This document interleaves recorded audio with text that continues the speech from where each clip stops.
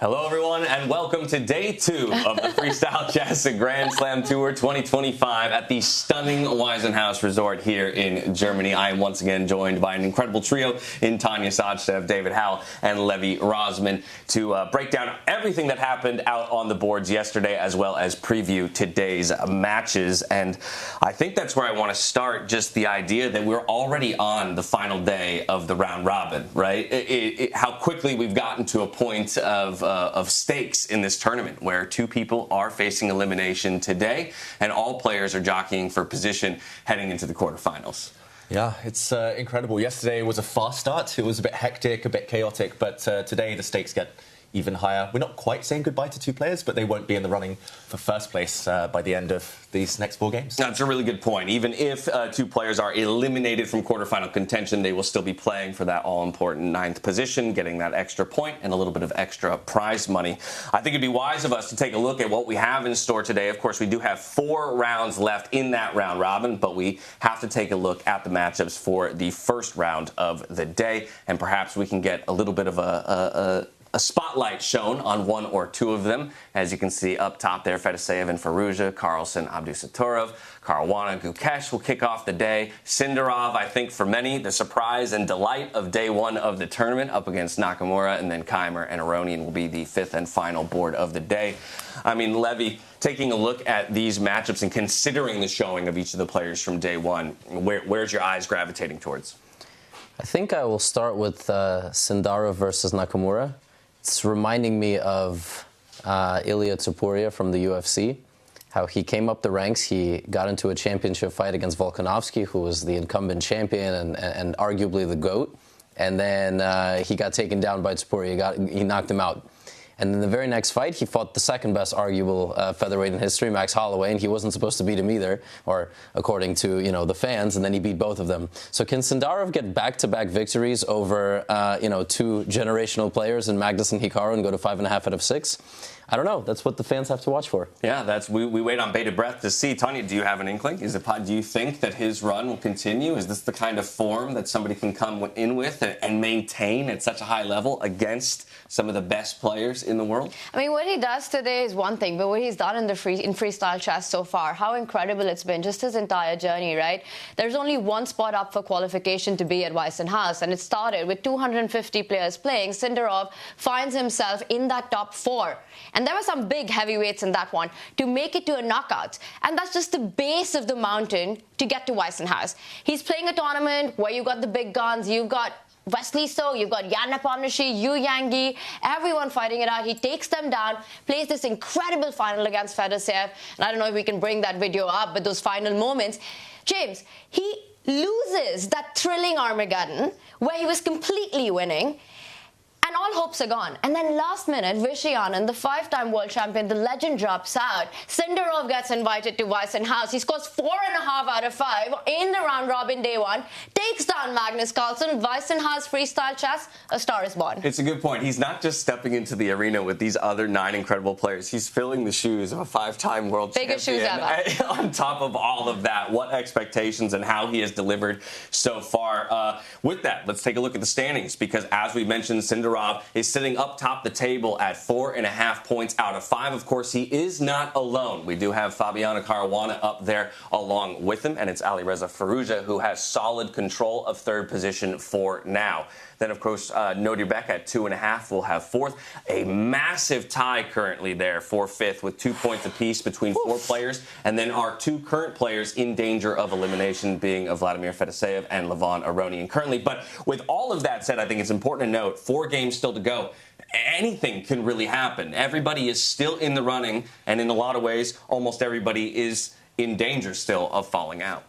Yeah, I would say the top 2 should be relatively safe, but beyond that, all bets are off. And even the likes of Magnus Carlsen still in danger, playing for his life in the tournament. Who would have thought that before we got started? Unthinkable. I don't remember the last time Magnus lost 3 games in a row. I mean, he starts day 1 with 3 losses. He's alongside Hikaru and Gukesh, 2 out of 5. All of them in danger territory. It's just anyone's knockout to make too. I was just going to say the good news is that he lost 2 games in 8 moves.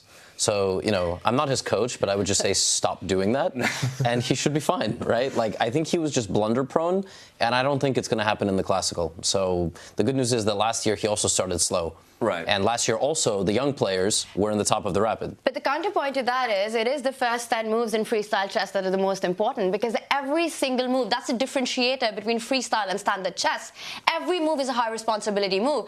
In 3 moves, you could be worse. In 5 moves, you could be lost here, regardless of who you are, which big superstar you are. I think at the end of this entire tournament, I would be very curious to see a statistic of 10th move of standard classical boards on average, the evaluation, and then compare that with 10th move average evaluation differential between players, just how much of a stark difference that might be at this level. Chaos. The average accuracy is probably like 80%, I would say, first 10 moves. The rest probably 99%, so it's just, that's where the danger is clearly for Magnus. I agree. Just tighten up, just survival mode, the first 10 moves. The rest he should be. Stop hanging your queen. He hung his queen twice. That's what he did.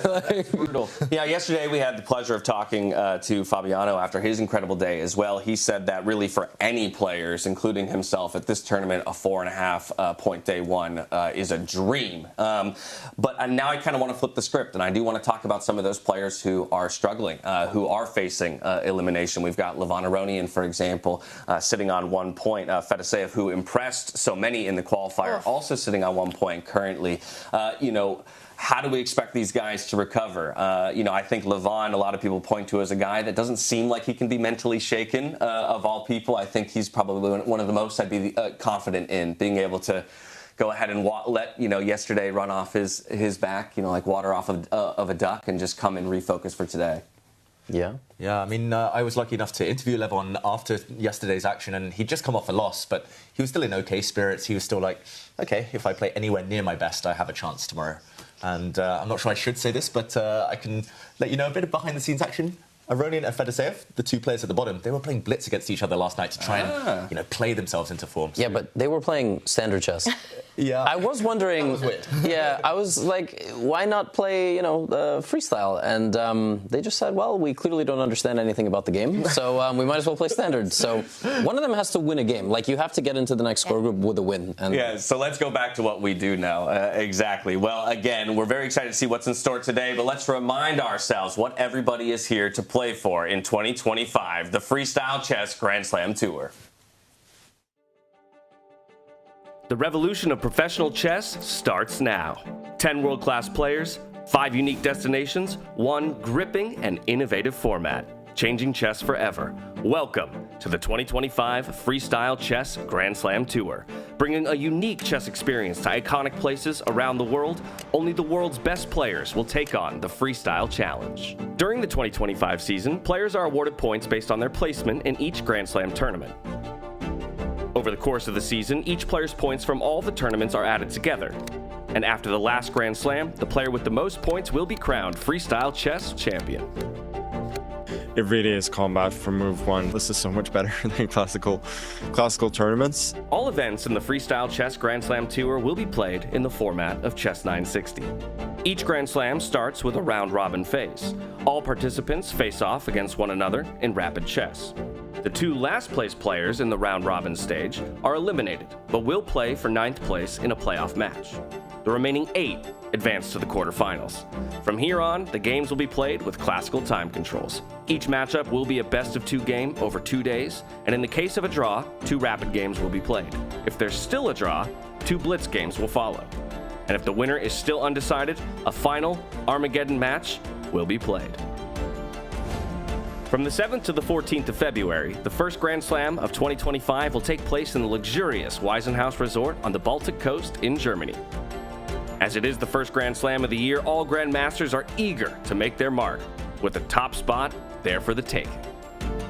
After 8 intense days of play, only 1 competitor will become the 2025 Weissenhaus Grand Slam champion, taking home 25 points and $200,000 in prize money. Let the revolution begin.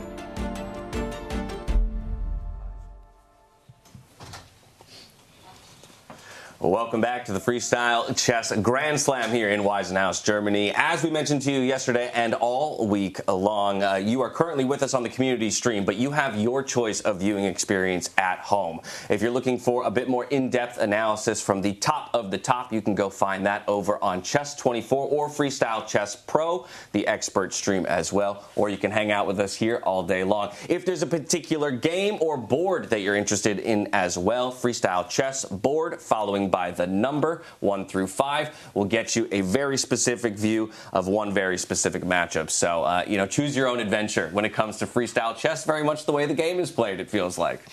Yeah, I love it. I actually have a lot of friends who just kind of put one of those boards up, one of the cameras or one of the boards. They just sit there, they just chill. Just hang out with the players almost in the playing hall. And that's a nice touch. That's quite unique to this event. Exactly. You can absolutely feel the intensity of that.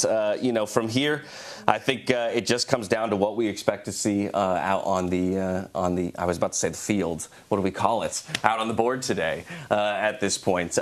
Do you guys have an inkling that anyone is going to show up in a special way today? Well, all those two-pointers, they've got to show up in a very special way today. I think for Magnus, Hikaru, Gukesh, 3 big names here. One world champion, one former world champion, one Fischer Random world champion. They've got to score heavy. And I think, Levy, to your point, not just one win, they need a hot streak. Yeah, I think one win is nice, but generally what you see in the last few rounds of these round robins is that people begin consolidating. So Sindarov is not going to play for a win as intensely maybe as yesterday, and Fabiano is also very experienced, so he's going to be more than happy to kind of limit the risk. If you have 4.5 points and you're playing somebody with 1, you sort of know that they're going to come charging at you at some point.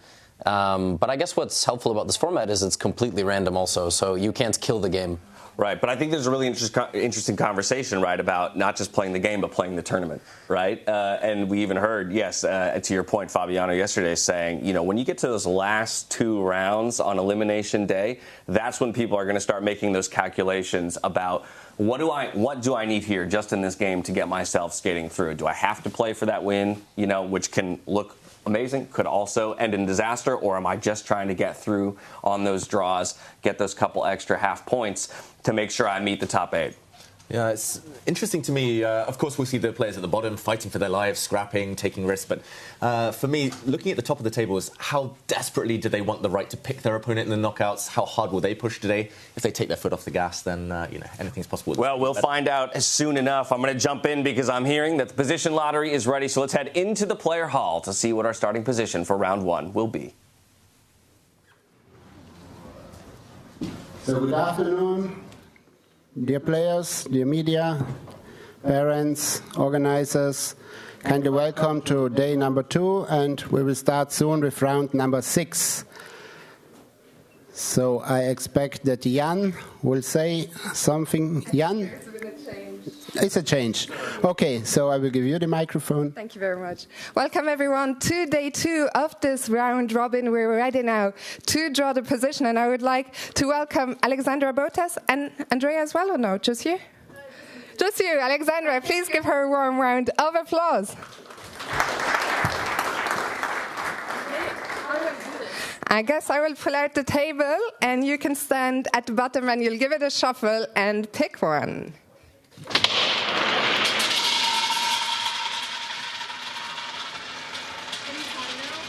Whenever they are right.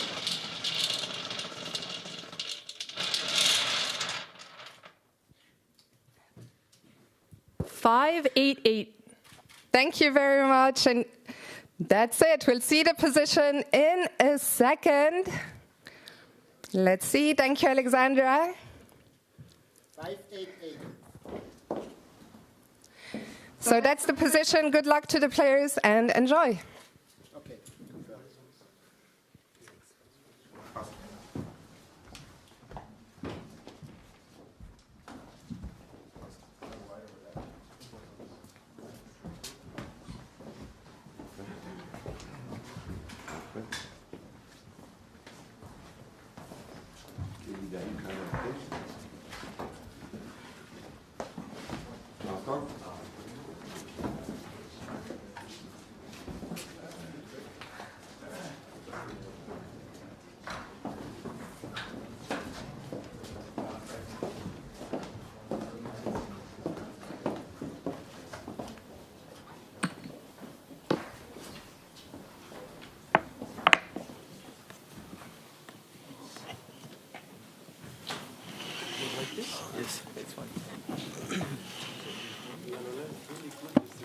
We did? You played with three. Yes. You also got advantage. Yeah. How does he defend this? Stupid. Is it a problem? Wait, what? Is this the position where knight g3 wins? No, it's close. It's 2 knights, but it's very close. Yeah, it's very close. It's correct, right? Yeah, yeah. It's cool, but I mean, there's a position with the 2 knights and the rook and the queen on a1, and then you go knight g3 and white's winning. Really? Yeah, I didn't give this to you. Second No, shot. no. Ah, okay, okay. But he's lost. No. No, come on. F6. Yeah, it's only move, no? Yeah, it doesn't look that dangerous. So what, f4 probably? Oh, f4, f4, b6. Oh, I like this. Yeah.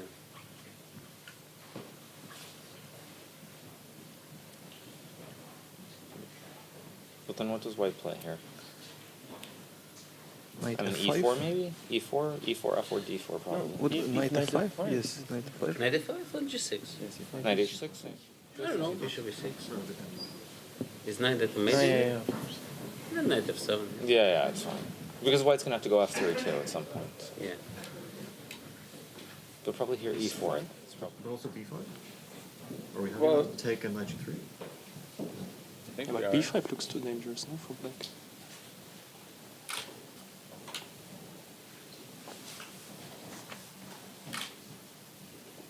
But if he just goes for symmetry, then what do we do? Sorry, which move? c3? Like c4, c5? Yeah, but maybe we can play some kind of bishop b4. Okay, f5. No, but not immediately. Like, I don't know. It doesn't look great. There's b4 here as well. Yeah, so what's the tip? Like take knight g6? Yeah, queen b2, a5. a5. Shouldn't that be Just knight g3 and... knight g3, yeah, knight that's f4, knight e3, or bishop e4? Should be better for white, no? Okay, maybe something just more... No, b6. Yeah, my idea was to go knight g3 here, but maybe it's a bit much. So how do you prove the compensation after I take? Well, we do gain a lot of time, right? So, Wanna go knight e3 or something else? Or or f3? f3 potentially. Okay, then Queen queen h3. h3. Yeah, queen h3, knight f2, Queen h4... queen h4, Knight f5, how do we... knight f5. Like, I think we're gaining too much time. And like, c4 is protected, everything's... c4, b6, e4 is too much. c5. e4, f5, no? Yeah, and like knight g3. Knight g3. e4, f5, e5 I'm not so happy about. I mean, I don't know, queen g2, knight g3, knight e3, it's like... Maybe this f5 pawn is very strong, and also b3 comes and attacks us. Yeah, but e4 might be too ambitious, like if f3 is knight Yeah, but g4. e4 just c5, c5, right? yeah, it's 96. I mean, if we can play knight g3, it's good, right? Yeah, well, knight g6... Yeah, but, okay, so, but this looks... Okay, so let's say we... Yeah, but then your queen is already... Ah, yeah, no, I can't play c5. Yeah. Bishop b4 and then b4. And So so we this is don't... really critical, we have to see this, I think. Yeah. And so we don't start with knight g3 because then maybe b5 is a move, yeah? Knight Like first move, I'm trying to figure out whether there are move order differences knight depending g3. on which move we Yeah, start that's a good with. point. What about c5 here? Bishop f5? Oh, sorry. Yeah. this is the Bishop time. g3. Okay, so this is... That's probably just bad. Yeah, then it's just bad. We cannot play knight e3, knight f5. Yeah? Yeah, knight e3, queen a goes... Queen h3. Or Queen h3, right? Or back. Might be back. But then I'm kind of scared. Two knights come. Yeah, I Yes. mean, back I think it's just too much. So queen h3 here? Queen h3. So knight f5, knight e6 is the defense, or what? Which move? If I just I go just thought knight e6. Yeah. d4, and then... g6. Yeah, it doesn't really threaten anything, right? Rook c3 or? Yeah. b5 too optimistic, my friend, I think. But then what though? Stage 5. Yeah, but this feels so dangerous. No? But also some moves like rook c3 eventually will be possible. Like if we move knight from f3, then rook c3 is I don't feel it we can also dangerous. just Actually, play... if we put Yeah, this knight on we f5, can play before Which one? first, Knight yeah. e6? And then try something. knight then rook c3 or something? Because we have knight d5. Knight g5. Yes. What he's doing. I mean, we have knight d5, rook c3. Where does this queen go? Rook c3. Queen h5 here, you play. Immediately. Or Okay, I threaten knight d5, kind of, yeah, right? g6, knight d5, queen h5. Or I mean, a7 has... Yeah, a7 things. Yeah, g6 next. yeah. So you have to... But then we could start knight d5 immediately on knight d6 and Then I play thought rook knight c- g6. And rook c3 here. Queen h5. Yes, and maybe some. Knight d5, knight g6. Some. Knight g6. Yeah, rook c3, But you like queen you really h5. want to play? Any kind of tactical possibilities? Maybe rook f3 with idea rook e6. Yeah, rook Even e3. like rook e3, yeah. I said rook e3, yeah? Yes. Well, it can be... King d8. Yeah, king d8 just. I mean, Yeah, you but could, rook e3, knight c6, and king d8 should be. I mean, black is completely winning, right? Yeah. yeah, if you're not winning Almost, immediately, yeah. then you just lose, right? Also, like now we're. It's too much to But take all this. rook f3, c6, knight d e7, knight e7, rook e6. I feel like it should be possible to Maybe get it's this working pawn. for it. Okay, so let's. Anyway, yeah. Play. Yeah, this looks... Normally. So... Probably c5 here. But bishop e4 is very annoying. Like, you get your queen cut. Yeah. Knight Knight c6. c6. And Maybe knight- not. Maybe not. Knight e3. No, but we always have b4 after that. Yeah. No, that Maybe this is natural, or you want something faster? makes sense also. At some point, then like we can bring the knight. No? But we're Yeah, we can queen b1, yeah, g6, queen d4. b1, g6, d4. D4, yeah. Should be good. Is this really good? No, it looks good. Black is going to G4. get a lot of time in the future. Knight Queen b7 followed by d5. Or knight h7, knight survive. Yeah, maybe. Yeah, but knight Also h6. e5 is an option. Yeah. This is a strange structure. Yeah. Well, won't this be just kind of equal after black plays d5? Yeah, it's possible, yeah. Queen b7 I like a lot. I don't know, as soon as he plays f6, how does he react to knight g3? Because putting that on e6 after that Immediately. feels... No, I mean, here, yeah. Can we play this? Just try. Maybe still g6. But then we didn't even play we- bishop e4, and then we can just play d4, e4 and get the full What's set. the like idea? What's the threat? Maybe Okay, now I'll c5. just try to then. play Knight d4 or c5 something. is- Wait, which move? Like, We also got c5 for black. Yes, for Because we need to activate the queen. like Yeah. bishop before knight c6, I have at least maybe even d5 is possible. Okay. How about like Bishop g3. e4. I guess then I should go here. Yeah, and then Same stuff. C5. C5 is not bad. yeah, c5 is. But C5 is tactically not good, right? Take I think most bishop logical- e4, We will start in 1 Bishop minute. e4. So why can- Bishop can take- e5. There's d5. I think most logical start was play first move with b4, then f6, c4, yeah. or Oh yeah. why B4? Yeah. But maybe f6 is not forced, right? But B4 Which also one? allows B5, right? But Sorry, F6. And yeah, then f6 C4, and c4, yeah. Okay, Yeah, but then then b5. B5. Yeah, maybe. But okay, I think this structure after c takes b5 was better for white. Yeah. Yeah. Yeah, I think so too. And what about before c5? Are you sure it's going to Players, end please well come if to you your capture table. such pawn on I'm not d6? sure. I'm not sure. I kind of like starting with this. Well, welcome back in, everybody, to the community stream. Not too often you get to spend 5 minutes or so in the brains of a bunch of super GMs, but what a pleasant surprise that was. And David, I will mention to the audience that a couple minutes in there, you under your breath go, wow, they are talking through some complicated stuff. Yeah, I mean, my mind is still trying to keep up with the variations. There was a lot of notation there, a lot of lines. They were looking 10 moves into the future. But, yeah, the players with the white pieces were already thinking about gambiting as early as move 2. Which I'll be honest, from my position, I was so happy to see, because the very first thing I identified, right, was the fact that we had those cornered queens once again, A1, A8, over on the side of the board, and looking at maybe a B pawn push to immediately threaten the other side of the board, where our G pawns are unprotected currently. And so, interestingly enough, it's the players with white that are, as you mentioned, are thinking about just giving that pawn up, maybe trying to look for some activity or compensation in return. Yeah, I mean, the queens, I think, are maybe the most important factor, the starting position. But we do also have kind of knights on the edge of the board. We do have kings in the middle, so castling either flank is now, going to be relevant. All that said, I do want to pull in the two on the couch because, Tanya, while they were entertaining the idea of gambiting away that G2 pawn, you said you don't believe a single one of them is going to let that pawn go when it comes to the actual games. Well, to be honest, I want to eat my own words on that. Would love to see that appear on the board, but I think it's easier said than done. We've got moves on the board as well coming in. It's go time.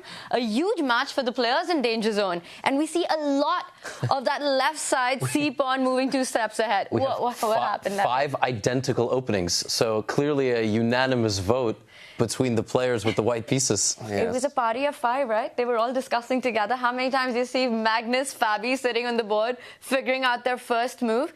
And we've got 2 boards with the same second move as well, I want to say. No, it's only 1. F3.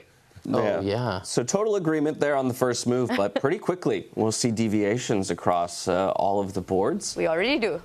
Curious to see Sindarov on the bottom left-hand side. He's, of course, the teenager leading the event. He's still a teenager, right? I think he's 18 or 19. 19, I believe. Yeah, so he still qualifies, and he wasn't particularly vocal. He was sort of absorbing the powers of all of his future opponents and dishing them out later because he's got 4.5. He's like, I'm not giving away any secrets. Well, why don't we start there? We'll go to Sindarov Nakamura to see how the young gun is going to kick off his day. You know, to Levy's point, the way Sindarov was early on, it reminded me of the whole float like a butterfly, sting like a bee. He's just taking all the information in, 4.5 out of 5. He does play the move that everyone was deciding on. But how about that? Very quickly, some time spent on the clock, right? I think, as we've talked about already all day yesterday, those initial moves here in freestyle chess can be so important because how quickly we've seen, the evaluation bar swing after just a few moves. So spending a little time here on just the second move of the game. But what's the mindset here? Because for Sindarov, he's at 4.5 out of 5, right, David? For Hikaru, 2 out of 5. A disastrous day 1 for Hikaru's standard, and he's in this danger territory. How much of a must-win game is this for Hikaru? Yeah, I wouldn't say it's must-win yet, especially when he knows how kind of informed his opponent is. But if he gets a chance, Hikaru will try and push it. He'll try and play as long as possible, I feel. He would love to get out of the opening here with the black pieces, just survive and take things a bit later. Hikaru is such a technical player, such an endgame genius. That, yeah, I think he'll be the favorite if it's still level later in the game. But right now, Sindarov, it is weird to see him spending over 2 minutes. I was going to say, I'm quite curious by that. I mean, I have to imagine, as we talked about before, you push a pawn, you like to settle a knight right behind that pawn, right? So I'm looking at that D knight coming out. But, of course, that would leave the pawn that he just pushed undefended to that bishop that's got a nice sight line on it from across the other side of the board. So maybe that's what's giving him a little bit of pause. I think essentially what happened is that the players with the white pieces prepared that black's first move would be with the pawn second from the left, opening up the queen, and then targeting, directly, diagonally down. Yes, beautiful arrows, I appreciate that. But that didn't happen. And so now Javokhir is probably thinking, can I utilize this moment to not allow that? Like, I wouldn't be surprised if he's calculating light-scored bishop into the center. And no, he just pushes a pawn. But, he spent 2 minutes here, almost 3 minutes, just deciding, like, what do I do? I'm sort of spoiled for choice. Like, you ever go to a restaurant, like 5 things look good, and you can only eat too one? often. Yeah. Far too often. So there you go. I mean, that's what happened there. Although this, you can trust yourself to use 30% of your allotted time on the second move when you have a very high score in the tournament. But, if it backfires, you're going to start really having a lot of self-doubt. Yeah. So what do we make of this move here, pushing yet another pawn up to the 4th rank? Because to me, this pretty much guarantees that if any castling is happening, it's happening to the right-hand side of the board because we've already kind of cleared an opening on this side. Obviously, it also allows his queen a nice sight line out onto the board. But it seems in some ways to go against my intuition, which is to play more towards the center. And instead, we're pushing more of a flank pawn here on the left-hand side of the board. Yeah, I think it is simply because the queen's in the corner. If they don't get out early, or at least if they don't open up lines, then you might never get that chance. So, I agree, James. The center is where the battlefield is going to shift to, maybe a bit later. My theory as to why he spent nearly 3 minutes there, Sindarov, is because he's trying to tempt Nakamura. He's trying to provoke him. Now, I was going to say, Nakamura, if he pushed his B pawn there, he could have... That's a provocation right there. Yeah, he has been provoked. Yeah, we're about to see some fireworks, perhaps. Now, so the intention of this move is maybe very much the same thing, just opening a way for the queen to get out onto the board, right? Looking for the trade of pawns, and now the queen sits on A5 and is actually a more active position than his opponent. Yeah, we did see that with Magnus. He brought his queen out early a couple of times yesterday, backfired. So I think it's just kind of creating a scope for the queen rather than necessarily activating her. But now the bishop comes out. Can you push the c-pawn here? Can you just wall in the bishop completely? Like, this is the first thought I had. Yeah, just, you know, this is what I was going to say. He's going to push and Hikaru's going to put his bishop there. How bad is this move? Pawn push and defended by the rook. Just wall in the bishop. There's going to be a huge battle for that c5 pawn. Yeah, that's a... Well, he clearly disagrees with me, but I was curious. Like, is that something you can get away with? I loved it, Levy. I think maybe if he hadn't spent 3 minutes on move 1, then he might have spent a bit longer there debating whether to push forward. That's kind of the definition of gaining space, right? You lock in your opponent's pieces in the meantime, and now black does fight for the center. Maybe now pushing equally tempting, but the black knight will come out to target that pawn. It's very kind of brave if Sindarov kind of continues to neglect his king. I think he should get castled soon. It's going to be difficult to castle. You got to get a lot of pieces out of the way, right? As well, something we haven't talked about a ton, of course, is these two knights over here on the H file. We always talk about how poor a knight is sitting on the rim of the board, and so looking for both players to find a way to get those activated and out. And Sindarov will look to do so in this moment. Nice call, James. Why aren't you playing in this tournament? Because all the games would end rather quickly. I mean, from here, I'm looking at, you know, a knight move from here, threatening this pawn. Once again, obviously, this knight on this square protects that. So good move there by Nakamura. And it's important in this type of format to count all the pieces that control certain squares. Like right now, Hikaru's got a pawn in the center, a knight in the center, and a bishop on the left-hand side, and they're all pointing onto the central square d4. So that's obviously going to be a very important square. That is a dark square, however, and black has very poor control of the light squares. In fact, almost nothing in black's position controls a light square, which is quite fascinating, like at least in the center. So, yeah, I think if Javokhir plays this right, he will end up controlling both color complexes, and there's only 2 of them to control, so he will be pretty happy. Admittedly, this feels like a peculiar move, this pawn push. Understanding that it is also fighting for that d4 square and controlling the f4 square as well, these 2 here for the knight jump. It also feels like we've just blocked our dark squared bishop in. How do we ever get our dark squared bishop involved into the game now that we're stuck behind our wall of pawns? Yeah, it looks like it might take a while. White can push the pawn up 1 square and the f or h pawns 1 square and get this bishop out, but yeah, it's going to take a while before it actually has any real influence. Levy mentioned the d4 square. He's fighting with the center. Actually, if white just pushes the f pawn, suddenly white does have enough control to push in the center as well. So yeah, these next few moves might be critical, Tanya.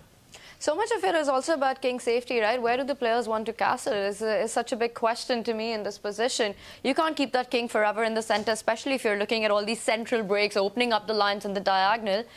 And I think that question is more tough for Hikaru to answer. For the light square weaknesses that we see on the right side of the board, the king can't really find safety there. The white knight can then start jumping really close towards that f square and that h5 square as well.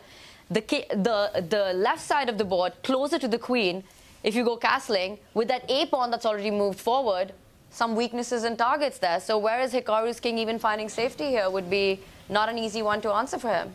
Yeah, that's probably why he's thinking for so long. Yeah. And the clocks have leveled out. That time deficit is gone. Wow, that is a high-level move. That is a hard move to explain.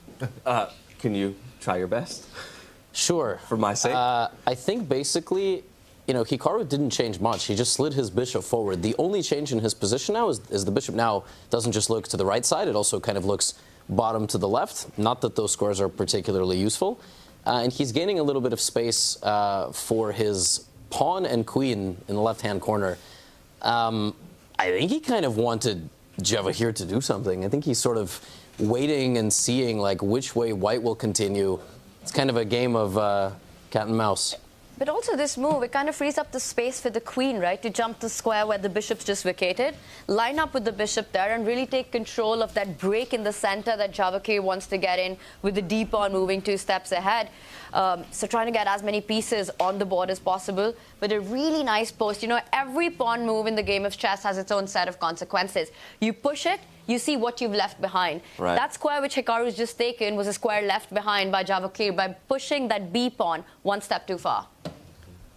I think it's a very instructive moment, the idea of improving moves, just that bishop, as you mentioned, where it doesn't seem to change too much, but it just opens the scope of the bishop a little bit more, maybe opens an avenue for the queen as well. Starting to, activate a few more of our pieces. We see that light squared bishop come out. So still, I'm uncertain which direction we're going to see the castle go for Nakamura and the black pieces. I feel in my bones that Sindarov is going kingside. Mm-hmm. I think he should start that pretty much. Hikaru is now ready to castle. Castling on the next move is legal for everyone who wasn't with us here yesterday. It did confuse a few of the players. Dare I? Late castling. Can I just say, long castles for a white is not a crazy thought. Left side castling. Like, if you castle to the left and then just play, your knight to the edge of the board and just a full wave of pawns down the center, it also doesn't look that bad. It's, of course, easier for me to move Sindarov's pieces. Like, if I was playing with white here, I might not go for that, but I think You're not they're going both for that if you were playing Levy. Maybe if you were playing against me, you'd go for that. Hey, can you put it on the board and see what the evaluation, like, what happens? With the C pawn eventually hanging, I'd love to see that as well. Like, how bad is it if we just, like, move it on the analysis board? Oh, but we don't have... But we have 2, right? We have. So sorry, you're looking at long left side castling for white. I'm curious. But also we don't have a bar, so actually. Oh, we do, and it doesn't move. Is it one of the best? Oh, it does move. yeah. Okay, but white is not. It's not horrible. No, it's not a horrible move. Like, white is still better. But it just feels you've expanded so much on that side. It's super gutsy and super brave. It's sort of playing with fire, this move. I mean, you're taking off the gloves at that point. Yeah, and I think if the points are flipped, you go for it. But Javokhir doesn't have to, right? He has 4.5. This is exactly what we were talking about in the pregame show. Like, you don't need to play long castle. So, and he doesn't. He's obviously. Oh, there's that F3 push, as you talked about, maybe preparing for the D4 as well. Yeah, and now a combination Levy, maybe. He can still castle queenside. Now he would be threatening to play moves like D4, keeping his options open. But this is also so cool by Hikaru, right? He gets rid of Javokhir's most active bishop. He wants to trade those light squared bishops so that they're left with the pair that suits him most, which is the bishop on c5 and white's not so pretty piece, which is just moved 1 step ahead.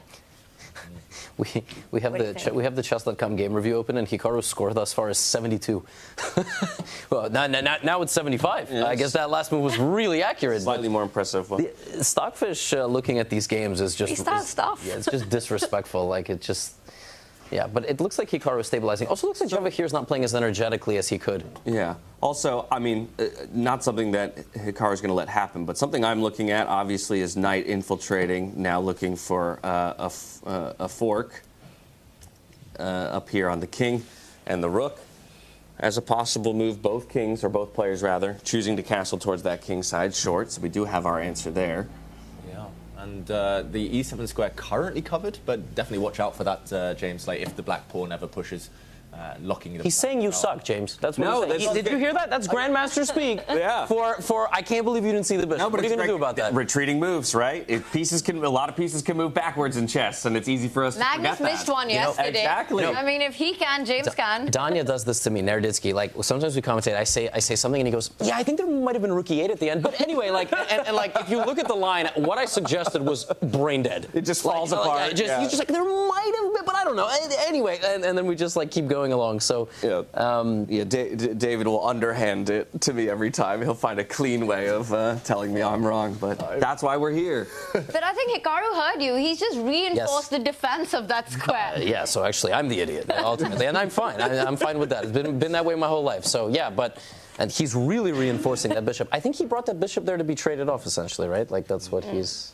And to take that square with his own knight. So if that trade happened, if you give up this beautiful bishop, what does Hikaru have in mind? Because if you recapture with the pawn, you're kind of doubling up and at least optically what looks like walking into not such a great pawn formation. Do you get your knight on that really strong square? Yeah, for sure. Although I'm still worried about this last remaining center pawn for Javokhir just advancing, right? Like, and that would scream for it to happen, right? Yeah. And by the way, I mean, that's a really nice move also because you can't get rid of that knight. Like, if black moves his pawn in front of his king, it weakens the pawn right next to it, the GNF pawns. It's also terrifying looking, right, to see these two knights so close to the king, the white knights that have just jumped to e4 and f5, and you're looking at all kinds of sacrifices on the right side of the board. Also, I just realized that these knights, they don't have the eyes on them. Usually we get to see the knights with... Yeah. Right? You feel that? Yeah, they took the eyes away. No, I love that point, though, about the G-pawn. Just because typically, right, you'd be looking, oh, I don't like where that knight is. I want to kick it out. What's the easiest way for me to do that? Push that knight. But as we've mentioned before, you have to think about what you've left undefended, behind. And so as soon as you push that, the pawn in front of it is undefended. And David showed earlier that the other knight works well in concert to go ahead and take that with a fork on the king and the rook as well. That is the most annoying thing in chess. Kind of subconsciously, you see your opponents infiltrate your half of the board. You just want to kick them back, but here Hikaru is just going to have to live with it. Maybe just while this game, it's a bit about maneuvering right now. Javokhir deciding when to kind of pull the trigger, maybe push some pawns, open things up. Maybe we can check out the bird's eye view of the other five. There's nothing too dramatic happening, just a quick update. All the other boards deep in the middle game now. A lot of the kings still in the center. This is one of the few games where both sides have castled. Yeah, that said, I wouldn't mind checking in with Gukesh and Fabiano, our other 4.5-point leader coming into the day up against our most recent world champion. Could be a fun matchup to dive into, so perhaps we hop over there. What on earth is happening here? Is a very different looking board state than where we just came from. How are there 4 pawns on that H file? On that rightmost file?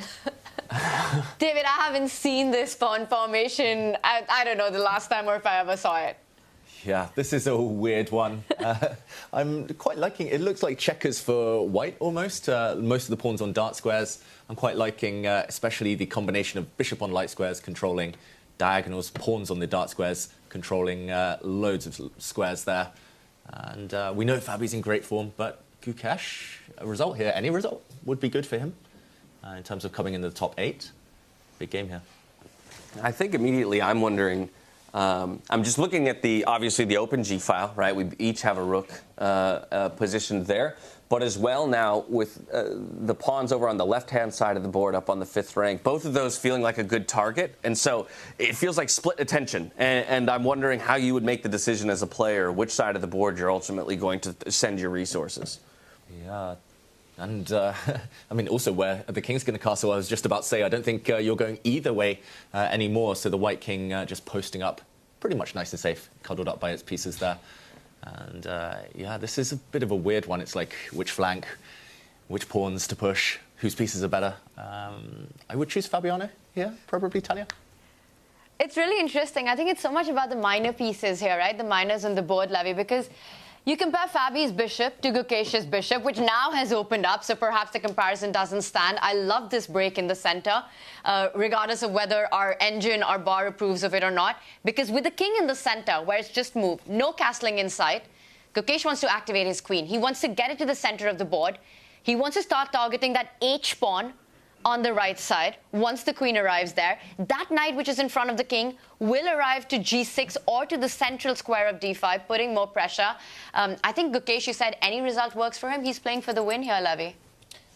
The easy way to think about this position for people at home is the more pawns you have on the same color square as your bishop, like the worse it's going to be. And so Gukesh had 6 out of 7 of his pawns on the light squares, which means his bishop was the imposter all along.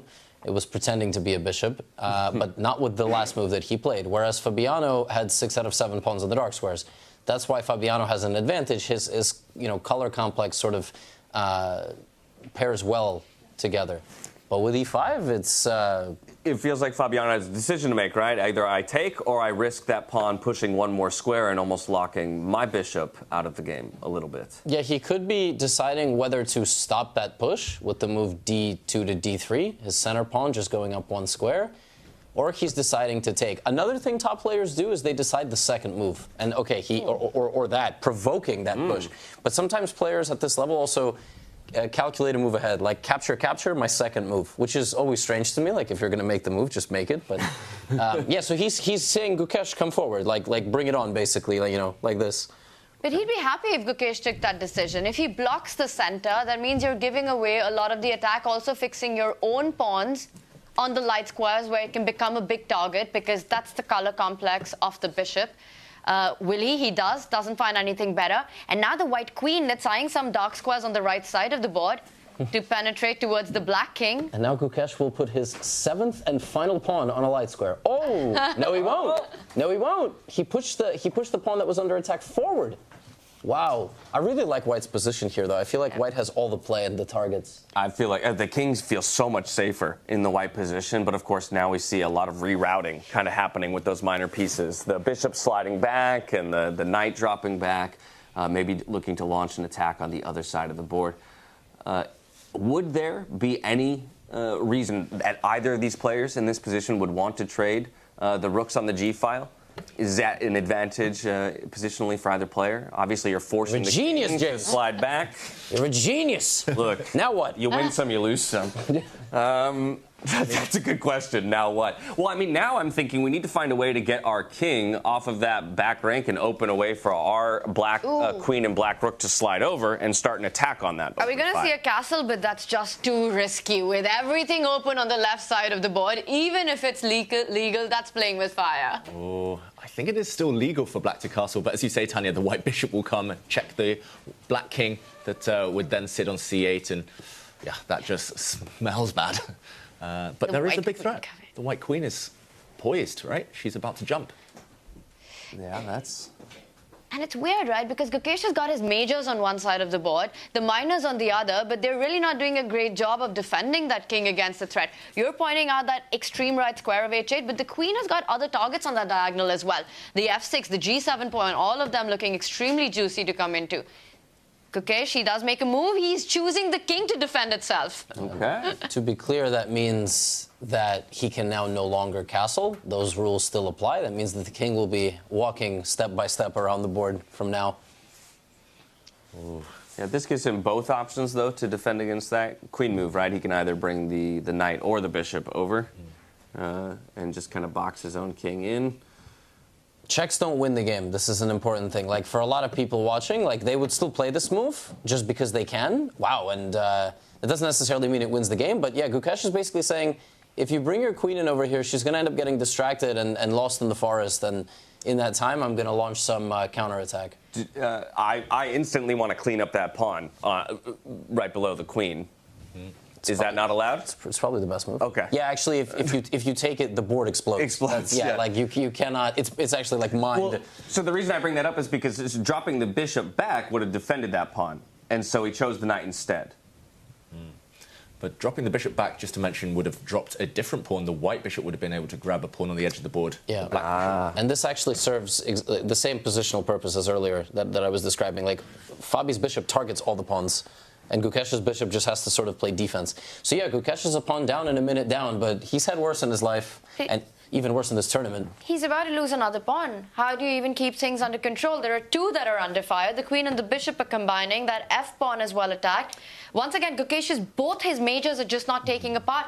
He is giving up another pawn. He attacks the queen. Oh. Can you just grab f5 right now? Yeah, but I think he's going to launch a counterattack with his rook. He's going to, like, chuck all his pawns, get his king out, and then bring his rook. Whoa, but you said it, a check is not a checkmate, right? That's one check. What's assisting it? Yeah, Give me an assist. Yeah, this is kind of insane. It's equal despite him being 2 pawns down. Like, I don't understand chess.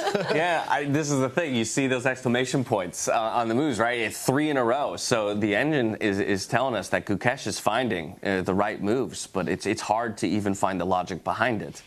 I do want to point out one motive in this position. That white queen, it doesn't have too many squares. If we just imagine the black rook actually giving a check, the bishop stepping forward to try to pursue that queen on f5, suddenly the queen starts feeling a bit unsafe. Where are you running to? You don't really have so many options. Yeah, and actually, if the queens do come off, despite the fact that white is technically 2 points up, long term, this pawn is quite a strong one. It will be joined by another pawn on the edge of the board, and the black bishop is a sniper. trying to clean up on this flank. So, okay, a trade of the bishops, very sensible. Interesting.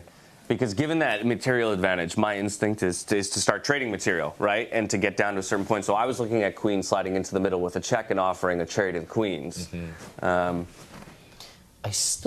mean, I don't think Gukesh thinks it's close to equal. Like, he thinks he's worse? Yeah, a lot worse. At least worse. At least, right? Maybe not a lot, because I don't know how. He's obviously psychologically very strong. I mean, he had the nerves to win the world championship, but like, yeah, definitely with black here, you think you're worse. That's a very nice move. That's what Robert Hess calls a collinear move, making a move on the same diagonal as a capture. And this is crazy. So now Fabiano is trying to trade the pieces. We know traditional chess wisdom says trade pieces when you're up 2 pawns. Right. But white is still not really better. Black is going to have time to start winning pawns back. And I think you have to trade queens here as black. You want to get them off the board. The white queen is super strong, and that would destroy Fabi's pawn formation. I think we're going to see this being played out as Gukesh does take a pause right now. He's thinking about it. Levy, queens on the board or off the board? I think he actually can trade them, right? I mean, I don't know, but I think you must. Yeah, if he doesn't, then there will be some sort of infiltration. What is he thinking about the follow-up? Because he's touching the 1 minute mark right now. His chair is wobbling, which is obviously, you know, you're shaking the feet. That's what that's all about. Fabi, calm and composed, no shaking there. No, there's a shake, there's a shake, and it's getting more intense. And we know Fabi's heart rate rises, which is, you know, like, kind of the drawback of these heart rate monitors. They're good for us, but you see Fabi's heart rate doubled Magnus's in, like, Singapore, for example. You start worrying about their health. Last year's freestyle, Fabi's heart rate, it touched 160. We were all worried in commentary what's going on there. Let me say, Gukesh is not worried about his health. Gukesh, like, you're, you know, King F1. He's not making, he's down to 30 seconds now. Yeah, but this is where Gukesh shines. This is like Rock Lee and Naruto. You know, the belt is off, you know, the ankle weights. This is where Gukesh is going to shine. 20 seconds on the clock, and he's going to... I think it's pushing it. Now it's borderline. You really have to be, because there are some questions to be answered. Next time he keeps the queens on the board, which means it's going to be even more complicated. Oh, man. Wow. Oh, yeah, now we're in a bit of a time scramble. Of course, they do have increments, so... Can you pick up a third pawn? I mean, if anybody's winning right now, it's like black. I mean, practically speaking. Black has 3 pieces attacking the white king. Yeah. And white only has 1, sort of. This is terrifying for Fabiano. Just the fact that Gukesh is throwing everything at him, going for checkmate. Surprisingly, the white king is much more vulnerable than the black king, and we were not saying that 10 moves ago. So Gukesh turning this around, maybe. It also just feels like this knight, for example, can't go anywhere, and this rook is completely locked out of the game behind its own pawn right now. The white rook and the white knight not playing, right? They're not participating in the battle. Why is Fabi not rushing to take that monstrous pawn that has advanced so far ahead, that D3 pawn? Because it's threatening to go 1 step ahead, giving a check, clearing the path to the queen towards the king. Yeah, I think he's deciding, does he take it with the queen or does he take it with the knight? Because if you take it with the queen, the black queen dances backwards and tries to retake a different diagonal. If you take it with the knight, you have a frozen moment where black can't do that, but, like, you know, your knight is then pinned to your king, so you can't move your knight. Then you have to move your king in the future. And he's trying to decide. Remember, neither player knows whether they're winning or losing. We kind of know it's equal. Oh, they can do whatever they want because we can watch with the computer. They don't. And so Fabi's going to get under a minute too. And you give me both players here with 40 seconds on the clock. I'm going to take the world champ. Okay.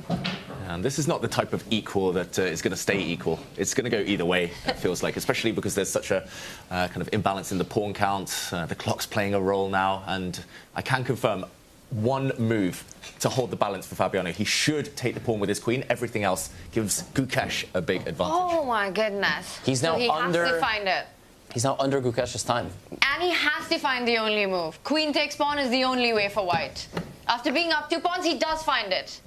Ooh, but exactly what you had predicted, though. And now what? King has to run, probably. Wow, he's giving up a pawn to block the diagonal. Black can just take it. Yeah, another great move. We should mention for Fabiano, that was the only way to stop the black queen from lunging in and causing some real damage. So this is such a high-quality game. Yeah, also just notice how everything shifts, right? Suddenly Gukesh seems to be completely calm about the position, like he's calculated his way through. Fabi a bit fidgety, a little shake of the chair now. And he picks up the pawn with his knight. The knight jumps closer towards the white king. Why can't white just play? And okay, it's given a question mark. White doesn't have enough time to get his knight into the game now? Is there knight f3, knight d2? Oh my goodness. Oh my goodness. I know, we can draw those arrows on the board maybe, but black is threatening to infiltrate with a check and sacrifice the knight to infiltrate with the queen. Wow. And Fabio might have just spotted that, so he might defend that with his rook by sliding it up a square. With just 30 seconds on the clock, Fabiano needs to work out all the tactics of the knight jumping, clearing the path for the queen to come towards the king. And we might see it now. Wow, that's the best move. Yeah. And he finds it. Guess what? Best move, Fabiano Caruana in a complicated position. That is his trademark. Calculates his way most likely to safety. The best move for black now is to actually run away with this knight, but Gukesh wants to go forward. He wants to go on the attack. He does not want to Instinctively. But you have to, because if you go forward, the white queen gets in. I do know we're in a time crunch, but I'm going to ask for some clarification as to why that c4 push from the rook is good, and how does it effectively prevent that knight from making that jump to d2 that we talked about? 6, make a move. Oh, and Gukesh has blundered. Gukesh has made a huge slip. Now the white queen can jump in with a check. It's not just one check. She's going to pick up a pawn, maybe even come and pick up this knight the long way around. She's going to do a dance around the board if Fabiano can find it. Wow. Double question mark. That's a big blunder by Gukesh. Okay. He likes not to pick up the pawn. Goes for another check on that diagonal. Okay, and oh, Fabi might make a draw here. He might repeat the position because he's at the top of the leaderboard. He doesn't know that he's winning, and he has like 30 seconds on the clock. And you see the black queen jumping in? You want to grab that draw with both hands, right? Yes. Well, mere mortals like us, but this is Fabiano Caruana. Will he play for more? But this is what we talked about, right? He doesn't have to play for more. I mean, if it's like a knockout, yeah, but he might. I mean, he might play for more. He's got 30 seconds now. I'd love to see that, Levy. I'd love to see him go for more, but he needs to find a way. He's reaching for the queen, and he does go for more. Wow. And now, James, your point becomes relevant from earlier. The white rook coming up actually clears a path for the white king to do a bit of a zigzag and run away to safety if it gets checked. And we're going to see this play out. The white king is running for the hills. The black knight is lonely now, targeted. The black rook cannot jump in. The white knight is the king's best friend right now, defends the white king. This should be Fabiano's game now. Incredible nerves by Fabi, right? He sees the queen coming in, but he realizes the king will be safe with just one defender, and he goes in for the win. And now it's Gukesh's knight. That is so vulnerable. Alexa, okay, takes the h-pawn with the check. The king slides back. And hides in the center, like always, in the open space. That's with all the majors on the board. As every single one of us was taught. It might just be over. I mean, yeah, you're going to take the knight with a check. It's the knight with a check. He's got an extra knight, Fabiano. As long as he doesn't blunder any checks now, any checkmates, the white king is still a bit open, so this is not completely over yet. But, oh, look at Fabiano. Such accuracy. Another check. Diagonal checks are always really efficient from queen somehow, and the white rook's about to join the fun. Gukesh might resign, but he also might play 2 more moves and resign. I mean, I think it's over.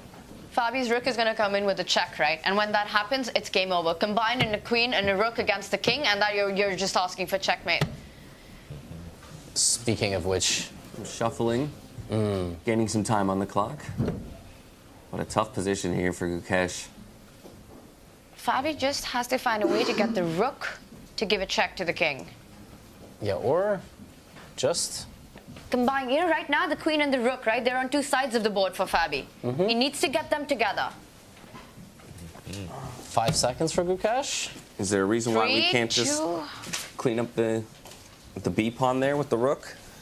Yeah, I think that would be a good move as long as black isn't able to give a check with his own rook. The black rook sliding over. That's the only hope for Gukesh right now.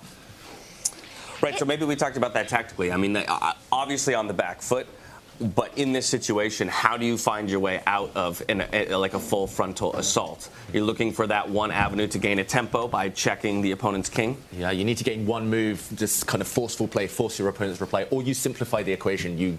For example, you can give a check right now with the white queen, take the black rook off the board. There'll be actually an exchange of rooks, just to make things more straightforward. Or just come back and play defense, and black has limited counterplay. But it does give the move to Gukesh now to try and set something up. The queen controls that D line, so not allowing Gukesh's rook to come into check. He's reaching out for the rook regardless with square, and he comes in. Whoa! Deflection. Whoa! He's trying to lure the white queen away from the defense of her own rook right now. So that would just be an exchange, a trade, if the white queen goes and grabs that black rook. Now, to be clear, you can trade the rooks. I mean, you can play queen takes rook, and I'm certain white is completely winning, but you kind of don't want to. You want to get checkmate. And there you go. But yeah, I mean, he can do it this way as well, but he's risking a little bit for his own king. But this looks like this should be just game over. He has to come forward with the king. The king's running. King might run to the right side of the board and hide, and then panic sets in a little bit. It's gonna happen. That king marching on the light squares, it has to move forward. Yeah, then I think he will probably trade the rooks. I think he's gonna play rook and trade the rooks and just say, okay, I'm just gonna win this endgame with the queens, but it's not over. Yeah. The white rook slides over with the check, protected by the pawns, and then just trade the rook for the rook? Yeah, but he could have done that like 5 better ways. So now you're like, why am I in this? But this is so ridiculous. Like, yeah, you feel yourself losing control. And now both players under 20 seconds. And at this moment, you're not thinking about the evaluation. You're just trying to think of how you can set up the tricks and traps for your opponent. He does eventually go for your idea, Levy, get the rooks off the board. Psychologically, it must be frustrating for Fabiano. He's known now for the last 4 or 5 minutes that he's winning, but he cannot quite kill off Gukesh, so great resilience from the world champion. Bring that queen to the same spot that the rook just was, with a check, defending both pawns? Yeah, it makes sense. It's probably... You must defend those 2 pawns. You remove those 2 pawns off the board for white, and it's a draw. There's no way to win. So he's gonna go for a pawn push instead. He wants another queen. Yeah, that's crazy. And the computer hates it, actually. It's now back to equal. That's an opening. That's an opening for Gukesh. The question is if he can recognize it as such. Comes in with a check. Is he going to start chasing Fabi's king? And will Fabi's king be able to hide? The knight is the best defender against queen checks. Like, it's because it controls the geometry very well. But the real difference here is Gukesh's pawn. The B pawn, right? You can't put that knight to defend your king, because then the pawn can double down on that pinned knight and win it. Yeah, it's so ridiculous. Like... And I mean, I did say in a time trouble, I kind of trust Gukesh a bit, but not to this extent. This was wild. But Levy, now Fabi can't find a way to hide his king because the knight can't defend it anymore. Yeah. Because of the B pawn. And he's trying. Queen just goes to the center. And now you either repeat the position again. Okay, he's dancing this way, but queen takes pawn check. Pick up a pawn with a check. Oh. He's risking here a bit, Fabi, suddenly. I think Fabi can't believe that it's gotten here to this point. I can't believe it's gotten here. You can win the pawn. Queen f5, queen h5. Oh, and that's the last pawn that falls. He's just won all his pawns. There is a counter check. There's a block by the white queen. Oh, queen check. Yeah, you block and it's a check. David, can we have arrows and show that? Yes. We should not here. We actually, I don't think, have them, but... We'd have to flip to the other board if we can get to that. We'll be able to draw those arrows for you just to explain the idea here. One trap. If the black queen drops back, there would have been a check here, but the white queen could have dropped back herself and blocked. This is a threat now for white, for example. Queen back to d3. If the queen's come off, white's pawn is too far forward. The black king is not able to catch it. So, okay, one thing for Gukesh to avoid, of course, he will keep giving checks and not let Fabi rest here. He's not allowing that white queen to come to defense, and once again, that knight isn't able to block the king from checks. I think Gukesh has found the perfect construction to keep checking. And where's the next one coming from? Is it the edge of the board? But now there is a corner check, and if you run back to the center, there is an actual central check, and you do win the pawn. Okay. And you've actually... Oh, yeah, he finds it. Levy, that was the only way to force or kind of keep the draw in hand here for Gukesh. But, of course, he's so accurate. Incredible. And I think it dawns on them now. Gukesh knows it, and Fabi realizes that, well, the queen can jump back right where it came from. And we've got a repetition coming on. Wow. What a save in the end there for Gukesh. Found a couple of key moments off of a slight misplay there from Fabiano. He capitalizes and brings it back to a draw. Were there other games this round, or just this one? There were some other games. We had started with that Sindarov Nakamura match, which actually is still going for the time being. There was only one other result so far: Magnus Carlsen taking the win with the white pieces. But for now, let's listen into the players, see their assessment of the position.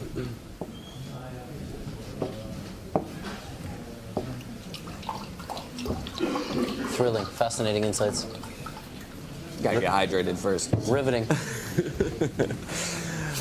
Well, I mean, from here, I think we should go check in on some of those other games. Can we check in on the Sindarov board? Absolutely. So it was Sindarov and Fabi leading at the start, or not? Yeah, we'll get there in a moment.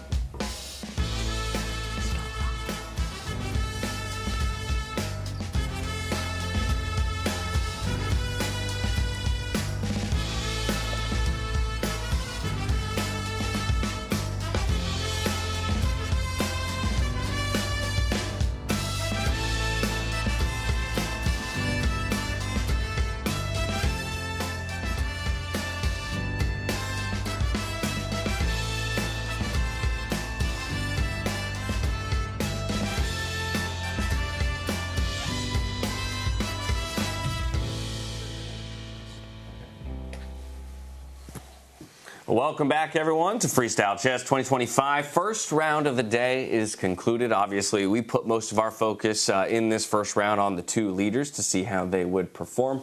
Fabiano, of course, scrapes away with that draw. And honestly, he'll be happy to have that, just to take the points. Well, maybe he does feel like he let a little something slip. Yeah, for Fabiano, frustration. For Gukesh, yeah, it was a bit of an up and down game, but he gets slightly closer to that safety that he needs, the top 8. Yeah. Of course, we could check in with the rest of the results as well, since we didn't have our eyes on all 5 boards at the same time. As soon as we have the availability to do so, we'll get those up for you so you can stay apprised of both the results in this round, but also the results for the tournament so far through 6 of our 9 round-robin rounds as each player fights and jockeys for position here. There you have it. 3 decisive games, 2 draws, and it will be those 2 leaders who ultimately end up in draw position, while Keymer gets a point on the board. Carlson as well, and Firouzja will kick off his day with a decisive victory. And for Levon and Fedoseev, right, the nightmare continues. They start the day with a loss, and they really needed to get up on that leaderboard. So I think things are looking incredibly grim for them right now. 3 rounds remaining. Yeah, at the same time, you're kind of happy that your buddy also didn't win, right, or even make any points, because now if you win, you know, you can kind of pull ahead. But yeah, certainly time is running out. I think everybody else scored some points who was above them. So yeah, they got to start winning. Yeah, we can get an update on those standings just so we can get some numbers to it all and see exactly where everybody rests within the standings. There you have it. We still have Fedoseev and Aronian down there at one point, but that goes to Levy's a point that he just made, right? At the end of the day, you're not really chasing the top 2, right, when it comes to qualification for the quarterfinals. Your concern is just the people who are around you in the standings. And so that 4-way tie for 5th at 2 points apiece has now been reduced to a 3-way tie at 2.5 for 6th place currently between Nodirbek, Gukesh, and Hikaru. And then Fedoseev and Aronian, I mean, at this point, time is starting to run thin for them, right? We got 3 more games to go. You're 1.5 points out of the current 8th place position, and that's assuming that none of those players put more points on the board. That's exactly right. I think in the previous round, they were 1 point out from 8th. Exactly. Yeah, another 1.5. So have they played each other? I just wanted to mention, they play each other next round, those 2 at the bottom. It's must win, do or die. Yeah, I think you just have a gentleman's agreement, like, one of us has to win. I mean, it gives us a shot. I mean, that's match fixing, but you know, like they're both gonna play for you know, all out. Because yes, that's the agreement. Is that we're both gonna come out here throwing haymakers and trying to knock the other one out. Yeah, exactly. One of them will have to go home, and by go home I mean probably join the commentary because it's in their contract or something. Right. So that'll be fun. Enjoy this beautiful resort. Take it in. I think too, though, then that's going to make me very curious to see what this next lottery will be, and maybe put a spotlight on that matchup in particular, because the 2 are facing elimination. We can maybe evaluate the position from their perspective. Again, I know that Levon Aronian is always looking for an imbalance, and so maybe we try to create that ourselves as we take a look at the position when the lottery comes through. But either way, it's absolute do or die time for them. You know, and this is where I will always come back to looking at a player's veteran status, right, and their ability to overcome obstacles. I feel like Levon Aronian, maybe as compared to Fedoseev, who's trying to make more of a name in being a qualifier into this event, maybe I'd give him just that slight mental edge that he's not going to be so concerned with the ultimate results and be able to just focus on creating those winning chances. Or Levon is just old. Age versus experience, right? Which one is it, right? And Levon, he's also just the kind of guy who's like, I'm 1 out of 6. I'm just gonna wing it. Like, let's have some fun, for the love of the game. I'm not gonna like sit there and, bunker down and try to get a half a point. Like, a lot of players are very principled. They lose a game, it's like the next game is a draw. Like, they are always going to try to not take any risks. But he's not like that. So, yeah, I don't know. What does the panel think? Who's got the advantage? Fedoseev with the youth, just qualified, a lot of confidence, or Levon with the experience? I mean, we saw some of their blitz games yesterday, Levy. You said Fedoseev was pretty happy with how he played. So I would say maybe he's the one. But it's not just this next game. Whoever out of those two emerges victorious, they still need to probably win their last 2 games as well, or at least score 1.5 from their last 2 games, as well as winning this next one, just to have any chance. It keeps the hopes alive, right? Because you go on 2 points then, and the staging of the tournament is such that you still have 2 rounds left. And let's not forget the players who are on that 7th, 8th position, currently at 2.5. So much depends on them having to win as well, because otherwise the fight gets incredibly close in the final 2 rounds. Right. I mean, that's where you got to wonder how many players are, they got to be constantly checking with those standings between rounds. Again, it's not just playing your opponent and playing this current game. It's playing the tournament and understanding what is required of you to just get to that benchmark. And so I hear that the lottery is just about to start. So perhaps we can peek back into the player hall and watch it all unfold.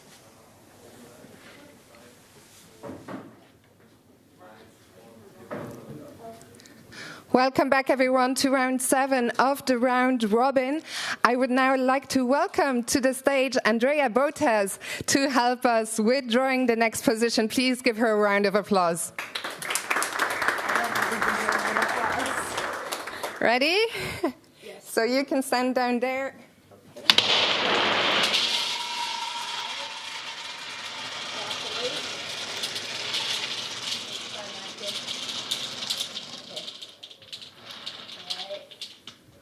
Position? 789. Can you repeat? 789. Thank you very much, Andrea. 700. And we can put the ball there in front. And the players will get 10 minutes now to prepare. Thank you very much. Enjoy. If anyone can hear, can you refresh our... Very exciting.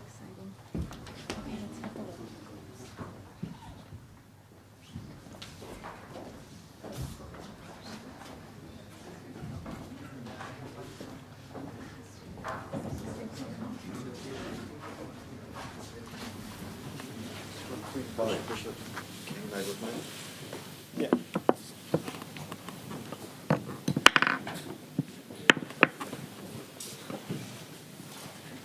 Are we all blocked?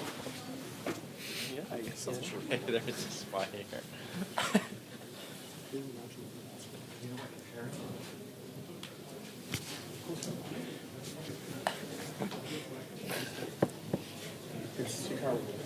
But it cannot be that everybody can...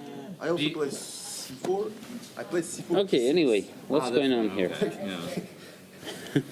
It's all in the past. Okay. Yeah, exactly. So what do we have? Nothing is hanging. That's good. So I assume what are the options? C4, B4, maybe maybe G4. E4 and D4 look kind of weird, but maybe they're okay too. Maybe I'm wrong. E4, yeah, why not E4? Really? E4, C5? C3? Or? Yeah, I think probably. C3. Also, E4, E5 can't be bad. E4, C5, C3, we have 96, yeah, just 96. Yeah, like this Caro-Kann Yeah. setups. 96, knight G3. Okay, I don't know. White's development is much easier. The knight comes to F5. Like, do you feel like in E4, E5 structures, it's kind of tricky, right? If this F5, H5 square is to be tempo down in symmetry. Yeah, that could be.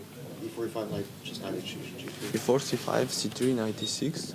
I think, yeah, for knight G3, I was probably thinking about knight G6 and to knight E3, knight H, knight E4.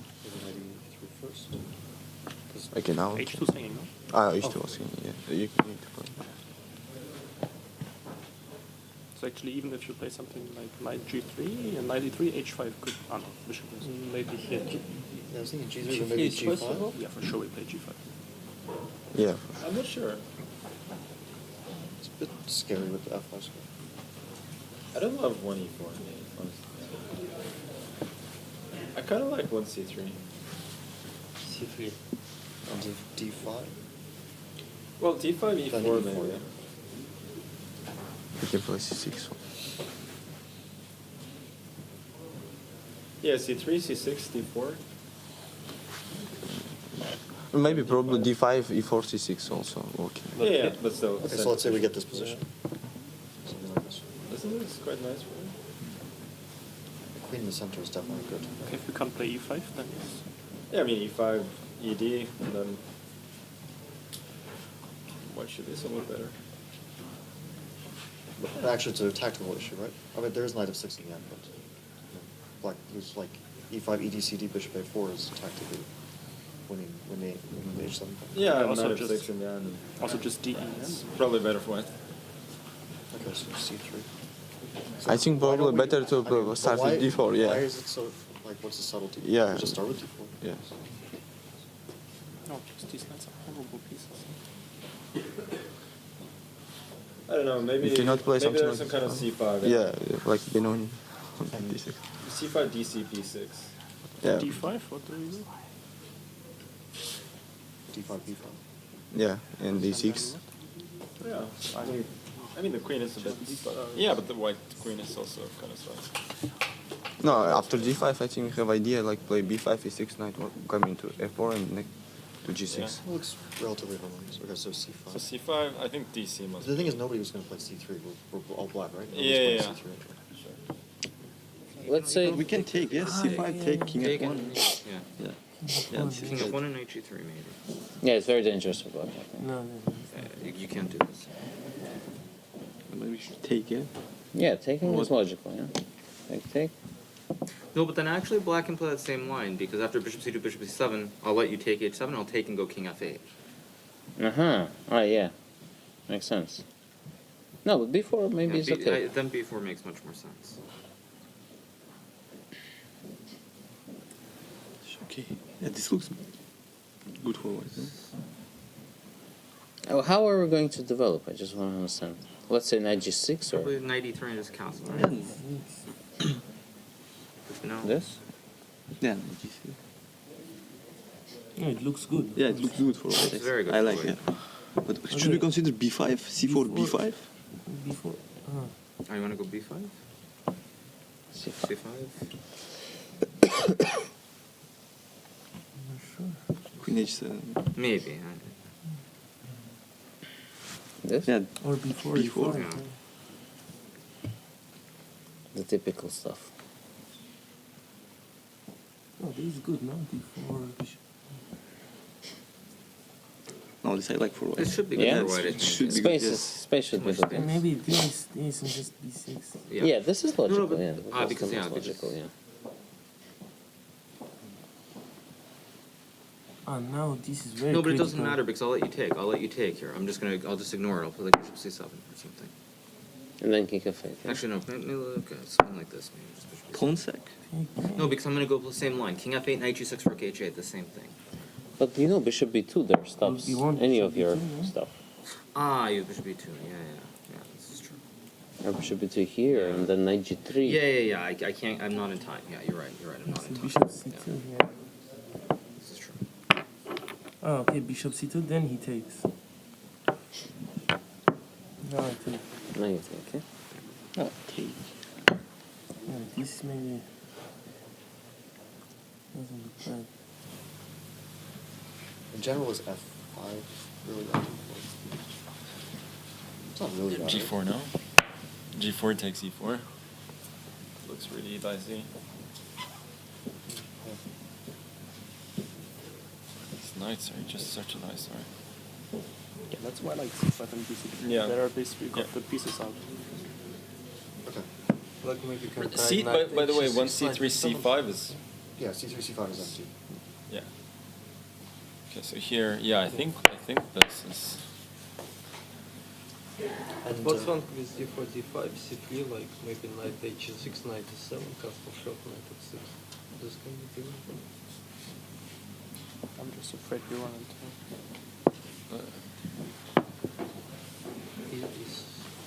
e6. This looks nice. Just even e4, so e6, we go e4. It just looks like a passive position. Maybe. Even though like even c5 G4. or something. But at least d4 looks. Yeah, but I think like only resources to go see. But I don't. f5, knight f6, queen e2. No, I just want to develop like knight f6, castle, maybe c5, somewhere, bishop to e7, to get some nature. You cannot play e5, something like this. Yeah, take c6, e4, g5, yeah. And now g5? Yeah. But e3? e3, I think. I don't believe in this. Something like this. Yeah. Knight f2 always. Yeah, it's not working. Yeah, just losing. Yeah, probably just losing. Okay, so c5, take is for e6. Yeah, this feels like another good Okay, yes, for white, yes. But by the way, if I don't take here, can I do this? Or it's too much? No, it's probably okay. And what, bishop b2 like this? Ah, no, you go f6. Ah, you go f6. f6. It's too double-edged. Yeah, double-edged, yeah. This is double-edged, Yeah, I agree. No, I think this is just good for white. Yes, knight g3, yeah? Yeah. Bishop b2. This looks like a great position. Yeah. Okay.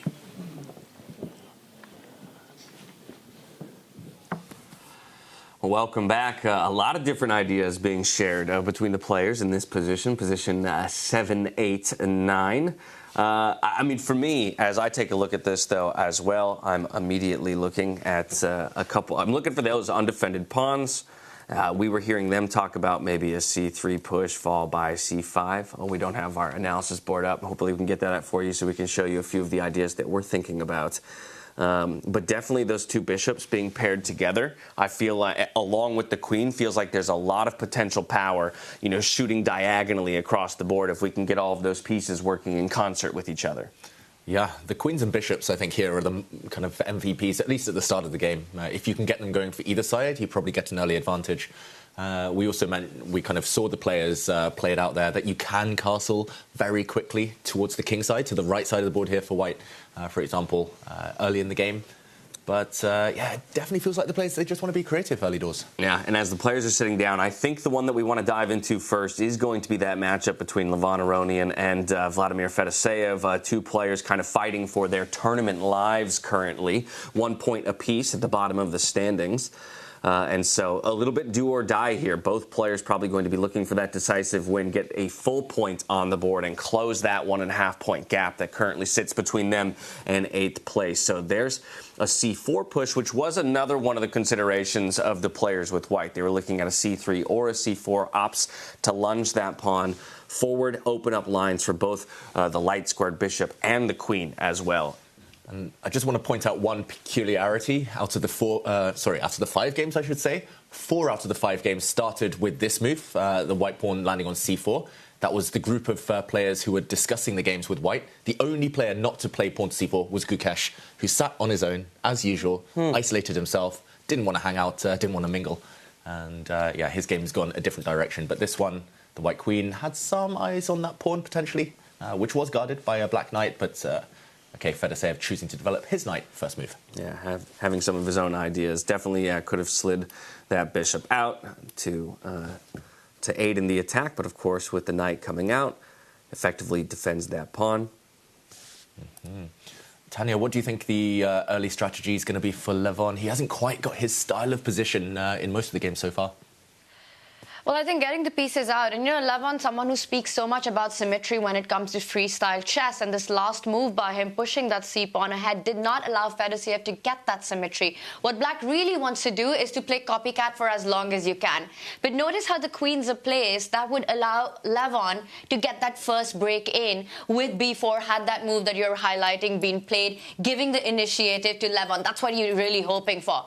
Instead, Fedosev's strategy, right, brings that edge knight towards the center, blocks out the queen from attacking the h-pawn, and what that does is frees up that other knight to eventually get out of the way, David, so that you're able to get your king to safety. I think all the players were talking about getting that king to the right side of the board as quickly as possible, and there we see Levon sticks to strategy. He's gaining more space on the left side, freeing up some squares for the bishop to eventually come out and become snipers on the long diagonals. I have to imagine, though, this is playing directly into what we talked about, where one of these players is coming away with a win, because, yes, we're playing to opposite sides of the board. We've got all of our bishops already for the white player, along with that queen, in a position to slide on out and target along those long diagonals towards the king side. And then it'll be knight defense in the face of all of that. So we'll see if Fedoseev can withstand that pressure. Yeah, early stages here, but elsewhere there's some crazy stuff going on. We already have some action? What are you looking at? What are you seeing? I mean, have you guys seen the juicy matchups that we set up for this round? It's absolutely insane. We've got the All-American clash with Hikaru taking on Fabiano Caruana. We've got Magnus against his epic rival, Alireza Firouzja. The world champion Gukesh, that's the top center board. He's playing against the one player who helped him so much in his world championship victory, his second, Vincent Keymer. It's a tough one to pick, but you know what, guys? Let's go over to the world number one. Magnus Carlsen, who had a tough round, tough day one, right? 3 losses. Starts with a win today. Can he keep up the momentum against Firouzja? All right, diving into that one, and this one as well started with that c4 push, but a slightly different, or rather further development, so a bit further into the game between these two. Yeah, and it's actually exactly what Tanya wanted to show earlier. So just maybe a quick action replay as we dive in. The live position will be at the bottom right of your screens for the next few moments. But just to recap, pawn to c4 was met by symmetry. And Tanya's point, having the advantage of the white pieces in freestyle is maybe even more important than in normal chess, because you get the chance to strike first. b4, now black simply doesn't have time to kind of build that pawn cube. White would simply be grabbing here. So we see a bit of a timid move, pawn to b6. The white queen actually comes out very early. Don't try it at home, folks, but this can work very well. And white simply has more space here, more central pawns. You could imagine white building a big pawn center, 4-pawn attack. And James, it feels like already Firouzja may be getting a small advantage against Magnus. Yeah, not just that. I'm looking at, this knight jumping in a little bit further, continuing to pile pressure on here. Maybe we slide this bishop out and continue to line up a bit of an attack, or even slide it this direction as well, right? Hitting the same pawn as a possibility. But as you mentioned, it's just going to look to kind of lock down the center, pushing that D pawn forward, rather. And already it's starting to feel like black is struggling for space, right? I think constantly about fighting for space and control of the center, and it's going to be difficult now to get those pawns coming forward, as well as get the king to safety in time. Yeah, he's a bit of a space monster these days, Magnus Carlsen, Tanya. So the fact that he's a bit cramped here, all of his pawns a bit stuck, unable to move, he's not going to be too happy, the world number one. No, he's not happy at all with what he's gotten right out of the opening. And that's why the first few moves in freestyle chess are just so incredibly important. You've got these world-class players, but you see them come into trouble very early on, sometimes within the very first 5 moves. For white, the flexibility in the center that you were earlier demonstrating, he's already advanced 2 of those pawns, the one in front of the king, the one next to that also getting in. Then you place your knight behind those pawns, getting into those central squares. It feels as if the play just flows for Alireza.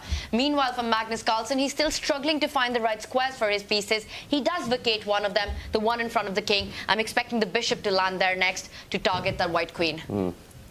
Yeah, and it kind of reminds me of what Levy said at the start of today. Magnus was lost twice yesterday within 10 moves. He just didn't get going, really. He barely got out of the traps. And, I mean, it's move 6. I don't know how bad his position is, but If Alireza starts building already, push another pawn. You can even push another pawn to f4, maybe later within a few moves.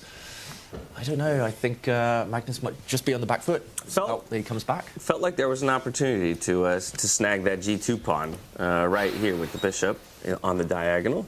I don't know why the wrong square lit up there, but now will effectively be defended with that pawn push in the middle. Ooh, not the best apparently. Of course, given a question mark, yeah. I think the most natural move. Yeah, just to mention that this pawn on g2 was defended by the white rook. Oh my goodness. Held. But don't worry. That's the thing. That's the thing in freestyle chess. You've got to look for those loose pawns. Also because usually a knight is there. And that's what all these patterns become, unfamiliar. David, I want to point out that last move by Magnus, trying to get that space for the bishop to come out, it comes at a cost of his own. Now notice that knight next to the king. You've got to spend more time getting it out of the way to get your king to safety. And that's what happens when you've got less space. You have to take these measures, but every move has its own drawback, its own consequences. And for Magnus, the development problem continues. I mean, I have to imagine at this point, Magnus is considering fighting for the center there. At what point do you consider just lunging that D pawn forward into the face of those three central pawns and opt for a trade?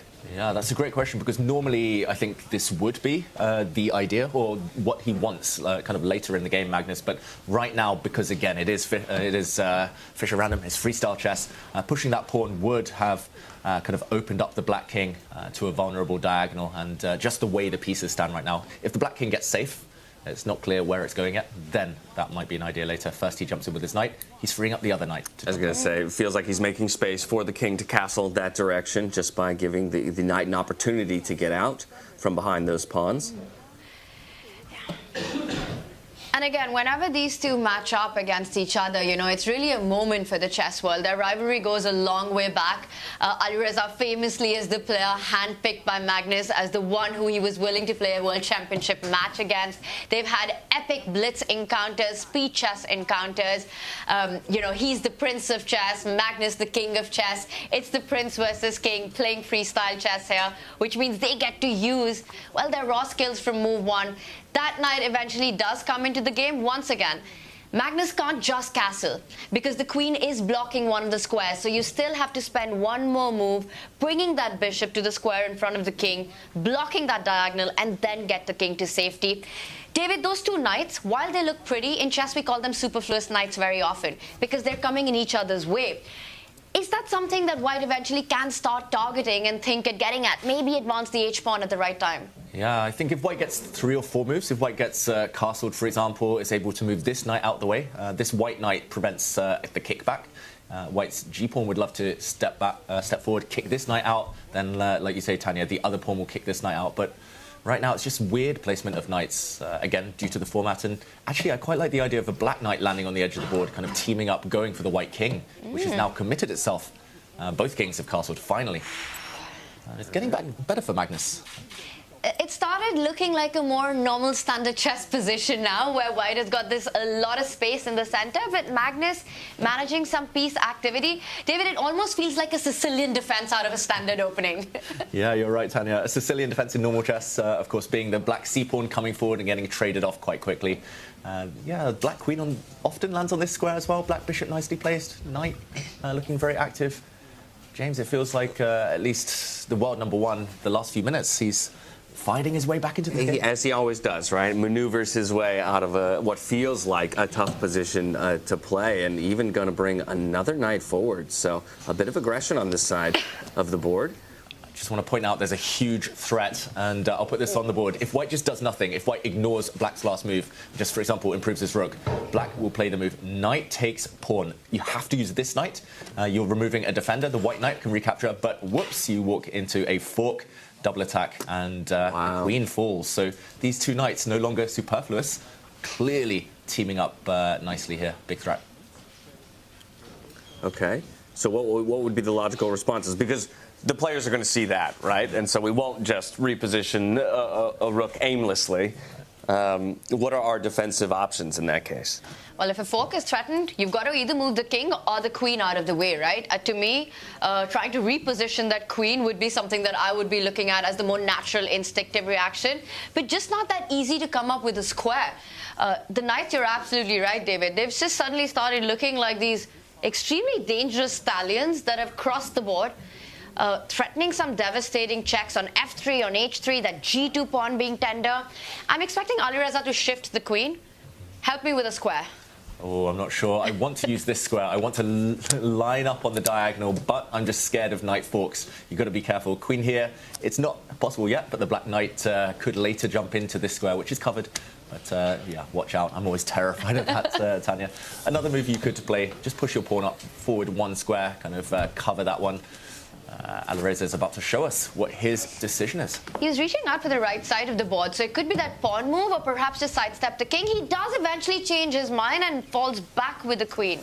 Something about that just doesn't feel good, though, right? Because you've also, like, retreating a piece back to its original square, while sometimes the correct move doesn't feel good because it feels like you're moving backwards and almost regressing on the board itself. And in some ways, now it feels like my rook sitting over on the left-hand side on a1 takes even longer to get involved into the game if I do want to get it active. Yeah, 100% agree, but luckily for him, it's not the original square, so... not the original square. In freestyle chess, the white queen started on b1. So maybe psychologically, at least, not as bad as it normally would. But yeah, you don't normally want to retreat. It's a classy move, really, this one, because notice how the queen from there is also eyeing the right side of the board. There are some squares that you can get to and start targeting the black knight. Imagine the arrow that David has drawn, and then the knight also jumps forward to h5, trying to release the pressure a little bit in the position with what Magnus has created. I quite like this move, Queen D1. It's not the first one that came to my mind when we were looking for squares. Again, counterintuitive, but this is what Alireza does so well, right? He's incredibly creative in his defense as he is in his attack. Yeah, and this game slowly heating up. I think the most dramatic kind of theme here is the fact that Magnus has got half the time of Alireza. That's rare in the clashes between these two. Normally Alireza is the time trouble addict, we would say. He normally spends all of his time early and then pays the price. That implies that he wants to be in time trouble, which I'm not sure. Maybe not his desire, but where he ends up more often than not. We don't get to see this. You're absolutely right. I mean, usually Alireza is the one who's down to a minute or two by now, and his opponent has a huge time advantage. It's a complete flip around of 4 extra minutes for Alireza, and the position does look very harmonious for him, you know, with this last move especially targeting that king side. Should we just zoom out of this as Magnus thinks about how to handle Alireza's creative defense? Yeah, we'll go ahead and take a look at all 5 boards just to get a quick bird's eye view of the board state for each of our players, and maybe select one that we find most interesting to dive into. Looking like we're going over to Nodirbek versus Javokhir Sindarov to see how one of our tournament leaders is continuing to perform. Looks like he's on the back foot here a little bit, David, and also in a bit of a time hole in compared to his opponent. Yeah, it is a derby game as well. It's 2 players from Uzbekistan, 2 good friends, 2 Olympic gold medalists on the Uzbekistan team, of course. But I just wanted to point this out. I'm not sure how long we'll stay here, but white has a queen. I don't see any black queen on the board. In return, black has 2 rooks, and normally 2 rooks can fight a queen, but clearly the rook's stuck. The white queen very active, and the pressure against the black king on this diagonal looks potentially terminal. Yeah, incredibly difficult position to play through. Of course, the engine is throwing a question mark behind that most recent bishop move here from Nodirbek, so possibly an opening for Javokhir if he can find the correct response. When you're playing against a queen and you've got 2 rooks, so much of it depends on the rook activities, trying to get those open lines, trying to get them connected, and that's the biggest problem for Javokhir. Now, traditionally, 2 rooks versus queen would actually benefit the players who's playing with the rooks. But development, so behind in that. The kingside problems that David earlier alluded to with the bishops and the knight combining. Yet, I think Javokhir, with a minute and a half, it's far from over. He's going to fight this out. A very important game, especially for Nodirbek. Javokhir is still looking good at the top, trying to get into the knockouts. But for Nodirbek, the path not so clear. He has to win this one. David, while he figures his way, can we check in with the Hikaru matchup? Yeah, we'll do that in a moment. But yeah, one quick point I want to make is that can we ignore that pressure that's coming to our... It seems scary on that diagonal with that knight position. Can we ignore that pressure and in an effort to activate our rook, do something as simple as pushing our a-pawn, threatening the queen in the process and opening an opportunity for a rook lift? Yeah, I think that would be the best move. It's not so easy to kind of switch focus to the other flank, but gaining time, kicking away the white queen, maybe even pushing that pawn further down the board, acting as counterplay, that would have been best. But okay, great move though, either way from Sindarov. And yeah, let's jump over to another game that you wanted to see there, Tanya. Hikaru Nakamura. Well, let's jump over to Hikaru versus Fabi, get a quick update on that, and then head back to Magnus versus Alireza, as that's heating up as well, David. The All-American clash, world number 2, world number 3. These two players fighting against each other. Fabi at the top of the leaderboard. Hikaru struggling so far in the tournament.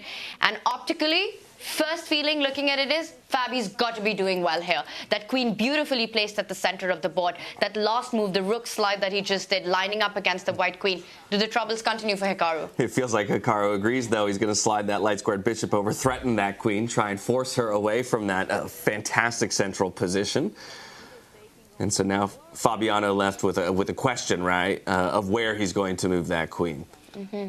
Yeah, if he can kind of start the kickback here, Hikaru, then long term he's doing okay. He's got targets. The black pawns on this flank a bit weak. Mm-hmm. They can be got at a bit later on in the game. This one very much in the balance. And for Hikaru, of course, the point would be all valuable here. For Fabiano, maybe less so in terms of the standings. Yeah, my initial inclination is to slide the queen over here, line it up with the rook, so that we're targeting this pawn. I guess my concern is that it's too easy to defend for the white player, and so maybe that doesn't achieve enough. I actually preferred your move there, James. Oh, really? He goes another direction. He's actually trying to now just put pressure on a backward pawn. This pawn is backward because it can't really move without being captured. The square in front of it a bit vulnerable potentially. So tying down the white bishop, he's just trying to keep the bishop fixed where it is. Yeah, it feels like a very tense middle game that could go either way. Yeah, a very, very even game state. So given that, maybe this is our opportunity to hop back over to that Alireza versus Magnus Carlsen game in which Alireza still has a bit of an advantage on the board. And a huge advantage on the clock. Yes, very true. Working with 5 minutes to 2 currently. As we dive in, a bit of a question mark thrown there to Magnus's most recent move. But that's just the computer talking. So the question mark means it's not the best objectively, but who cares about objectivity when you're in the heat of the battle? 4 minutes against 2. Oof. Oof. And I just noticed that Magnus's knight at the edge of the board, it doesn't have too many squares. And in fact, Alireza at this very moment can step that pawn next to it, one step forward and target it and trap it. But it comes, I think, with a lot of dangers associated. And this is what Magnus wants to provoke in the position. So that now he can strike on the king side, David. And perhaps the reply to this would be exactly as you're pointing out, the f-pawn moving forward, attacking, counter-attacking, and the position immediately blows up. I have no idea who's going to be the happier of the two if this was to happen. Yeah, Magnus raising his eyebrows. I think he might have missed something here, Tanya. A key point, just to put this on the board. Pushing the pawn forward is definitely his plan. He needs to counterattack before he loses his own knight. But now the white knight jumps forward and, whoops, you cannot save your own knight. For example, pawn takes pawn, trying to bring the knight in, because suddenly your king gets checkmated. Your king would get caught. Whoa! Out of nowhere, out of the blue, the white bishop cuts across this diagonal, closes the cage. Magnus has missed this, you know. Would have never seen that in a million years. It's the knight jumps. That's his one Achilles heel in chess. Oh my goodness, but then if you don't push the f-pawn, your knight on h4 is trapped. It's gone. You've got no way home. David, there's got to be a response to that knight jump, a way to actually defend, and Magnus has to find it. Otherwise, Alireza just takes it. He's going to be up an entire piece.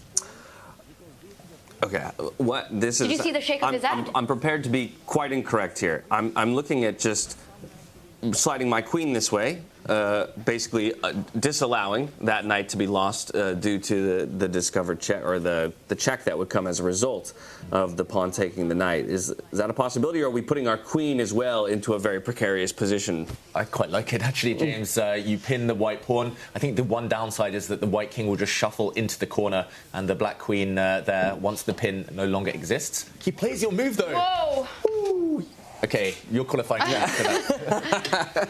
Freestyle champion. Look, I've also already blundered 12 pieces today with my suggestions. So, good call though. And, okay, he's obliged to sacrifice a piece here, Tanya. The one-on-one's a whole knight down. And down to 30 seconds, and I don't really see an attack as long as that light squared bishop that Magnus has can stay blocked. White's king has to be feeling safe. One thing, watch out. Rook jumping in to that light square next to the knight and lining up with the queen on the H line. You have to stop that attack from happening. Yeah, you've got to be quick. You've got to be very careful here, Alireza Firouzja. But often when you're on the defensive, when you have a weak king, you want to trade queens. Wow. How about that? Best move. Looks for it. Super. Yeah, simplifying the equation, simply getting rid of the danger, and he can use his extra knight later in the game. So, but if what you just said is true, the inverse should be true, right? Which is that Magnus does not want this queen trade, so looking for an Ooh. He wants to line up. He wants to trade on his terms. He says, my rook will take that spot and then try and target that pawn in front of the white king. I want to just point out an idea of that dark squared bishop sliding one square back and then getting to that pawn that we're talking about. And again, that's something that you have to watch out for. The troubles aren't completely over. Yes, Alireza is winning, but the job isn't done. No, it's mainly the fact that he has 4 minutes here, Alireza, so he has that leeway. He can now kind of spend 2 of those minutes, invest them, find a way to arrange his pieces, and surely his extra knight will count. Do you feel like this is a position where Magnus knows that he's at a disadvantage, right, because of that sacrificed knight? So in this situation, as a player, are you looking to, kind of flip the script and go more aggressive in the effort to, to find a way, maybe back to a draw, or are you trying to retreat everything defensively? Now you're trying, protect the king and make it difficult for your opponent to punch through. I would say the former of those two options, hustle mode. You've got to activate hustle mode, just set 1 or 2 traps here or there. The top players in the world, if you let them come at you, if you curl up into a ball, it very rarely works. I don't know if the two of you have been seeing Magnus's face. I mean, his despair at the position has been right there. You don't even need to look at the board to understand how he's feeling about it right now. It's going from bad to worse, and it feels like, James, Alireza's playing it to perfection right now. He managed to get the queens off the board. He's getting the knight and the bishop closer to the king. He's still up an entire piece. He's still blocked up Magnus's bishop on the left side of the board. How does Magnus get out of this? He keeps shaking his head. I don't know, because as you say, it feels like he's playing exactly counter to what Magnus needs to do. He wanted to activate that rook on the f-file, brings the bishop up, defends with the knight, essentially a blockaded rook there, so he's not going to get it activated, and he's working with one less piece and trying to mount the assault. Now we have a bishop trade. That's going to be working in favor of Alireza as well. Don't take that pawn. The checkmate that David highlighted earlier. No. Yeah, the white knight jumping in. If the black rook moves, that is simply checkmate. So, yeah, Magnus tied up in knots. He tries to bring the king out. Why not? King of the hill, bring it out into the open and dare your opponent to try and checkmate you. But this is just desperation. Yeah. Wow. So at this point, I'm just thinking we've got a solid build in the middle of the board. It's time to get our rooks more involved to actually deal that killing blow. Yeah, exactly. I don't know whether he starts by protecting this pawn. Maybe this rook protects this pawn. The other rook occupies the open file, but you can kind of mix and match here. It looks like all roads should lead to the full point. Is there any, wisdom in terms of making that decision between which rook to bring to an open file? Are there any rules of thumb that a player can largely grasp onto, understanding that there are exceptions to every rule? Unfortunately, the one thing I've learned in my chess career is that nobody knows the question of which rook. Normally, you just ask your rook, if there's 2 good spots for them, then, for example, this rook, okay, this one has a job now, fully employed. This one unemployed, it needs to find some work, it needs to occupy the open file. But yeah, the one thing you don't want to do, leave rooks in the corner. Gotcha. So as close to the center as possible for both of them. That's the one generalization. And, Magnus, in the meantime, stopping that. He's not making it so easy. He is king of the endgames, Tanya. Do you see any chance of a fight back? I've seen him escape worse. We all have, David. Miracles happen when Magnus Carlsen is playing, but it still feels that Alireza is in control. But look at the way Magnus now activates his rook. He's hitting that knight. Once again, that h2 pawn is always going to be tender once the bishop lines up on that diagonal with the rook. He's trying to get rid of the defender that's also holding on to the bishop in front of the black king right now. Asking questions. Alireza responding. The pawn moves forward. The attack on that h pawn doubles up. It's getting tricky, David. Yeah, I'm starting to sense a slight switch in momentum here, not just on the clock, but in terms of the moves. Suddenly there's a pawn up for grabs, a lonely pawn, isolated pawn as we call it. And yeah, Firouzja here suddenly looks a bit tentative, a little hesitant about his play. I wonder, though, if you wouldn't be so mad about losing that A-pawn just because now the E-file is open for that F-rook to kind of slide over here to the left. What we talked about before is that this rook here was defending this whole file. So now this white rook can slide over, maybe launch an attack, focusing on this square here against the king as a possibility. But, of course, picking up a piece of material. And if you can get that done enough times here in Magnus's position while not enough progress is made on the side of Alireza, then perhaps he will find a way back into this game. But still a lot of work to be done in order to get to that point. Yeah, a lot of work to be done. Magnus moves his king, and this is going to be a long endgame ahead. Maybe I can just pull us over to the game at the bottom between Levon Aronian and Fedoseev. Just a quick update, because Levon Aronian might be on the brink in this tournament. Levon has a lost position against Fedoseev. Here we see it. We see the eval bar that shows it's all black there on the left side of the board. And it's all about the fact that the white king is open. Pawn count also shows that Fedoseev is several pawns ahead. Quick count shows he's 4 pawns to the good. But there is one threat, rook to check the black king. Check that. Then it's a free rook there on the other side along the back rank. So always a tactic available to him. Ooh, that's a cool move, Tanya. Just creating some luft, as we call it, some air. Yeah, we're here in Germany. I'll call it luft. There you go. The black king. Call it luft. He defends the knight. He creates the escape square and keeps his dreams of making it to the knockouts alive. If Fedoseev wins this, he goes to 2 points. He gets closer to that 8th spot with 2 rounds remaining. For Levon, the result will be absolutely disastrous. Look at the focus. He knows that yes, he's winning, but to win a winning position in chess or freestyle chess, you still need to complete. You need to put your finishing touches. Levon, I don't really see a way for him to even put tricks. I mean, how many pawns is that, David? I'm trying to do the math. About 1 million. Yeah. He picks up the rook. Is he going to checkmate? Is there a checkmate for black? There's got to be a knockout. Does the bishop and the queen line up? Yeah, there's so many tempting moves. The bishop and queen can line up. Maybe there's a checkmate on this diagonal. Maybe it's the black pawn stepping forward, again threatening a checkmate, the kiss of death checkmate with the queen coming. Or, I was going to say, the third option. Grab the bishop. Keep it simple. Now picks up a pawn, though, with check. So some more pieces falling off the board. King's going to step forward. And, yeah, watch out. White has left himself kind of short-staffed here. The white king lacking defenders.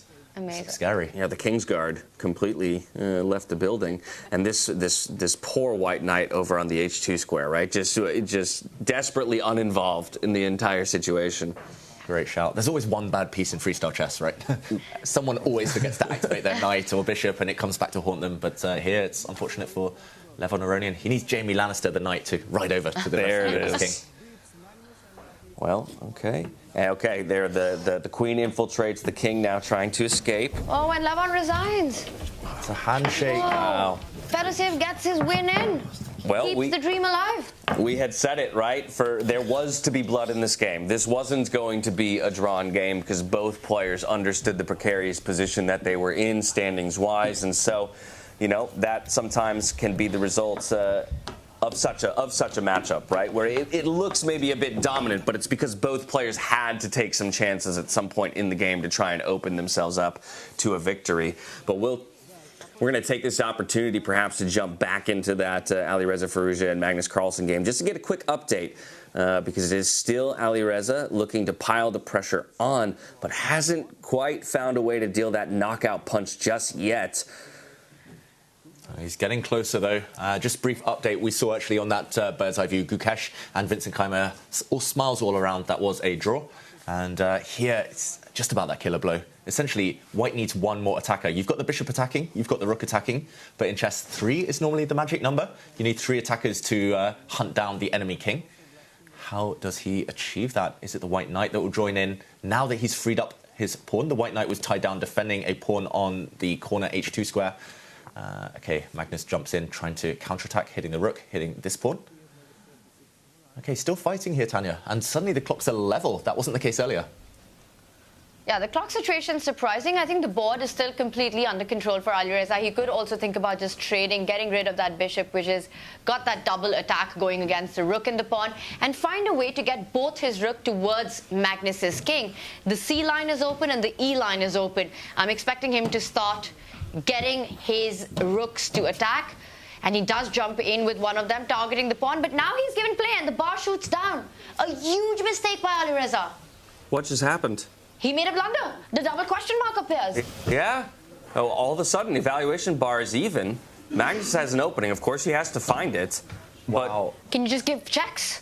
You can just give checks here. Alireza's king has nowhere safe to hide. This is really surprising. It looks like you can step up, kind of run away into the center of the board. But as soon as you cross onto the third rank, there will be a bishop exchange, and the black rook after a bishop exchange will come down and skewer you. Wow. What a miracle by Magnus Carlsen. Oh, my goodness, of course. He had to have been given the opportunity, but once that opportunity presents itself, he absolutely snatches for it. And he's found himself new life in this game. And Alireza, he keeps thinking, but there's no way to run anymore. He's up a piece, but the king's got no defense. We're going to draw. It's gonna have to be a repetition of moves, yes? Yeah, miracle save. What? Look at him. Oh, he looks so frustrated on the camera. So with that understanding, can we actually go back to the position just before that blunder was made?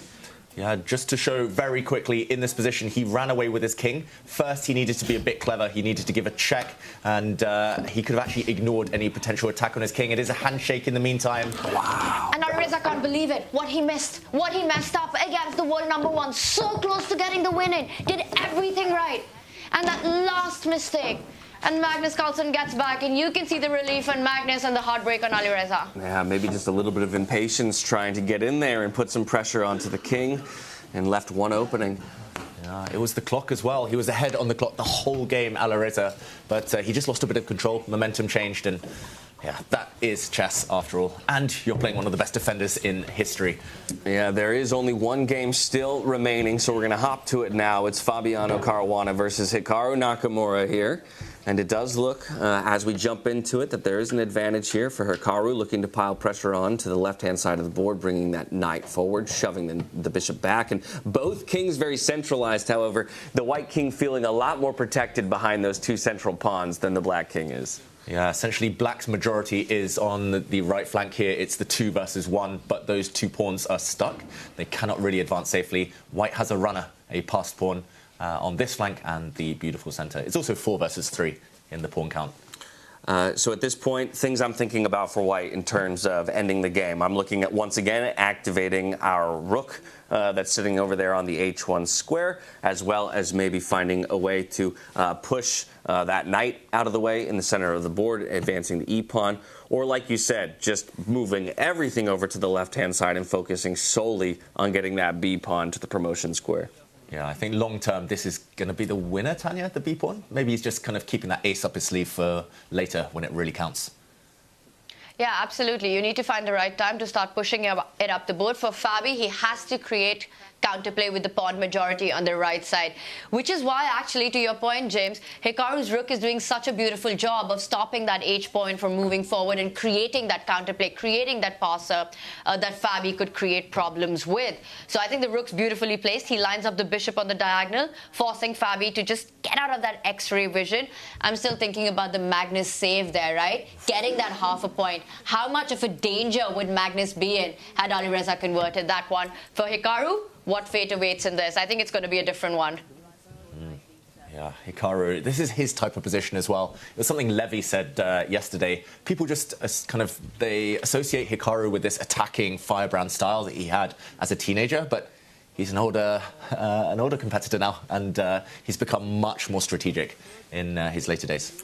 One of the things that's jumping out to me here is it just feels like this white knight here feels locked in its position, guarding this pawn against this bishop's sightline. So it almost feels difficult to get that piece involved. And I'll go back to the thing you said in just the previous game. If you want to end a game, you need 3 pieces typically to pressure the opponent's king. Whoa. I'm left with just a bishop and a rook, which again puts that spotlight on needing to get a pawn across the board.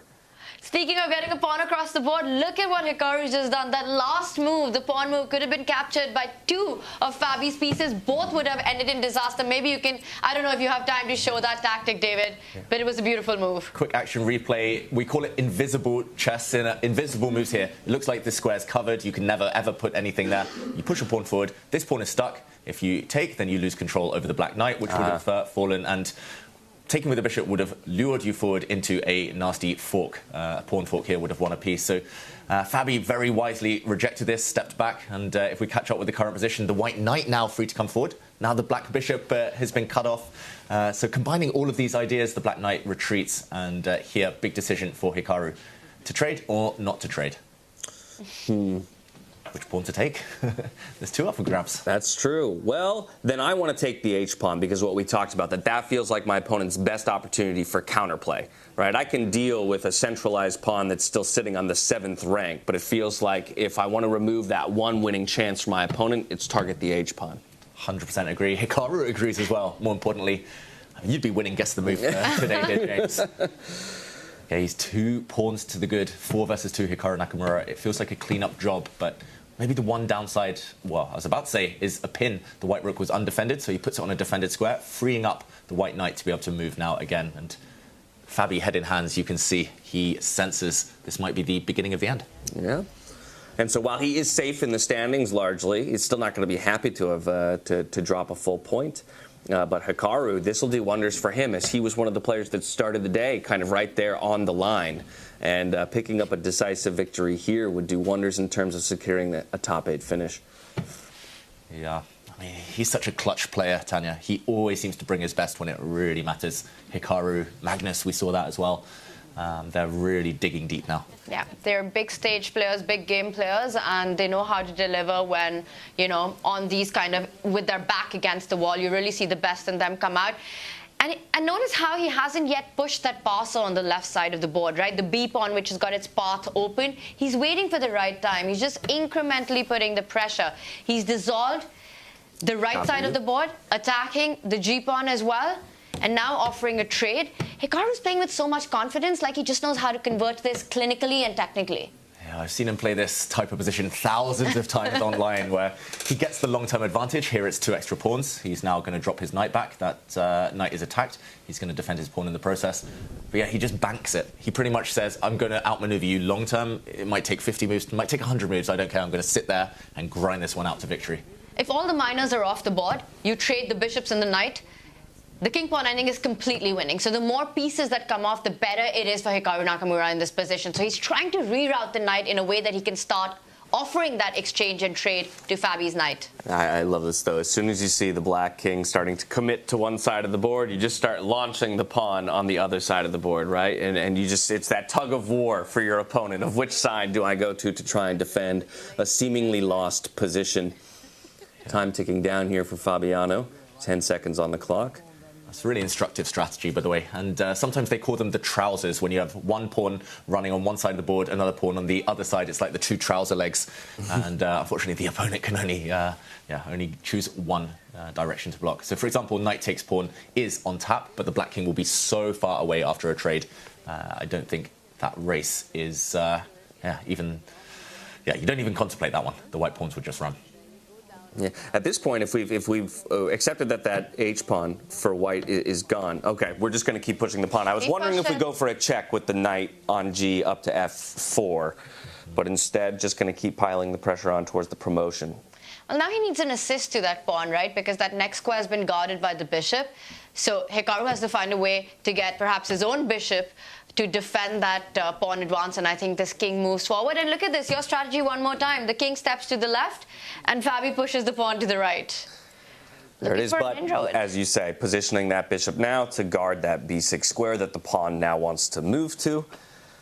At what point does Fabi go for that H-pawn trade? Yeah, it might be now or never. He actually trades the bishop, and he's going to wander in with his king. I really like that decision, actually, from Fabiano. Really surprising. You don't normally trade pieces, as we said, when you're down pawns, but suddenly the white king's been deflected. The black king, this counterplay. But you can also deflect the bishop by pushing the e-pawn. Maybe the king advance is going to be extremely slow here, David, but let's not forget, Hikaru's got 2 passes. Well, 3, but 2 that the bishop is overloaded with. Look at him calculating. That's him thinking logical, push. He's calculating 20 moves ahead. Push, take. Takes, yeah. And comes back with the king to defend first. Ooh, not that easy now. I mean, the engine doesn't like this, but to me, this looks like a great move as it defends both the e-pawn and the b-pawn pushing forward. Yeah, and the black king keeps the other pawn, and the white knight. Knights are great blockaders. Normally, they're the best blockader of pawns in chess, but it means they cannot move, so this white knight is fixed where it is. Hikaru shaking his head. And there's one plan he has. He can deflect that black king backwards by pushing that third passer, h-pawn, up the board. And he does it. He wants to get his own king closer to Fabi's pawn, grab it, have 2 extra pawns on the board, and win the game. Great move. He's still shaking his head, Hikaru, but that was a fantastic spot by him. The only way, I think, there to maintain the advantage and the remaining black pawn dropping, the black king sidelined. But if black's bishop can somehow sacrifice itself for both the white pawns, a knight alone cannot deliver checkmate. But right now, the good news is both of Hikaru's pawns are on the opposite color. So he needs to time the advance well so that David's idea doesn't happen. That's the one defensive strategy that Fabi's got to be relying on. He does defend the g3 pawn. He's not letting go of it very easily, giving Hikaru's side pawn a free hand to move forward. The knight comes into the game as well. Well, but now with the bishop positioned where it is, we've kind of unlocked the b pawn to start advancing once again, right? It's going to happen. Yeah, white's pawn will push. The black king, oh, which way is it going to go? Okay, it tries to support its own pawn, so Hikaru can't take his eyes off. Can't we knight check? Sorry to interrupt, but knight check and just trade the knight off at this point? Yeah, but giving up the knight for a pawn, the black king and bishop still defend that pawn. A knight sacrifice, the bishop will be able to guard the 2 remaining pawns. Just to show that knight to f5, the black king would have continued to advance. Now he's setting this idea up a bit later. Okay. But first of all, he's going to push his pawns as far as they can go, and only then, at the last minute, give up his knight. He played that last move with 4 seconds on the clock. He comes back with the king. So you could see the stress on him right now, but I think this just keeps everything under control. And then you time that sacrifice well. You push your pawns as much as possible. He goes back. And now he wants to get the king to the other side, right? Closer to the white central pawn. Does Fabi jump in with the knight? Does Hikaru jump in with the knight? Yes, he does. Takes control. That is beautiful. This knight is the kind of the shield that protects the b pawn. The black king cannot cross over to this side of the board. It has to go the long way around, but it's way too long to get this to get over to stop this pawn now. Surely Hikaru is about to win. We do still have to find a way to dislodge the bishop, though, from protecting that b8 square, yes? I think the white knight is coming around to protect the promotion square. The white knight is going to step back, and then it's going to go forward. There we go. It's happening. Just in time. And the only thing you have to watch out for is that once that bishop gives itself up for that pawn, can the black king march itself fast enough towards the only remaining pawn in the position? That's the big trick here. He's got to try. Fabiano, he needs to somehow eliminate the remaining white pawn in the center before the white king can defend it. He's going to march up with his own king. I think that's good. I think my initial thought was to continue on with the line that you were talking about, rerouting the knight over for that promotion square. But that can happen at any time, right? So a moment of patience here from Hikaru to instead take that time, centralize the king a little bit more, and prepare for what follows the trade of that bishop for the promotion. Exactly. And we've seen that pattern kind of continue. He shows his plan, then he waits till the last moment, then he enacts it, and he kind of keeps Fabiano guessing. Narrows his opponent's options. Now the white knight is going to go forward. There we go. And the black bishop about to lose itself. Fabiano resigns. Wow. So Hikaru Nakamura will find it in the end. A very intense game between the two of them. Let's listen in real quick. Yeah, I'm not sure.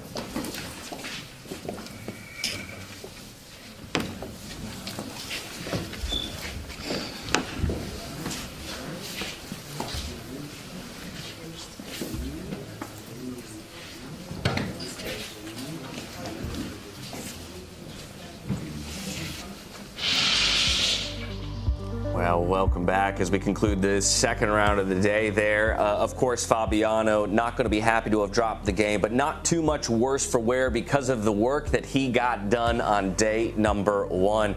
And there you can see Magnus as well, head and hands, did escape what could have been disastrous there up against Alireza Firouzja, who looked like he was set to get a decisive victory, and then Magnus snakes away with a draw in the end. Things are heating up here with only a little bit left to go here before we lock in our top 8 and our quarterfinal spots.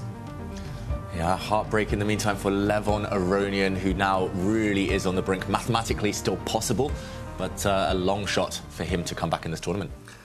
So as we get the final handshake there from the last game that we viewed, we'll take a little look at the results from this round. Once again, 3 decisive victories with Sindarov, Nakamura, and Fedoseev, very importantly, getting a win there at the bottom of the board. Carlson, Firouzja drawing, as well as Gukesh and Keymer finding their way to a draw as well. From these results, of course, we can expand back out into the standings and take stock of the field, because with each given round, right, the mathematics is happening in each of those players' heads. What do I need to do to either keep myself safe in quarterfinals position, or what needs to be done to steal one of those spots away from somebody above me? So now just a half a point between Fedoseev and Nodirbek, who's sitting at 2.5, the current 8th place holder. As you said, mathematically, Aronian still in it, although a lot is going to have to go his way, and he's going to have to come out with some very sweet victories here in the coming games. Yeah, it's just do or die now. Levon Aronian, last chance saloon. He needs to win his last 2 and hope other results go his way. But who would have thought that? Abdusattorov losing 2 games in a row, suddenly in danger. Gukesh not safe yet. Still a lot to play for, last 2 games. Exactly. And so we'll be right back in just a moment to dive into those last 2 games of the day. For now, a short break, but on the other side, we'll meet you right back here. So I'm here with Javokhir Sindarov, who's just come off an almost perfect day here at Weissenhaus. Javokhir, you seem to love freestyle chess. Yeah. Today, I think one of my best days, yeah. I was first time playing against Magnus over the board. Yeah, I think I was played very good games, and also draw against Gukesh. I was completely winning, yeah, sure. But the reason was I was start very well. I think first game I was completely draw, and then my opponent, Vincent was doing. Vincent want to play for win, but is giving some chances, and I realized it. Sure, and it was give me belief to myself, so that's why I think I was played very good today. Yeah, I mean 4.5 out of 5, right? That's nearly perfect. Like you said, you nearly won that 5th game as well. But how does it feel being here, all the best players in the world? You said it's nearly one of your best days. Is that in your whole career? Yeah. Because I was first time playing super tournament, but it doesn't matter. It was freestyle chess or chess. So I'm playing like players Carlson, Hikaru, Caruana, so I was really at first it was funny, of course, to play against him. I was feeling very good, just play good chess, and somewhere I was somewhere I got a good position, and why I cannot play against them for win, and yeah, sure, I was. But for me, it was hard game against Aronian, because I think the position, I cannot remember which position, was very hard to play. Really interesting position, but there are so many ideas, so that's why I was got after the opening, I think 3 or 4 minutes against 7, so that's why it was a very hard game. But he do some mistakes in middle game, that's why I won. But other games, I think I was played very perfect. Against Gukesh also some traps. Yeah, we found some traps when we was analyzed, and it was helps to me. Yeah, I mean, do you get nervous playing the best players in the world, or does it inspire you? Because today you seemed very cool, at least on the camera. Yeah, I was little bit nervous before the start tournament, but my coach and my parents tells to me just relax and play against the top players. It's your first time, so that's why I just feeling good and try to play my best games. Yeah. And you mentioned your coach. Maybe you could tell us, our viewers, about your coach, or is it a secret? No, I think every player was now here, but I don't want to tell the camera. Okay. That's for the behind-the-scenes episode. Yeah. But, you also qualified for this event through the online qualifier. You came second there, but then you got this opportunity last minute to play. Was that a surprise? Yeah, in the online qualification, I was played around 20 games and just lose one game, and I don't know how many games I won, but in the final, right? Yeah, but I was playing very well. I was beat in a qualification for Weiss and Prague, then like UNE, and last final match against Fedoseev, it was very crazy match, I think, because we are together played very well. But I will start with winning, and second position I have some tricky draw I didn't solve, but he was played very well, and I respect him. After I think 2 weeks I think after 3 days after the qualification, I was played Bundesliga against St. Pauli, and then I think we are playing against your team. Then I meet Mr. Jan Henrik Büttner and Mr. Sebastian. They told me just hello. I think what's wrong here? What's wrong here? Just only hello. And after 3 or 2 days, they told me we have free place in Weissenhaus, and if you want to play, we're happy to see you. Okay, I was a little bit shocked, and nice surprise. and very happy for sure. Yeah. Nice. Is it cool playing alongside Nodirbek here as well? Two players from Uzbekistan. Yeah, it's very cool. I think tomorrow I think we will meet each other in the first round. Okay. Yeah, it's I was very excited to play here, Nodirbek, and also in other top grandmasters. Yeah, and final question: what are your goals for the rest of the event? You've started strong. Are you going to win? Yeah, I think tournament just only started, and I think I'm already qualified. But the important thing to play very good in classical chess, because I think it's a very different game in classical or rapid freestyle chess. So that's why I will do some preparation for classical. I don't know, but now I will not think about it. And I guess now you're, like you said, pretty much already qualified for the knockouts. Yeah. How hard are you going to push tomorrow? Are you going to try and get top place so you get the first pick of opponents? No, doesn't matter. I just want to relax from this game, because I was enjoyed for all of my games here, and yeah, it was. You don't need a prepper, just 4 or 5 hours before the game. Yeah, I'm just relaxed. Yeah, I think I woke up today in 12 and come play in 1 o'clock. Yeah. Typical chess player. Yeah, typical chess player. Yeah. So, ladies and gentlemen, Javokhir Sindarov, almost perfect chess today, 4.5 out of 5. Thank you for joining us. Thanks a lot.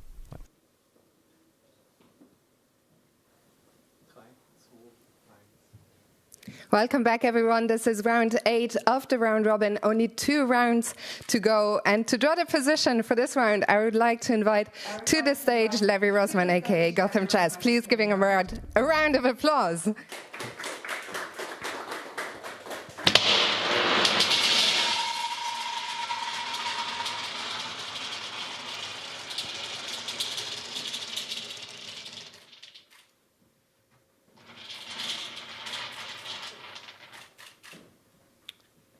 .477. Position 477. Thank you very much. Levi, here is the position. The players get 10 minutes as usual. For our spectators, please have fun to the players. Good luck.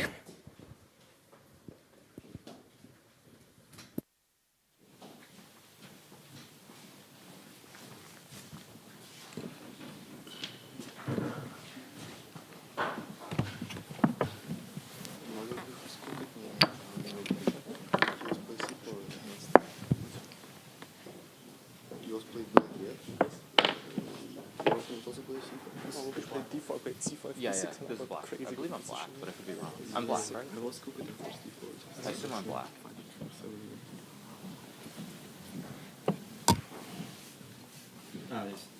G4. Probably. Looks very nice already. Yeah. Yeah, G4, knight C6, and G4, C6. Knight C6. Knight C6.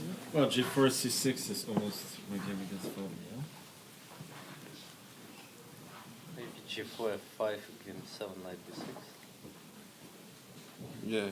No, but okay, queen. Feels like it creates a weakness. Yeah, D4 should be fine for black, right? Or G6 first? Yeah, or G6. I guess I'll play C3 or F. Yeah, D4 looks stupid. Yeah, E4? Okay. Okay, E5 obvious move. What else? Maybe, okay, is this too much? Probably this is too much, right? Maybe not. There's no way to hit the rook, I guess. Yeah, I was going to go for this thematic idea again. Or maybe G. Bishop G7. No, but G6 is not important. We can play something like C3. No, G3 and then maybe now G6. Maybe like this. C5. But, oh, wait. Although actually... Knight is really badly placed. Yeah, maybe C6. But he can try to play like E6, H6, Bishop H7, some kind of setup like that. Okay, but we get the center, no? Yeah. Yes. Yeah, but it's... Yeah. Yeah, we need to play G5, but G5 we play H4 or we have some centers? So D4. Yes, C6. Critical.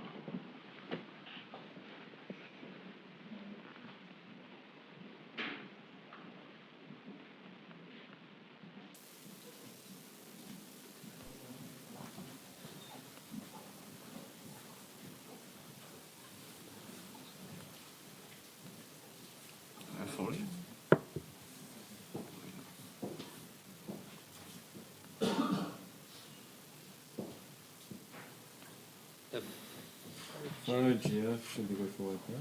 Yeah, it looks good.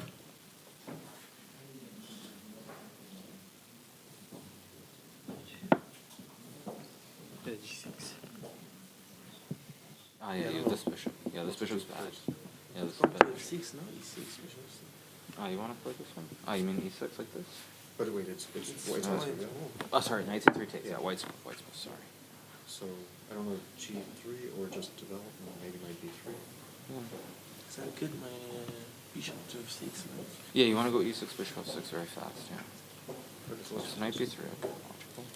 Probably okay for black. Just there's a problem, knight C5 though, actually. Yeah, C6. Immediately. Okay, so let's say, should probably do this.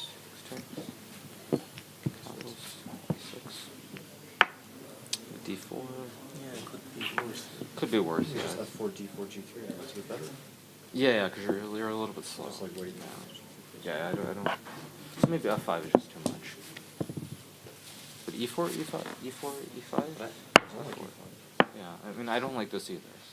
It doesn't feel right either. And what do you play if not that? There's some other. F5. I mean F5 feels right. What's the option to give this B7 pawn? What you said, this first move F5. Yeah. This is possible. Let's Yeah, but I'm a little bit worried about like G3. A little bit worried. I don't like E6. Yeah. G5, H4. G5 immediately. No, but H4 right here. Ah, no, this is... But knight B3 maybe we is can still... sack. No, but knight B3, F6 is... yeah. There's a bishop H5 though. Yeah, so maybe G3 just sack the pawn and go to develop. No, but what's wrong with H4?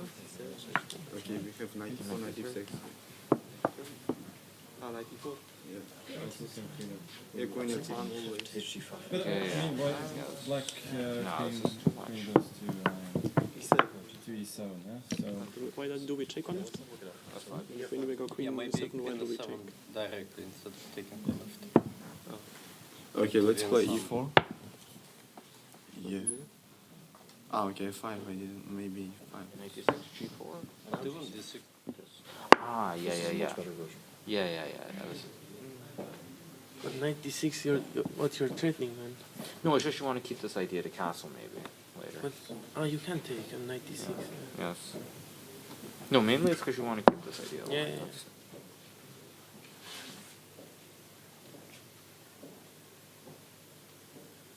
If E4 like By the way, I H6 think or G6 is also H5. not tactically working. Because there's also G7, G7?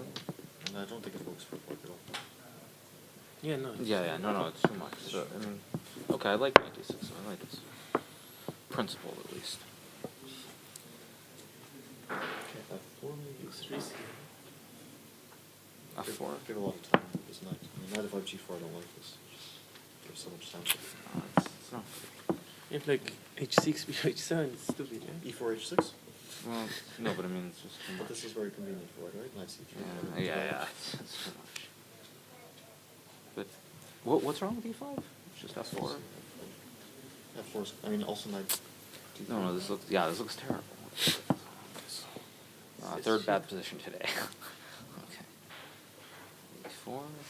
Oh, this although, g6. Although wait, this no, is still critical. I mean, okay, I take the pawn and then at least you No, take but I it. mean, it's not. You're Now 96, there's right? You keep losing time to it. 96. Okay. So, but also white can't castle now. So yeah, maybe this isn't so bad. Yeah, I do like. Okay. I guess I go here just to keep the diagonal. Yeah, I just want to. I'm not taking the Structure is bad, yeah? Is it 96? How bad is this? Yeah, 96. I guess we achieve f5. Yeah, no, this is bad too. Wait, so e4. I think maybe f5 is good. Just take rook takes and then try Just to play castle this. F4. Castling long is so slow. Also the bishop. So if you play e5 then I don't have the stupid knight on b3. I can go with d4, e4, like at the center. E5? We cannot play knight d3 queen here. takes. To g5, h4 or g6 I will play Knight for now. c3? Yeah, that makes sense. Yeah, I think knight d3 was probably. Also knight b3 is not. Yeah, knight d3? Wait, I don't want to give e5 then. I don't like knight d3. You don't like this knight yet, specifically. g5 and h4. I don't trust it. This is knight on d3. But okay, black was also will go I think knight to We played d6. g4, c6 and we think. Perfect.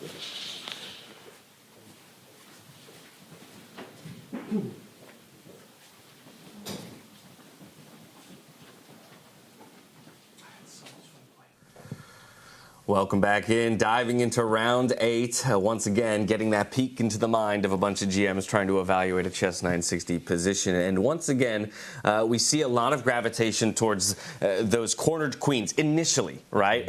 Immediately, everybody looking at opening that diagonal and maybe attacking an undefended pawn on the other side of the board. But I'd say a bit counter to the previous game, Tanya, eventually we saw the players moving off of that idea and starting to approach the game a little bit more in a standard sense, looking for e4 pushes and developing the knights on the other side of the board instead.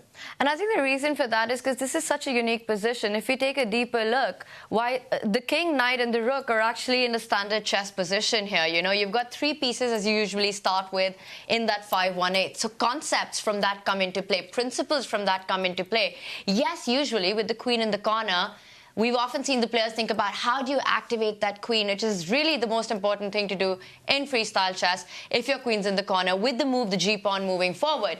But again, the dynamics given of standard chess, a sort of a combination right now with freestyle, that king-pawn move makes a lot of sense. Your bishop opens up. You've also got the idea of breaking the symmetry with the pawn next to it moving forward if black was to mirror that move. So I think the players who play black today in this next round, we're actually quite worried about the move that you just mentioned, e4, while the ones who were playing white were looking more at the g4 option. Yeah, so the games are already underway, as you can see up here on the top of your screens. I've got 2 in mind, and I'll let you guys pick between them. You don't have a single e4, by the way. We did. In the end, we didn't get a single e4. Incredible. In my head, I'm thinking of the 2 players who are still fighting to get into that top 8 position, and both of them have tremendous opponents. We've got Levon Aronian up against Magnus Carlsen, and then, of course, we have Fedoseev challenging Gukesh as well. And so between those 2, does either one speak to you as the one that you'd like to dive into first? Perhaps we check in with the other in a bit. Ooh, I think we start with the world #1 Magnus Carlsen. Alrighty. And the tail ender, Levon Aronian, because for Levon, losing this game, he's out. He's essentially guaranteed to be in that 9th, 10th playoff. He will not feature in the knockouts beyond that. And Yeah, and so we are diving into that Aronian versus Magnus Carlsen matchup, where we can see that they're already kind of following that initial idea that was at one point moved away from, opening up that diagonal for the queen. Of course, black left with the choice of how to respond in defending that b7 pawn. Doing it either with a knight jumping forward or a small pawn push. Opts for the pawn push on c6. Yeah, and here we see some pawns pushing forward, connect 3 for white's pawns on the king side. So the white queen is open, but Tanya, he's still got lots of other questions to solve. We heard Levon earlier say, yes, but how do I develop? And that's always the key in these next few moves. It's also what motivation level Magnus is very motivated, but Levon is coming in, right? The chances of a qualification dwindling away and you get to face the world #1. That's really not an easy situation to be in. Notice how Magnus didn't push the g-pawn 2 steps, but pushes it just 1 step, the connect 3 that you were talking about. And I think the reason for that is because he wants to keep the option of bringing the king to safety to the right side of the board. If you over-advance on that flank, on the right flank, that makes it that much more harder. So Magnus keeping his options open with king safety by taking a more cautious approach on the right side. Yeah, and in the meantime, we'll sort out that board. This board is from the previous round between Hikaru Nakamura and Fabiano Caruana. But yeah, maybe let's zoom out for now as we go through the initial stages in this round. Beautiful finish, though, that one. It really was a beautiful finish. Hikaru finding it in the end. And so while we get that sorted out, perhaps, again, we can kind of zoom out for a moment and take stock of the tournament as a whole. For the both of you, I'm curious how you feel this tournament so far has played to your expectations. Obviously, Sindarov has been a big talk of the moment, but outside of him, as a delight and surprise, who else would you like to call out as either a top performer or maybe somebody who's still left you wanting for a little bit more here in these last couple games? Yeah, I think for Magnus, a little bit more. I would say he fought back, survived against Firouzja in the last round, but yesterday, I mean, losing 3 games, today nearly losing a 4th, it's really uncharacteristic. I've been very impressed by Fabiano Caruana on the other side. Yes, he just lost his last game, but full of energy every single day. I think maybe the biggest surprise, other than Sindarov at the top, is Levon Aronian at the bottom. I thought this would be a huge event for him, super motivated, loves freestyle chess, and loves this format. Now, how about this move here? The f5 response here from Levon Aronian, to me, it opens up that bishop. I'm kind of eyeing that d5 square, which targets the queen, puts that queen in a very uncomfortable position all of a sudden. So it feels like Magnus would want to get that queen out of the way. I said that. Of course, now the pawn itself would block black's very own intention on that diagonal. Yeah, you're right. Actually, white's queen was so trapped. I mean, it would have just been lost if the bishop had come out. So Magnus, he's likely to bring his queen out. Ooh, I was going to say bring his queen out, recapture that pawn. No, he gives a sacrifice. What should we call this? The King's Gambit freestyle version. Gives up his central pawn. That can be defended now. Will Levon Aronian defend his pawn? And this is something Magnus does pretty often in freestyle chess, where he sacrifices a pawn, gambits it earlier on to get piece activity. You know, get those pieces coming into the game with tempo. And David, to your point, that pawn, it doesn't need to be given anymore. If black decides to keep it, the pawn adjacent to it, on the next file, the d-pawn can move 2 steps forward, really reinforcing the defense on that central square there. But then you lose a lot of tempo, you lose a lot of moves, and your pieces are still on the starting position, the back rank. You create a lot of weaknesses on the dark squares. I don't know if you have the option to just make an arrow for d5 to just...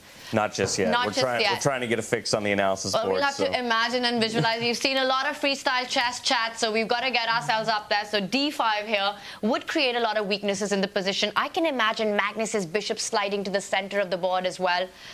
Playing here for compensation, for initiative, puts Levon in the think. Yeah, it's a good exercise. Visualization is an important part of getting better at the game, right? Understanding the board, notation, and being able to picture it in your minds. As we know, most of these players could play 12 of us blindfolded or more and beat all of us. That's something I aspire to do one day in my life. But once again, some thinking time here for Levon Aronian. So already down to 6:20 on the clock. And to me, this signifies a few things. This is Magnus, first of all, freestyling, but Magnus trying to be creative. He knows he's pretty much qualified now, barring a total collapse and results going against him. So Magnus we can even see it on the camera. He's looking over at other games. He's trying to figure out what's going on other boards. He's pretty relaxed, but Levon very tense, not confident. Levon in full flow plays very quickly. He's been thinking for over 4 minutes on the first 3 moves here, and that really shows that the last few results have wrecked his confidence. Asking you to get inside his mind, though, is it just a consideration of how he wants to defend this pawn, or is it a consideration of whether or not he wants to defend the pawn at all? Any ideas? Well, I think it's that and him also just fighting. He has to not only play Magnus, he's playing against himself as well, right? Coming out of that loss with Fedoseev, now he's playing Magnus. You know, the motivation level is perhaps not the highest for Lev. He has to keep the fight on, and Magnus immediately within the first 4 moves sacrifices gambits a pawn for attack. That puts you in a difficult situation. He does take a decision to look for piece activity, to get the pieces out, not care about the pawn, which has immediately been grabbed. Notice how Magnus does it at a point when Levon's bishop can't slide to that center square, hitting the queen, now that the knight is out. Yeah, exactly. And so instead, choosing to finally develop one of his minor pieces off the back rank by sliding the bishop out here to b6. Now the question is, yes, does Magnus want to opt for the trade, but in essence either allowing for another knight to be developed to that square, or even taking with the a7 pawn and opening a file for the rook to get involved into the game as well. Yeah, and that's a great point here, James. Like, you want to trade on your terms always. You want to make sure you gain a bit of time in the process, or you gain a kind of slight structural kind of benefit in the process. You don't necessarily want to, my arrow's going awry there, but you don't necessarily want to help your opponent develop pieces. Yes, you gain a bit of time to potentially castle the white king. Once that white bishop is gone, you can slide your king across, just jump over the rook. But is this the safer side? You help black in the process. Maybe it's just time to ignore it, get the knight out, get the bishop out, do something that benefits you long term. And while Magnus thinks about how to respond to this trade, David, you know, Magnus looking good on his path to making it to the knockouts for Levon. It looks like the journey practically comes to an end with his last loss. But the one player who's still fighting, who's sort of on that lifeline, is Fedoseev, right? And he's up against the world champion. For Gukesh as well, it's sort of been an up and down tournament, and I think that's the next one that we should go to, as there's a qualification spot on the line for Fedoseev. And Gukesh also not feeling completely safe. Yeah, let's jump over to that one. Updates as well, because, OK, we'll go to Fedoseev against Gukesh, but one of Fedoseev's rivals, Abdusattorov, in trouble, might be about to lose a 3rd game in a row. Oh, my goodness. If Fedoseev gets a result here, if he gets a win, he has totally re-energized his tournament. He's right back in the mix. And this looks like such a complex position. I mean, so many more moves made just in this game, right, than the one we came from. And, oh my goodness, this is a hard one for me to evaluate, because it feels like with so many pawns targeting other pawns, right? We've got the E pawn threatening the D6 pawn. We've now got, with that F pawn push, tension on the G pawn. These, I think, are some of the hardest positions to evaluate as a newer player, because of everything that opens as a result of any one of these takes. I just want to point out, I think this is the first time that in freestyle chess, white can go castle, and we can call it long castle like it's done in standard chess. And it's a pretty valid move here, getting the rook into the game. He first decides to trade. We haven't seen that happen before here.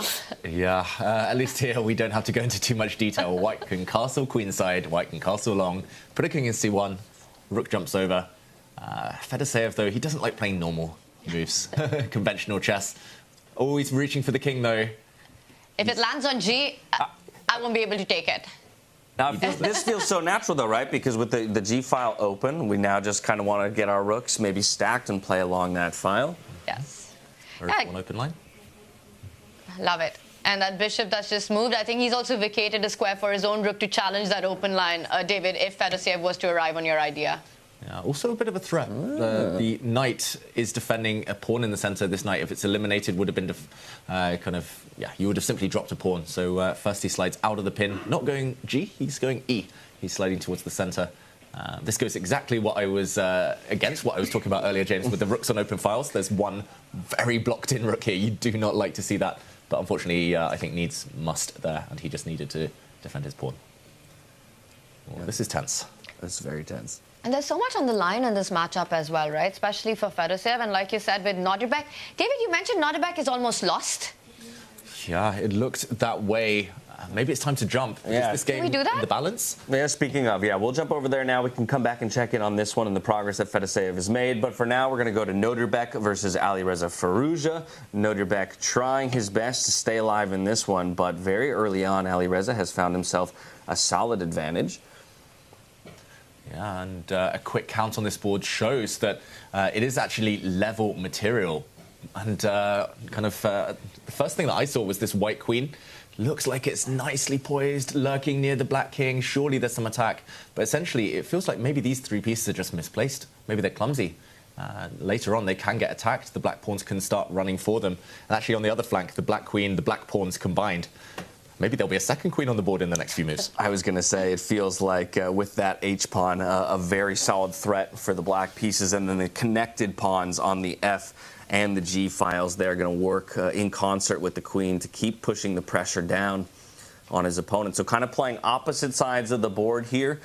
Typically, it feels like when this happens, right, it's kind of who can apply the pressure quicker and ultimately, get there one tempo faster to force the other to defend. Yeah, it's just a race situation. Yeah. And Nodirbek needs to checkmate before he gets just steamrolled on the other side of the board.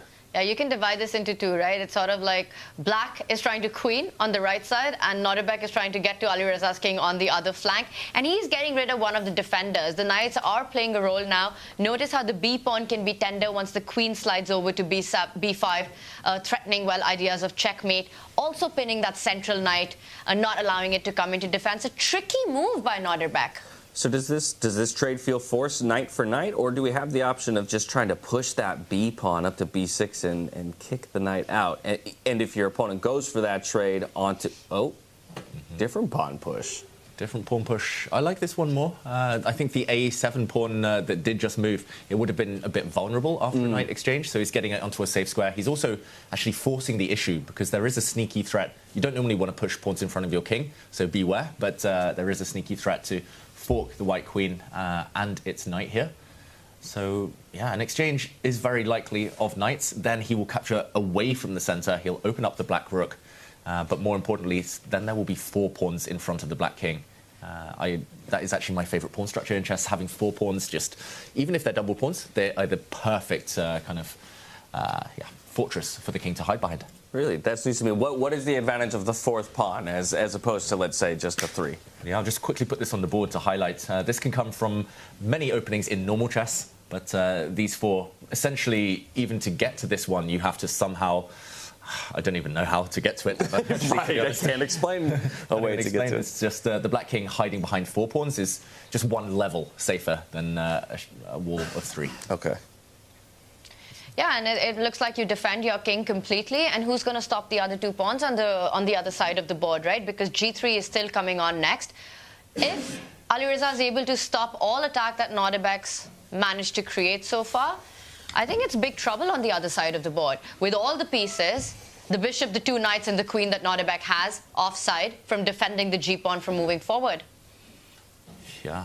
And the more I look at this, the more Nodirbek looks at this. It feels like the more we're struggling to come up with a plan for white. If he has to trade knights, the attack fizzles out. You cannot really step back with your queen and target pawns because after a knight exchange, your white queen will actually be lined up on a diagonal. This white queen is just such a kind of misplaced piece right now. It feels like Nodirbek's... Okay, he retreats to a safe square. I was going to say he's spiraling slightly. Is tilt real here, maybe, Tanya? He's lost 2 games on the bounce. Yeah. And he's also on the edge, right, for qualification. A very important game for him because Fedoseev has all the shot of catching up and then just turning the leaderboard around completely. He does sidestep with the threat. Also, look at the clock situation. He's down on the clock, and that's not something we see Nodirbek in this kind of a situation. He's usually the one who's putting pressure on his opponent. That queen from A3, it doesn't have too many squares to get towards Alireza's side of camp. With all of those squares covered, the one idea that you need to watch out as black is the queen sliding over to C5. Once again, just creating that pin along the 5th rank. And what black has set up against it forks all across the board, right? The B pawn moving forward could be a defensive resource that you're looking at. But then, is black's king getting weak? Yeah, that's the big thing for Alireza. If he can ensure his king doesn't get weak, he just wins. I was going to say, so do we feel defended enough in this position that we can focus back over to the right-hand side of the board? And it looks like Alireza does believe so with that quick queen slide up onto the h4 square, targeting that rook on f2. The other rook will come over to defend, effectively doubling the rooks as well, which is a nice improvement. But now Alireza will choose to target that e-pawn as well, with his rook now sliding onto a semi-open file. He also sidesteps the pin, right? So once again, creating that threat of the g-pawn moving forward, because once you do that, you want to capture it with your own pawn. On that last move, Alireza's rook was on a bad square for that idea. So again, he's really all over Nodirbek's back, every move coming in with a threat. And the speed with which he replied there, Alireza Firouzja, he just kind of banged out 2 moves instantly. He's like, okay, momentum's on my side. I know that I'm in control. I'm just totally dominant here. Okay, watch out. You've got to keep your castle safe here. The white queen is trying to sneak in behind enemy lines. Yes, but we did get that lovely 4-pawn defensive structure in front of the king that we were talking about, while simultaneously opening up that rook on the d-file as well a little bit. In terms of defending against that a7 move by the queen, is it just something as simple as sliding the king over to defend the square himself? Yeah, and often in normal chess, and here castling was pretty much like normal chess, if you castle long, you just need to take 1 extra move. Okay, he doesn't go for that, but you need 1 extra move to get closer to the corner. The corner is where you cuddle up nice and safe. He actually gives me the opportunity to mention that this is rare in any form of chess, a whole file occupied like this. That's a great point. The C-stack. Traffic jam. Traffic jam. First he attacks the white rook. I think later, James, as you mentioned, he's almost guaranteed at some point when he gets time, shuffle his king. Yeah. Playing with the threat, right? Just forcing, saying, you're going to have to deal with this threat first, so my king is at least safe for 1 more move in the interim, and then eventually I'll have to respond to that eventual queen threat. Feels like a pretty natural move to just slide the rook up 1 square. Mm-hmm. But then, of course, pawn takes pawn, and all of a sudden things are looking real sketchy. Yeah, it's maybe a capture for white first. Like you say, maybe the rook's going to move across or up. But first, just eliminating one of the targets. This is a weak pawn on h2. You might as well trade it off. And then think. The one downside is, after a trade of pawns, the black knight does get access to a new square. The f4 square would be vacated. So that comes with some consequences. He's looking 3 or 4 moves into the future here now, Nodirbek. But the clock is not his friend. The clock is ticking down ominously fast. Okay, follow me on this. Trades, trades. Oops, I don't know how that arrow went that way. Let's start over. Trades, trades. Rook slides down. Trades, trades, trades. Trades with check. Yeah, let's put it on the board just because he's thinking. All right, I'll let you do that. Yeah, so a trade of pawns I think is the most logical now, and the white rook has to decide where to go. Maybe the safest option is this move, but it's passive and it's not what he wants. If he goes to the top of the board, a set of trades would end in a check against the black king, like you said. White. Well, that's rook. bad for white, though. Yeah, but maybe the downside is the black pawn actually comes and attacks this rook first. You don't even have time to take this rook because of an intermediate move here. Okay. And this would have been disastrous. So actually, you were right on the first couple of moves there, but he does choose the safer of the 2. No, it's instructive, though, because I think, again, it's very easy to get locked into when you're the most recent threat, right? And so I think a lot of times, at least at my level, as soon as somebody throws a rook to the other side of the board, I'm thinking about how to deal with that, as opposed to maybe saying, I don't need to deal with that right now. I can continue to push that pressure, as you mentioned, with an extra pawn push that changes the entire makeup of the game. Yeah, and very natural attempt there for white. I think that's the first move he looked at Abdusattorov before ruling it out, because he realised he needs to just keep this pawn under lock and key. But I mean, that's a glimpse into the players' minds. They kind of scan these moves quickly, they break it down, and yeah, Abdusattorov here on the defence, Tanya.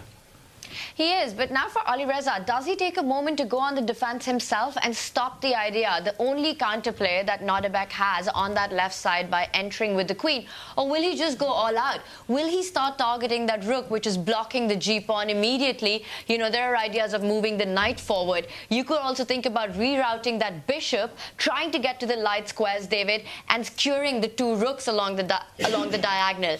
But the big question, does Alireza have enough time, or will he take a pause? It's so stylistic, and David, the player that I am, I would play king b8 in 1 second. Don't allow that queen inside. But Alireza, you know, he plays God-level chess. I think he might go for something different. What about a similar idea with the bishop, but instead just executing it with the queen? Does the queen not have permission to just slide down to h3, skewer the rooks? Yeah, a good idea as well. Right now, I mean, this is definitely, if the king were already on this square, then this is definitely an idea for black. I think right now the only problem would be if you slide your queen down, the white bishop could have come up with a check, hitting the queen and hitting the king. So he does go for the safe option, but watch out. I think you'll move on the cards in the near future. First, he's going hunting. He's definitely trying some kind of swindle here, Tanya. I don't really see what it is, but he's trying something. This is classic Nodirbek play, right? He's trying to set up something, and the queen and knight combination in chess for an attack is the scariest and the most dangerous. And that's what Nodirbek has set up. But David, it's not very easy to get the queen on the line that actually threatens a checkmate on the tender b7 spot. You know, all the squares on the b file, b6, b5, b4, b3, if we just highlight those, are actually covered by black. How are you creating chances, or is Nodirbek going to swindle with some crazy sacrifice on one of the pawns? Yeah, it could be a sacrifice just to blow open the Black King's protection here. And this game, very dramatic. It's also dramatic on another board. I wonder, Magnus Carlsen might be about to defeat Levon Aronian. That might be the last chance for Levon Aronian disappearing. Yeah, it could be the killing blow here for Magnus over Levon in his tournament chances. So we'll flip to that board real quick as we see a very precariously placed black king there under threat of a white queen as well. And it looks like we're just trying to maneuver a couple more of those pieces to aid in the attack. And Magnus has an extra piece if I'm doing my math right now. So you're not only going for the king, but you're up material as well. Levon down to 20 seconds. I don't see him saving this ever. The rook joins the party. It will be over. The knight does fall back to defend against the idea, David, that you were highlighting. Levon keeps the game going, but I don't believe it will be for much longer. Yeah, I mean, there is a pawn hanging as well on this square now. There's two pieces ganged up against it. Levon, just his body language. We don't even need a body language expert. I think that picture tells 1,000 words. And yeah, unfortunately for him, he will not be getting into the quarterfinals with this defeat. That will end his chances. Magnus has been ruthless. Like you said, Tanya, he won a piece just a few moves ago, and he's not happy to back down. He's just going for the black king anyway. And Magnus has been ruthless all day today. Sorry, James. Just that, you know, this happened last time at the Go Chess Challenge as well. He starts incredibly slow. Feels like, hey, what are you doing? What happened to the world number one? Gets that hot streak and goes on to win the whole tournament. When Magnus finds his form, the others can't be too happy about that. Yeah. It feels like he's just giving others a chance, like lulling them into a false sense of security. Levon makes that move with 4 seconds on the clock, but weakening his king side even. Well, king side, I say that because the king is on that side of the board, but even further. The only thing Levon's hoping for is if Magnus grabs that pawn, could that potentially give him chances to chase the queen? I don't see it. He resigns. Wow. End of the road for Levon Aronian. And another big victory here for Magnus Carlsen, the very person that you had said you wanted to see just a little bit more out of. And it looks like here in the second to last round, the penultimate round, he'll get another point on the board for Levon Aronian, though still sitting on that 1 point. Unfortunately means that he does not have the opportunity to dive up into that top 8, as the current line is 2.5 points and only 1 game remaining. From here, I think it's wise for us then to zoom back out to all 5 of the boards, take stock of the entire field while we figure out where we want to go next, because plenty of action still across the remaining boards. I will point out, bottom left, we've got the 2 tournament leaders facing each other, but I think both of them have secured their spot into the knockout, so we haven't been taking a deeper look at that. It looks like the game is in balance. David, what catches your attention here? Ooh, I think we should check in maybe on Vladimir Fedoseev and Gukesh, just because that game looks wild. Fedoseev, of course, fighting for his life.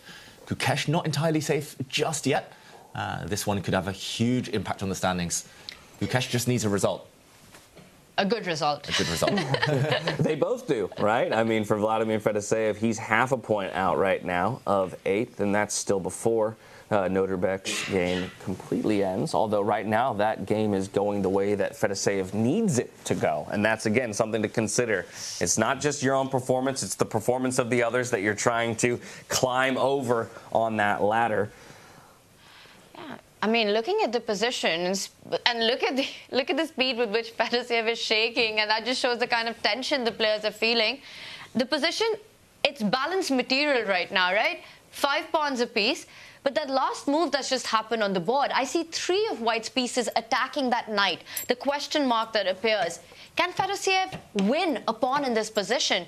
And he's going for it. Yeah, he can. And the question was, do you take with your knight? Do you take with your bishop? I actually would have kept the white knight on the board. It was sitting on a nice square because now the black pawn is ready to run in the near future. So he's up a pawn, Fedoseev, but not one-way traffic yet. That's true. He does lose the blockade. Does feel like he was saving this white square bishop, though, to defend the pawn that just got threatened by the rook, which he otherwise would have struggled to do. Also want to point out, with the kings not feeling completely safe, right? It feels as if Gukesh still relatively better in that situation, but with the B line open, the rook, the way it's been placed for black, can at any moment arrive on that B6 square, which would be big problems. Also putting pressure on that far advanced E-pawn that Fedoseev has. It definitely feels like compensation. I have an idea. What if we slide our white squared bishop back? The one I just said was defending this pawn, offering it up to slide in, while targeting that pawn in front of the king, effectively opening an attack on the black queen at the same time. Black queen will slide out of the way before that can happen. You've got moves. We've got moves, and James, just a little nugget for you. OK, he actually pushes a pawn. I just checked with the computer. The best move was your move. So he should have stopped this pawn advancing. And it's not just, I'm not just throwing that in there. It was important because now the black pawn is going to be a real thorn in the white side. It's going to be 1 square away from touchdown, from promotion, and it's going to sit there for pretty much the rest of the game. And suddenly this white bishop, it's just not really participating. If the play switches to the other flank where the kings are, this white bishop is offside. It's completely turned around, right? Now all of black, and that idea, rook b6, it's being threatened right now. The king and the queen lined up. You have to be super careful right now with white. Well, yeah. I mean, it feels like you could tell that Gukesh smelled blood in the water with those last couple moves. The speed in which he was able to blitz these out feels like he has a very solid idea of where his attacks and advantages lie. I mean, he should have just played that move you mentioned, James, because with the white bishop sitting back here, the black pawn would have been back, the black queen would have been trapped on one flank, unable to switch over. Suddenly the black queen has kind of dived in. It might even go pawn hunting in the near future. Once this pawn goes, the black rook will slide. Tanya, massive turnaround, the world champion in command, and that's bad news for Fedoseev. For his qualifying chances, 100%. Nodirbek has got to be feeling relieved seeing this position. David, that f-pawn will not stop there. It can move 1 step forward as well, taking away some key squares from the white rooks in the position. The other black rook can join the attack by moving forward. This looks like a one-way party, and despite being down a pawn, Gukesh is the one who's having all the fun. Wow, what a turnaround. We jumped in with Fedoseev up a clean pawn. We thought maybe a small advantage for him, but I mean, rooks, what rooks, Tanya? These rooks are totally immobilized. Paralyzed, cannot move at all. And oh, how things can turn on a dime in chess in general, but even more so here in freestyle chess, where the players are more unfamiliar with the positions. But that's where they rely on instinct and calculation, and Gukesh near second to none. Struggling to find moves for Fedoseev. He improves the position of the queen, but this is inviting the other rook into the party. You just move that rook forward, hit the queen that's just gone ahead, and again, forcing it to retreat. Yeah, it almost looks like checkmate. As soon as the black rooks land any check, the white king is so bare, lacking any real shelter, any piece protection. That could just be decisive. He switches attention, he brings his rook across.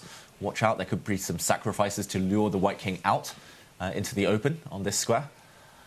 Oh, Fedoseev panicky now, under 1 minute, drops his queen back.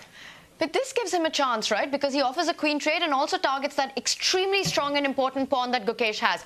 He has to keep the queens on the board. He's going for the attack with the white king completely exposed. He doesn't care about the pawn. He wants to win Fedoseev's king.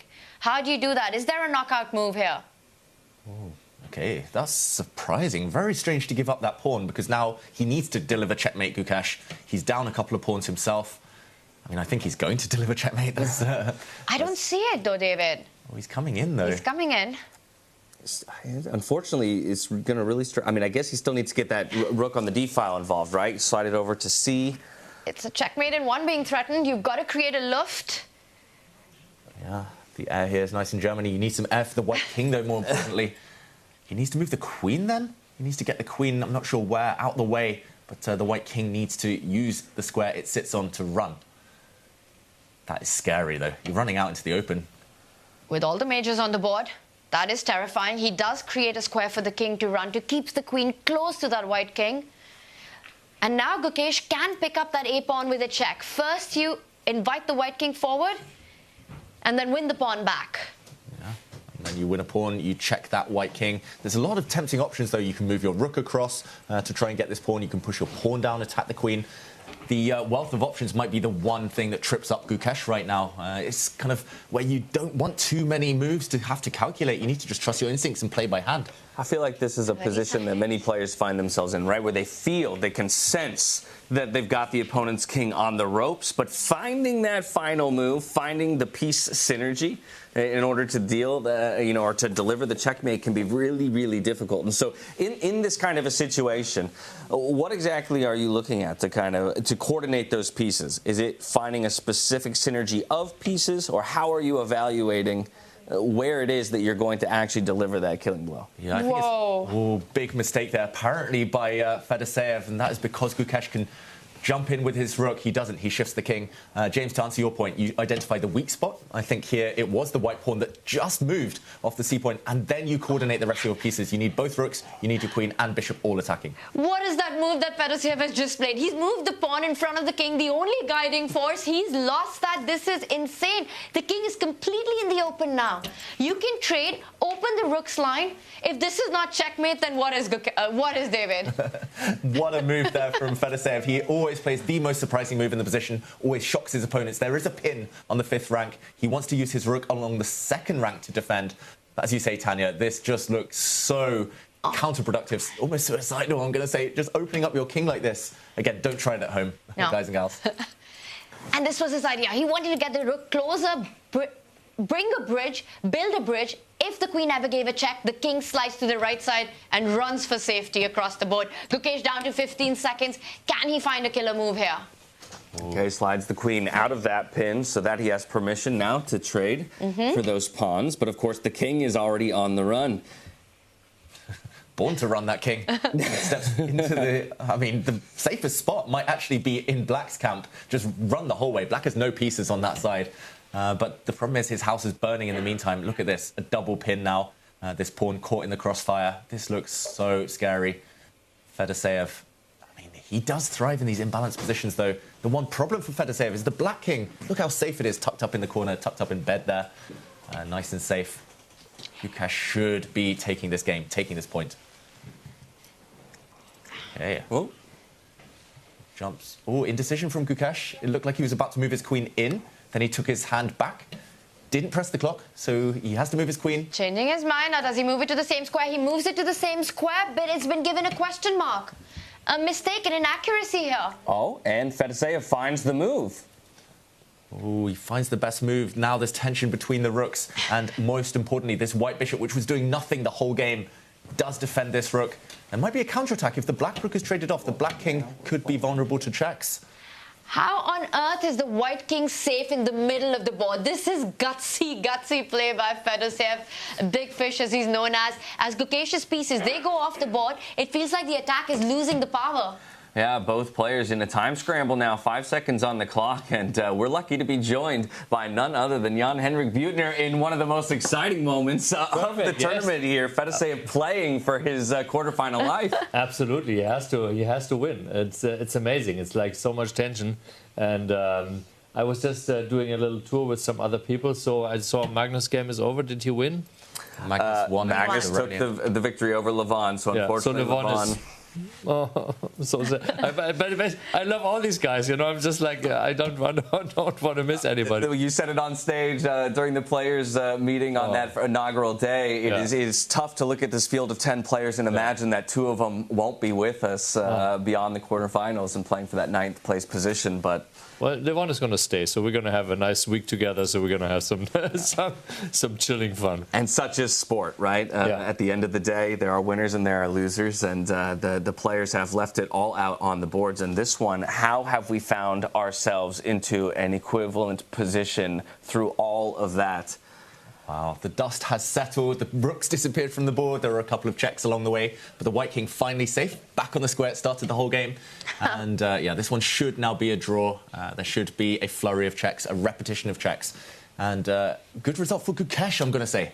but not so much for Fedoseev, who really needed a win to make it into the knockouts. He can't be happy, and he got his chances in this not one. so bad for Fedoseev. Given that he was on the ropes in this one, to escape with at least half a point moves him up to that 2.5 mark that he needs in order to tie, right? And so...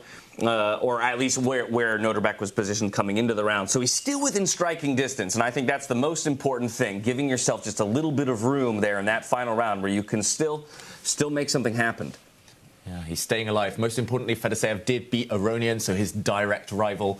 And the other results may be going his way. Abdusattorov in trouble, might be about to lose for a third time in a row. And, wow, I was going to say, Fedoseev, why isn't he retreating his king, defending his bishop, running away from that check? He's playing for the win. Is he playing for a win here? Crazy from Fedoseev. It has to be it, right? He's just giving up his bishop. He believes that the queen can check and eventually win that black bishop, which, as we see, is being played out. So material balance restored, and now it's a race. With the one pawn on one side, and for Fedoseev, it's on the right side. Who wins the race? Gukesh has a head start in the race, though. The black pawn nearer promotion, nearer the touchdown there than the white pawn. Corner pawns are hard to run with, hard to push. Really surprising to me that Fedoseev was the one to keep this game going. Now, I don't know about you, Jan-Henrik, but these are usually the puzzles that I hate the most, when there's only a couple pawns left on the board and I'm deciding when do I start launching those pawns to try and get the promotion through. Ooh, watch out. If you're not careful, black might be able to come back, trade off queens, and because black is ahead in the race, that would have been winning. But, OK, white pawn starts pushing. No time anymore. Do you think Gukesh is just going to give checks, bail out in this position, and be happy with the draw? Try and secure his spot into the knockouts? I don't know. It depends on their heart rates. I want to see their heart rates right now. Jan, where are the heart rate monitors this year? Yes, I was asking too, and they said we started only at the quarterfinals. So you know, another thing, we can change it. It's like also like while I'm here talking to the audience, we are here for you. So if you want this or that, just I'm sure you're gonna get a lot of requests from the chat.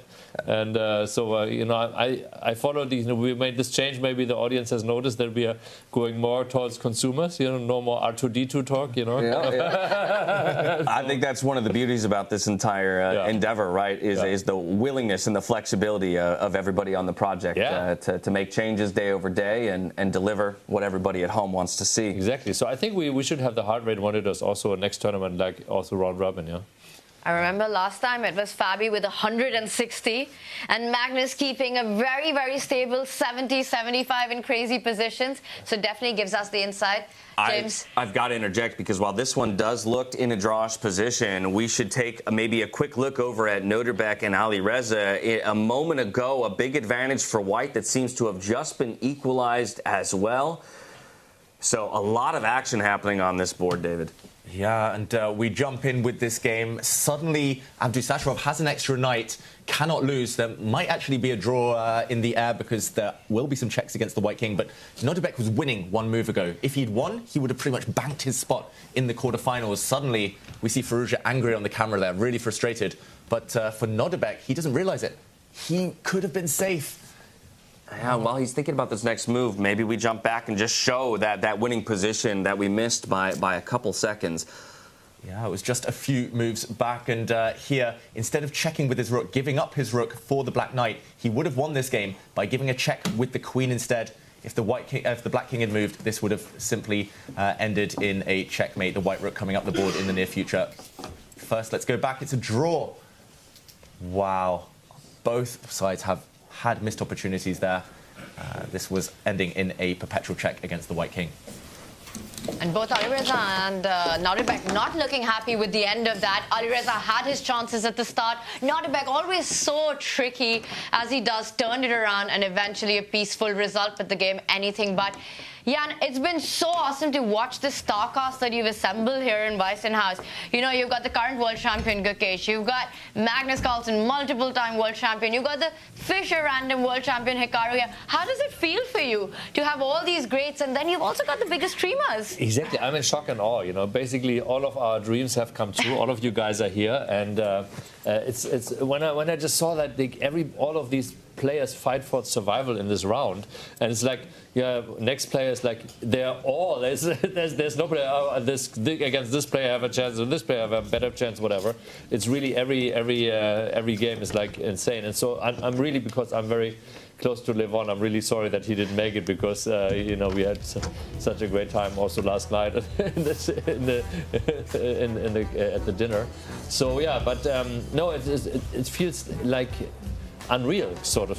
So because you just look at the World Championship, not the World Championship, at the result of the world ranking, basically.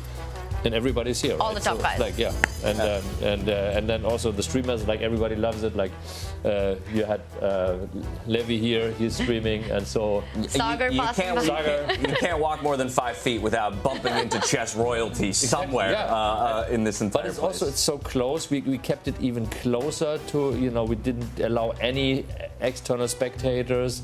Very limited press, so that it feels more like a family atmosphere. Everybody is very open, very easy, and so and now with this professional setup, I mean, you have experienced it last year, you didn't, but now the step up with all of the cabins, with this studio and the other studios, like just walking by these studios, like, this is Chess Base India, and this is Anna Crumling, and this is the Botez sisters. It's like, wow, this is like, and it's always so funny because I have these ideas always in my mind right from the beginning. So I had this vision, right? But like Einstein said, vision without execution is hallucination, right? And I'm far from hallucinating. But, so it is really insane. And it's this greatest studio. It's wonderful. It's like I see from the audience, you always see like this direction, right? So maybe we should position the camera so that the audience also can see like the castle and so on. I was about to say, we're going to have to find a way to give people more of that behind-the-scenes look at the operation that's running here, because, you're just getting a specific studio look for us here. I'm receiving word the results from this round already, so let's just check in with them real quick.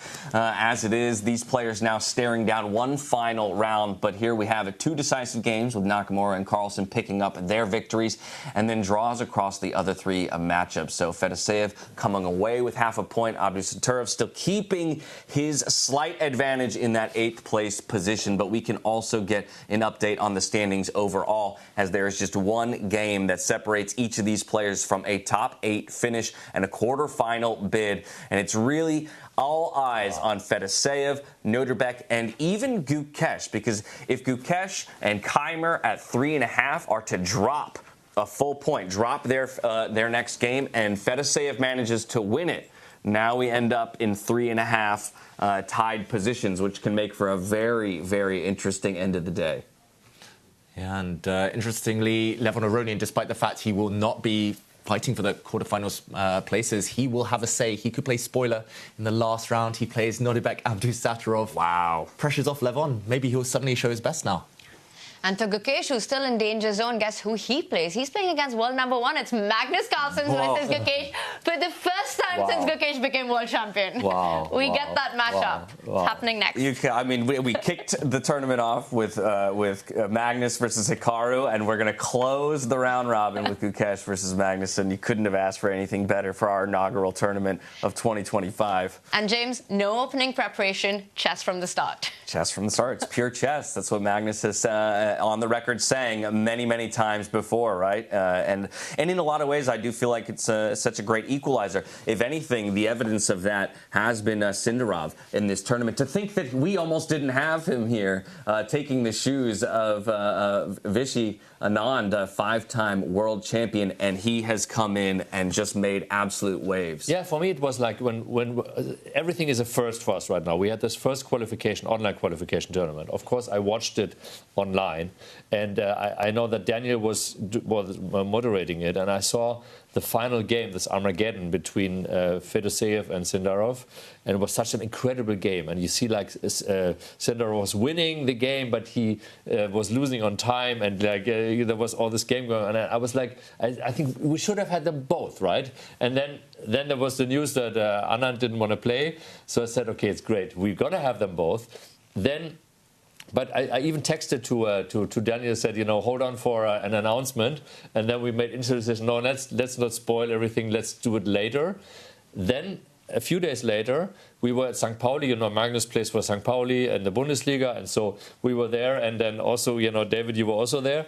And then Sindar was just playing for Düsseldorf, right? So, and I haven't met him yet before, so I was just saying like this, you're gonna hear from me. He didn't know what it was about, and he also told me, like, after when I then finally texted him that he's invited, like a few days later. He said, yeah, it's good that you didn't tell me in Hamburg. I would have been so nervous, you know. And so I was like, so he's really the last one in, right? And then so he's just shooting up to the top, and he's now the single leader. He only has one draw, and I heard even this game he could have won, right? It was against, who was it that he did? He's had chances everywhere. In this one, he took on, where's it? Caruana. Caruana, yeah. The other leader. Yeah, it's amazing. It's really amazing. So yeah, and he's of course now. Yesterday also at dinner he was through already, so he was very excited and so on. Yeah. So and anyway, also Sebastian and I, we were basically betting that it's like it's not going to be the two qualificants who are out of the game. So unfortunately, yeah, we'll see. Still with the Fedoseev, we'll see what's going to happen. You know. Yeah, anything can happen here in this final round. I mean, again, the players are probably undoubtedly feeling the pressure, and rightly so. But it sounds like with that, the lottery for the final position, the 9th and final position of our group stage is just about set. So one more time, we dive into the player hall to see where we start. Perfect. Thank you, guys. Thank you so much. You're doing such a great job. It's like insane. It's like day and night, you know. Improvements. Yeah. It's just, it's perfect, you know. Good. It's like because, you know, from our brains, the non-professional chess brains. Robin Rapid. You can see the standings here behind me. So unfortunately, one player is eliminated already, but places 6 to 9 are all still in the running. So if you're not sure after your games whether you have to play a tiebreak, remember, everyone who is tied for 8th place will be playing a playoff. So don't go away, please, if you're a player and you're not sure if you have to play a playoff or not. As for the draw for tomorrow, that will be done tonight at dinner before dessert. So for now, it's time to call on the stage the last guest of the day. Please welcome Anna Kramling.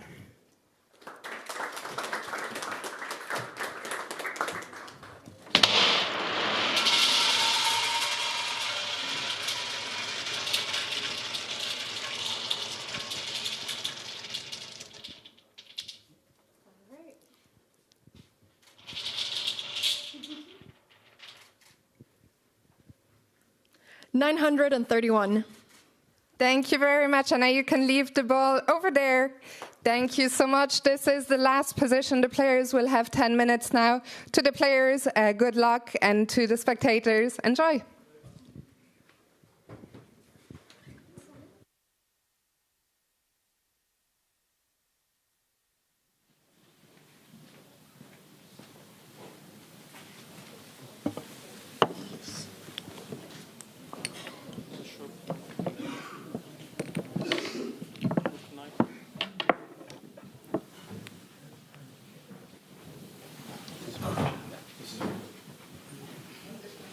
Mathematically through, right?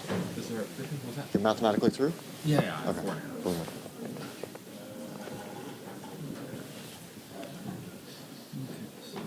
No weakness, 2 diagonals. By the way, in the last game I realized that e4, h5 was very interesting. Just put the pawn on h4. Ah, to dominate the Yeah. queen. I just thought of, I would have played it over the board. Nice.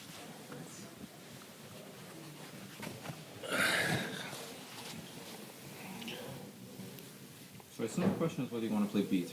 The first question, do you want to play dominate? I mean, do you want the game to dominate bishops at the start or not? Also tempted to play e4. Just like if allowing e5 after like d5 or f5, or like f5 e5 is pretty bad. Both diagonal. Yeah, one diagonal closes is good. Burton might kind of get the center here. Like So e5, also b3 is tempting. b3 or just f4, no? But the next move maybe, because Yeah. g6 is not good, right? f4. f4. Okay, maybe it's not bad d6, but at least it looks passive. But you're threatening to take, yeah? Any other move? f4, right? b6.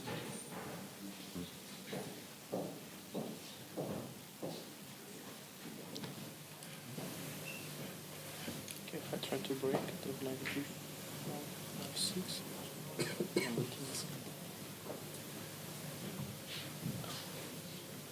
We have to f6. What do you? Knight f3. Yeah. Which one? G. G5 here.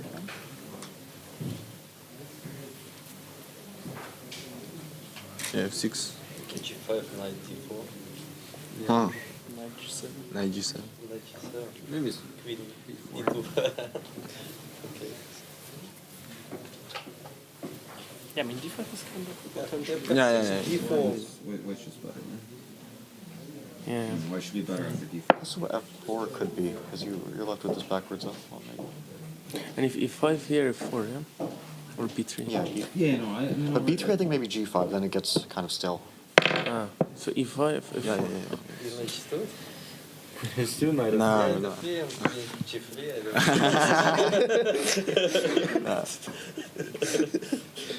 Yeah, probably just maybe B6. Yeah. You play the ball guy, Knight H3 maybe? Yeah, we have problem with this knight. Yeah, G5. Yeah. No. No. I don't like this. Yeah. So maybe E4, E5? Yeah, E5. Yeah. F4? F4, yeah.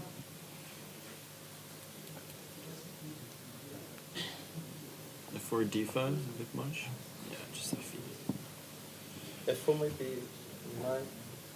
Knight F6 is not working.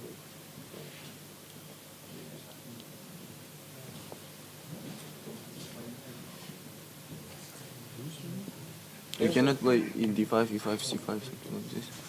French. B4? Yeah. Yeah, I mean, the king looks way too exposed now.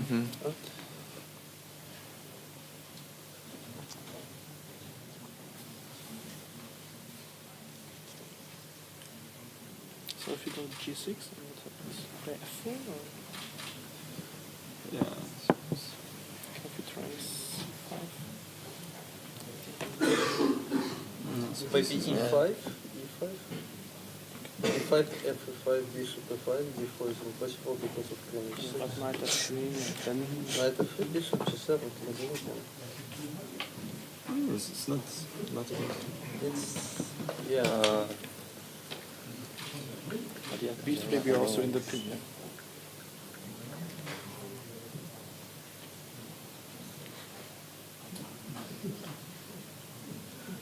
And if we want this, we could also start E5 and go EF. Yeah, but isn't the queen kind of nice at that point? No, we can go bishop G7 at some point, and then he's also kind of stuck with the BB.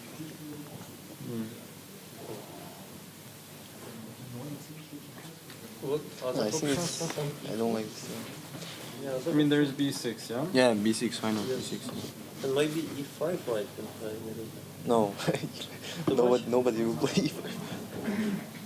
Yeah, but E5 is D6, no? Or F6. G3, yeah, probably. Yes. Now we can play F5, I think, yeah. Black is better. Yeah. Probably. Yeah, that's very nice. So E5 will play F6. Yeah, E5, F6.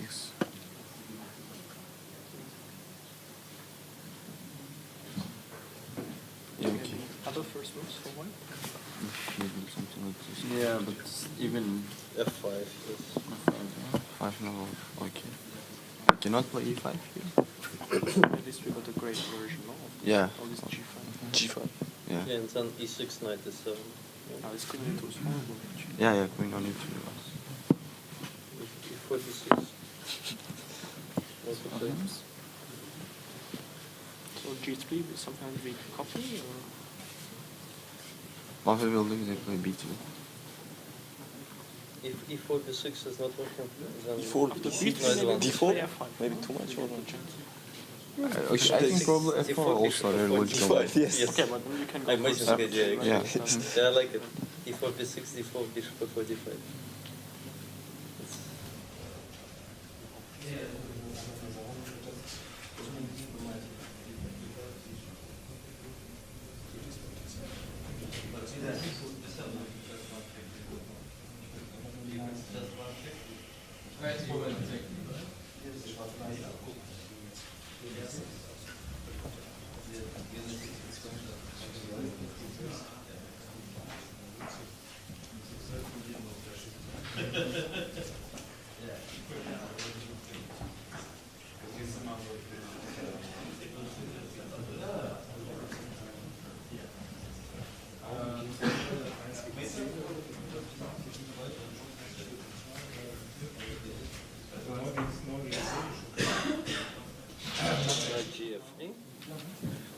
No.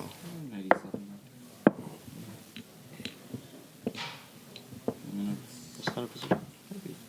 Yeah, maybe it's. Oh, yeah, it's probably equal. It's H6 probably or equal, something. yeah. No, I don't like this one actually. D5. No. Okay, so first moves besides E4? I mean, B3 is the other first move, of course. B3, B6, but then what? Or G4 first move. I mean, I assume E3 is stupid, right? To try and go from Queen A6, that's probably... But you'll never G4 makes sense. G4? G4, yeah. G4, yeah. 2 minutes to the start. Yeah, I think maybe white's slightly better here. Yeah. But what about G4, G6? That's more...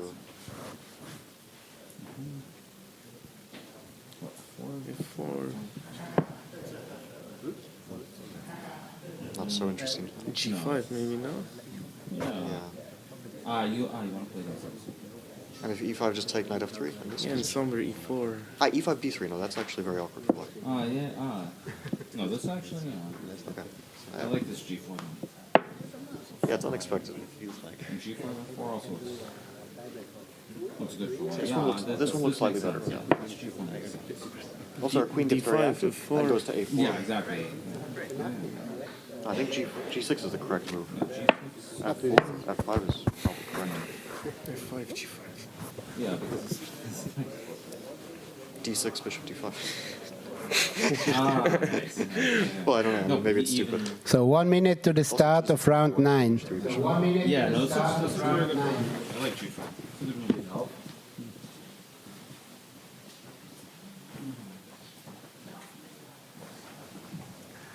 Welcome back, everybody, to the final regulation round of the group stage here, the round robin. We got a number of players who have already secured their position into the quarterfinals, of course, still jockeying for position, and then a couple that we will be keeping our eyes locked on to, fighting for their tournament lives. But I have to admit, we would be fools to start anywhere other than Gukesh and Magnus Carlsen teeing up against each other for the final match in the round robin here. I mean, you couldn't have asked for better.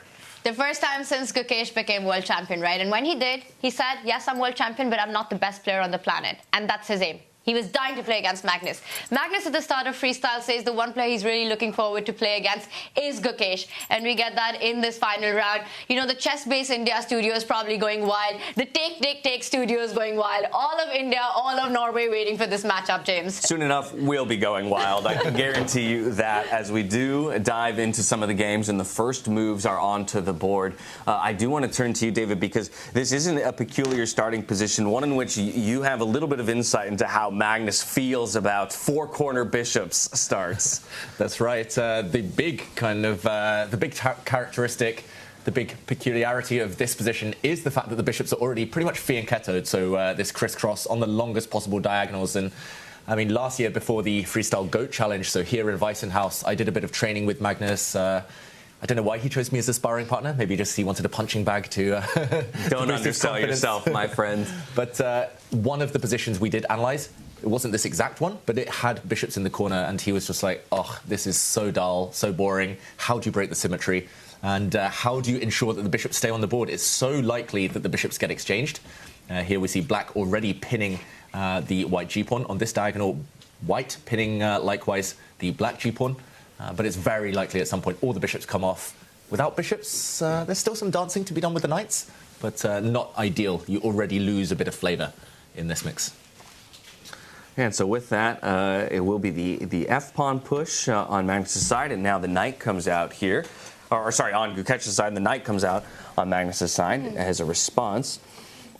And that's not a move you often see a knight being developed to, right? The world champion playing with the black pieces, the world champion playing with the white pieces, the world #1 playing with the black pieces. Well, both world champions.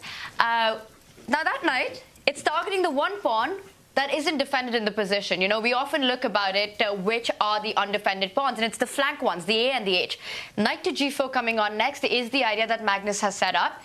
it does look very uncharacteristic, I'm going to say, to start with that knight here. Does it surprise you as well that he's chosen this path for the knight? No, I think he's just trying to scare Gukesh. Firstly, with this idea you're pointing out, Tanya, is going to force Gukesh to burn 10, 20 seconds on the clock. Also, he's defending his bishop, so he's saying if there is to be a trade of bishops, I want the dark squared bishops off the board, because after you push this pawn, assuming white captures on the black terms, the black queen is suddenly, there we go, potentially about to land on a beautiful diagonal. And that does happen. The white queen, I think this is just the eval bar balancing out. I think we all got excited there. Wait, it looked like the queen stopped on the G-square, almost like it was a mouse slip. So I was very confused for a moment. Finger slip. Yeah. Either way, we do get that trade that you're talking about. And now just what, a sniper that queen is down towards the opposite side of the board. And Gukesh will have to consider that nearly all game long in terms of keeping his king safe. And the kings, it is odd because they look like they're pretty much castled already. You've pretty much castled queenside. You have a king on c1, a rook on d1, which does happen when you castle this flank. But you do have the option later, if the white rook, knight and queen get out of the way, to jump the whole way to the other side of the board. And we haven't seen many of that, those kind of instances here, Tanya. The king doing the long jump. Yeah, the long way to the right side of the board. But at some point, to get that other rook active, which is adjacent to the rook on the left side, you've got to perhaps take that decision to connect those two rooks, or at least find a way into the position. Meanwhile, I think Magnus is setting up that kind of position, where he takes the king the long way across the board. He just needs to get the knight out of the way. And then again, king to the right side. Connect those two rooks.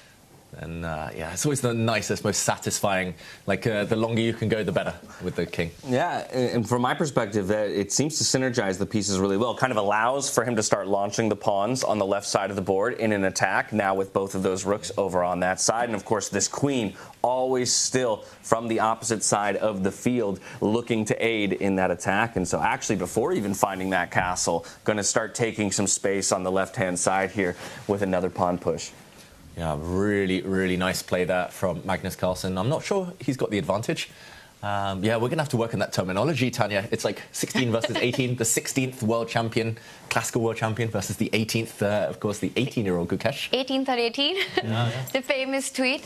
Magnus getting that piece angle in right now. He's just pushed that c-pawn, controlling some of the central squares, vacating another square for the knight as well to land to find itself at the center, and then perhaps get the king to the right side of the board.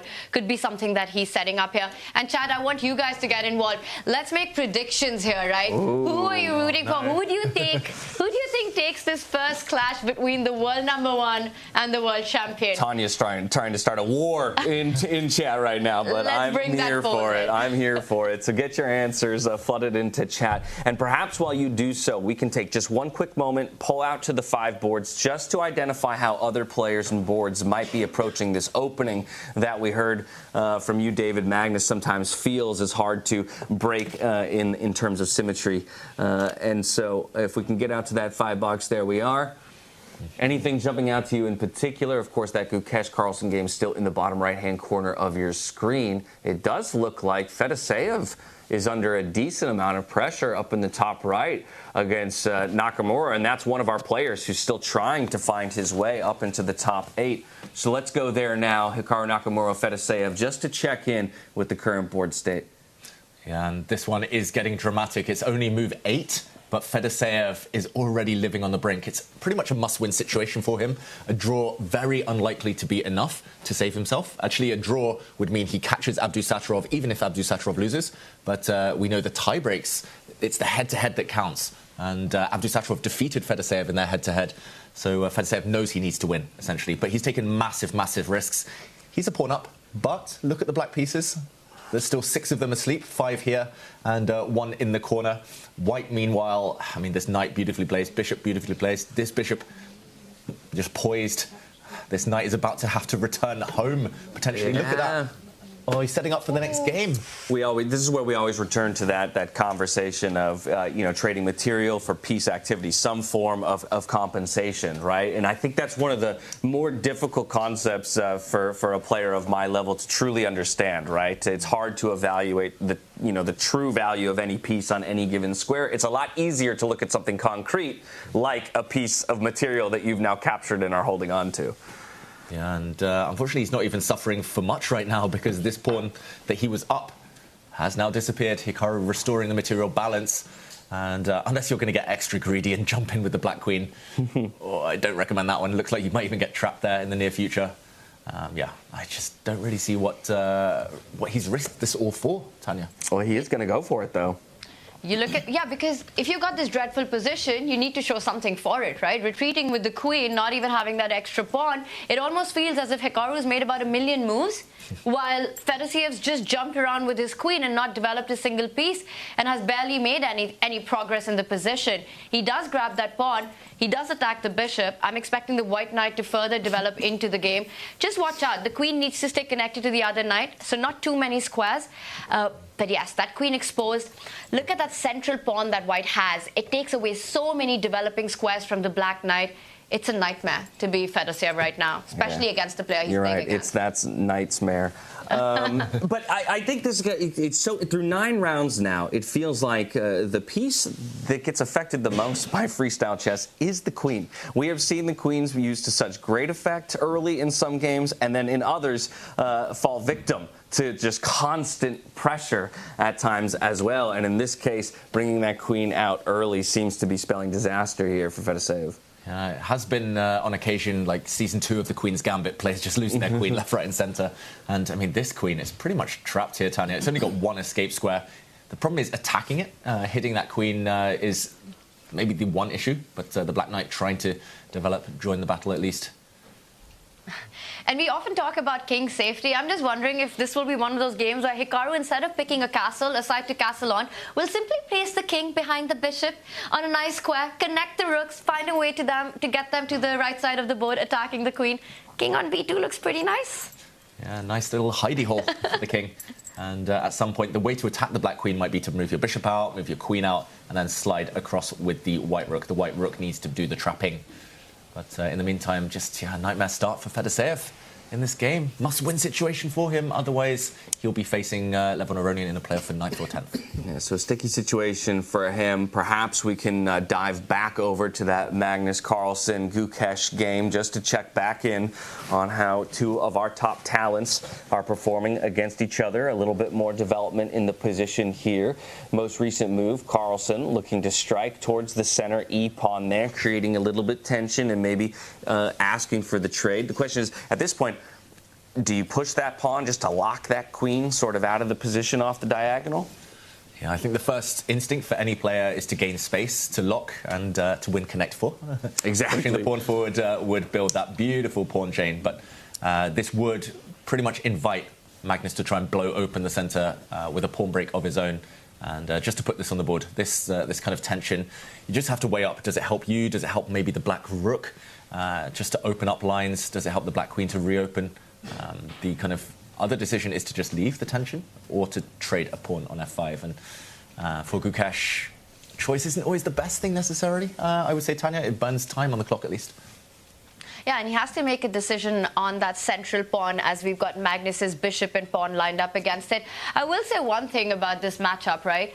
Magnus, he's got this aura and he's dominated the chess world, continues to do so. He kind of lives rent-free in his opponent's head. We've seen that Magnus effect play out in games. But this younger generation, the lot of Javokhir, the lot of Pragnananda, Gukesh, Nodirbek Abdusattorov, they don't let that get into their head. So even though Magnus has put this tension in the center, Gukesh will try to find a way that suits him best, not just block it instantly. If he's got the option to create some chances, maybe open it up. And look at that, he keeps the tension as is. He doesn't resolve it. Yeah, it cost him a bit of time, Gukesh. That's the one downside, but Magnus. So let's introduce a little more tension in the position, shall we? Yeah. Wow. You're just going to pile on the pressure onto the youngster here. And we'll see if Gukesh decides to alleviate some of that tension with a trade of pieces, or if he'll be happy to endure it. Yeah, there's so much tension with these pawns. Who knows who's going to take who's going to blink first? Like I said, this is my least favorite position to be in. This because of what it feels like the demands of calculation are in terms of all of the trades. And so this might be maybe too in-depth of a question to ask, but within those kind of calculations, where do you start? Because there's so many options for takes and trades. Yeah, I mean, essentially you just have to go step by step. You look at, for example, this pawn captures, you look 3-4 moves down the line, you stop, you evaluate, you bring it back. And you look at this pawn capture, stop 3 moves down the line, bring it back, and then you just compare which one looks easier to play, which one I'm more comfortable with. If you're happy with neither, then you try and keep the tension even longer, maybe. But he'll definitely be looking at simplifying the equation, blowing open the center, Gukesh. But in the meantime, the players have been distracted here, Tanya, both looking at other games, especially for Gukesh, who's actually in a bit of danger if he loses here. This one, yeah, it feels like the tension. Look at that, though. Both of them playing with 96% accuracy through to this point in the position. I mean, showing up in a big way as we'd expect them to. That just shows how zoned in they are, especially for this matchup, you know, one that they've been looking forward to. And this position that we've got, like you said, the 4 pawns, an absolute face-off, it requires no intuition. You have to just sit down and calculate your way through the labyrinth of the trades that are there. And Gukesh does decide he takes a central pawn, very key one. Notice how his queen is lined up on that same line. So if he grabs the other pawn, which is being offered for a trade right now, we will see an attack on the center. He first decides to take the knight, inviting Magnus's queen forward. With a pin on the e-file. Slightly surprising decision there by Gukesh. Very surprising, Tanya. Now, White finds himself awkwardly placed here. Gukesh kind of self-pinning. He invited this. I guess the White Knight might come and kick the queen. Look to kick the queen away, perhaps. This has to be the justification, but the queen still has some nice, juicy squares to walk into, whether it comes forward, whether it goes back. And then we might soon see the final trade of those bishops. I'm not sure who the happier of the two is, but Tanya, I do see the clock, and there is this perception of Gukesh not... Whoa! How about that castle? Ooh. Forgot that was legal. I don't feel good making that move. He just wanted to show off there. And look at that. Even our computer is confused because a question mark appears on the D1 square. That's not where the White King ended up, though. He goes long. I was going to say, Tanya, there is this perception of Gukesh not being the best speed chess player. Magnus, of course, the best in history. Do you think the clock might play a factor here? And I think that comes from that Gukesh, he relies so much on calculation, right? He needs to feel, he loves to play chess and he loves to keep the game going. And for that, he needs to sort of sit and work out his way to make sure that he's not losing control. So time is an important factor. He's one of those players who doesn't perhaps rely as much on intuition as the others. And Magnus, he's going all out here. That pin along the E line, that E pawn tied down to that white queen. Magnus, he's got 4 forces getting down on that. What is this game? I've never seen anything like that. All the pawns keep moving forward. 2 heavyweights meeting in the middle of the board. Just absolutely throwing punches right now. Who's going to be the first one? That move is a shocker. That is a shocker, man. Magnus could not have expected that. I mean, you can pick it up. Every single pawn on the board is hanging. What a move. That is incredible. And played instantly by Gukesh. Let's break it down.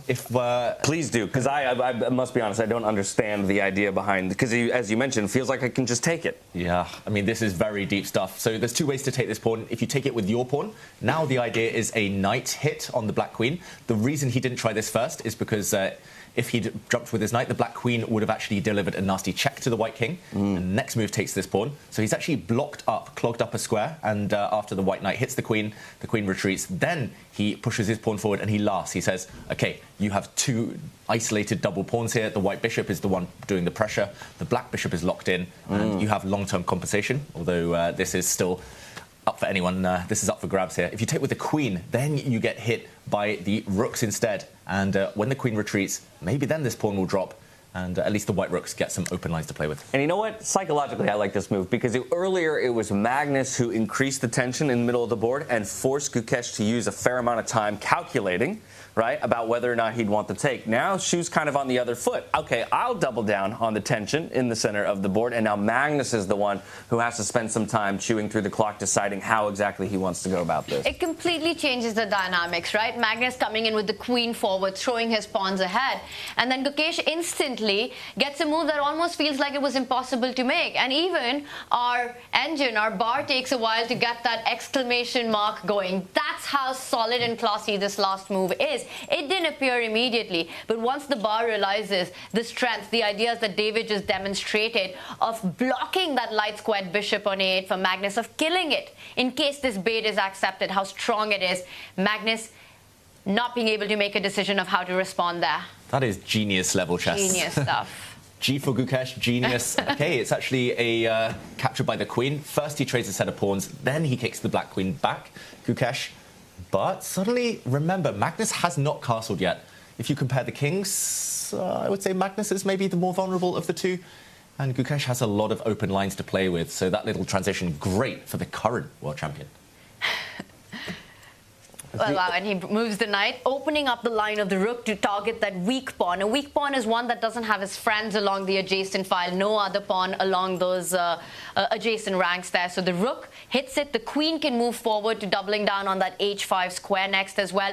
The knight is gone on the side of the board, eventually to land towards the center, eyeing that f4 spot as well. A lot of compensation, Magnus's king unsafe. I don't know who's playing like a bigger king right now. So, do we feel we're forced to defend that pawn, or do we let it go, given that it's going to be a difficult one to defend in the long term, being isolated there? Yeah, that pawn is frozen, so you have to let it go. Sorry, I had to drop that in there. Well, now you're going to have to sing it next time, all right? But yeah, I think it's not in Magnus's style to cling on passively to mere pawns, especially because he's a pawn up.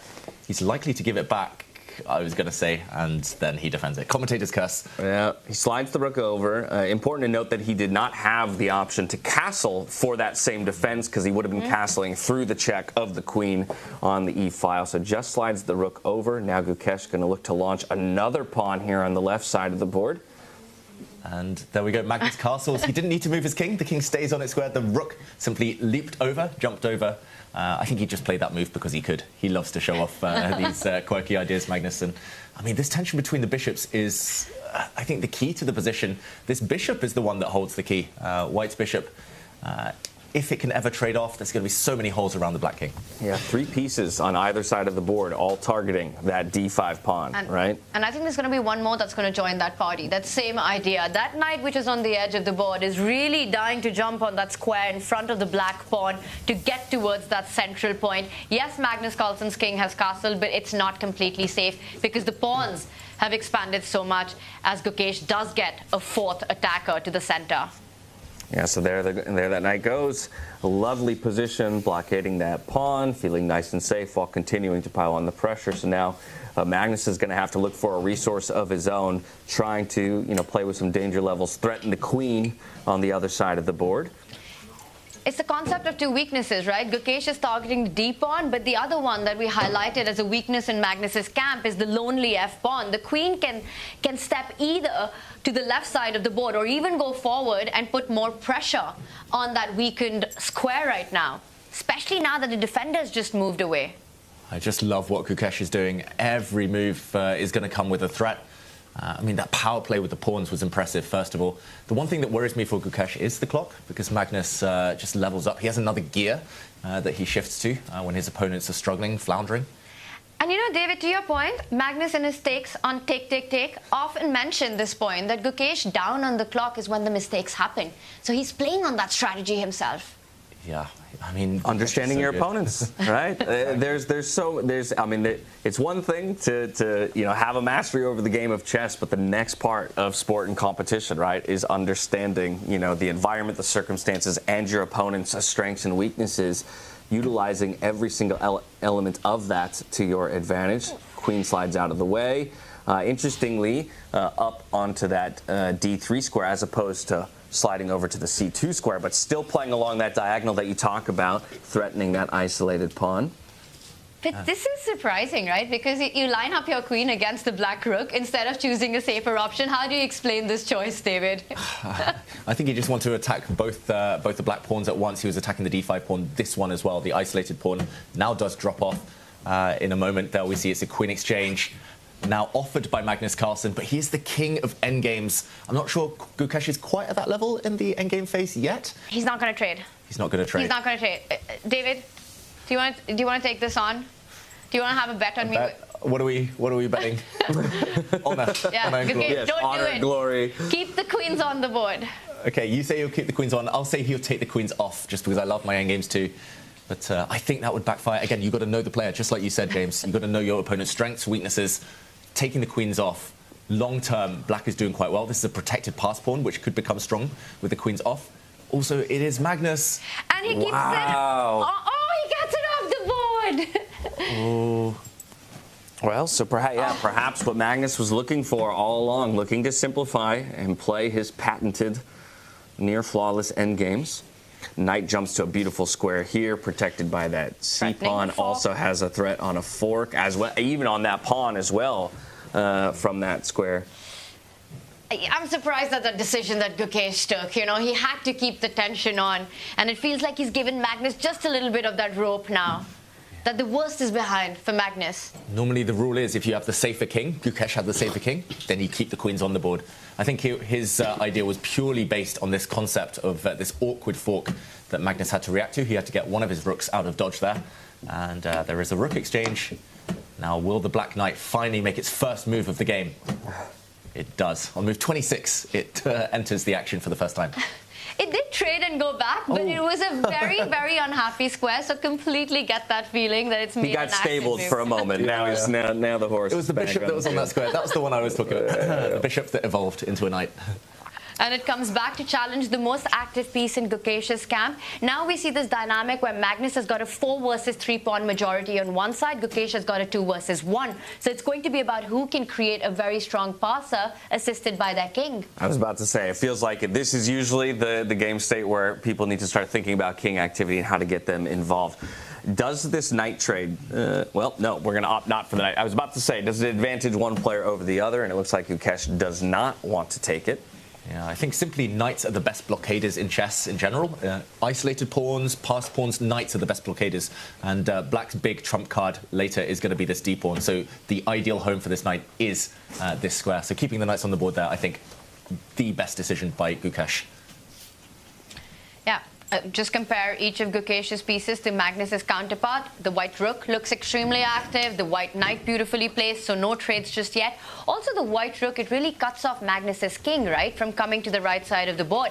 Now that Gukesh has maximized his own rook and knight, he's next going to get that king into the game. Advance that king, assist those pawns to move forward. And look at that, Gukesh was looking away. He's normally the most focused player in the world, but now he knows that other results are most likely going in his favor. Even a loss, Gukesh should still be able to stay in this tournament.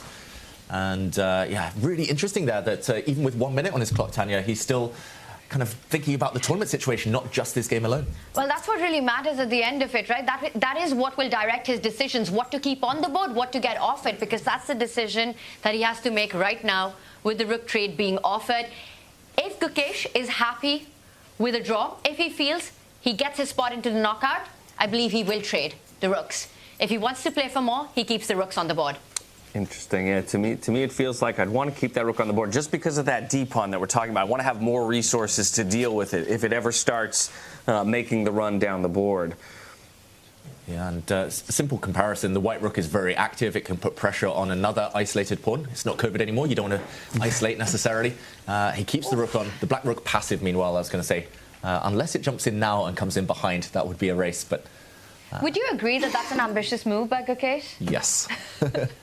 I think Gukesh has looked over. There has been a result. We should update everyone. Levon Aronian has drawn with Nodirbek Abdusattorov. That means Nodirbek joins Gukesh on the same score group.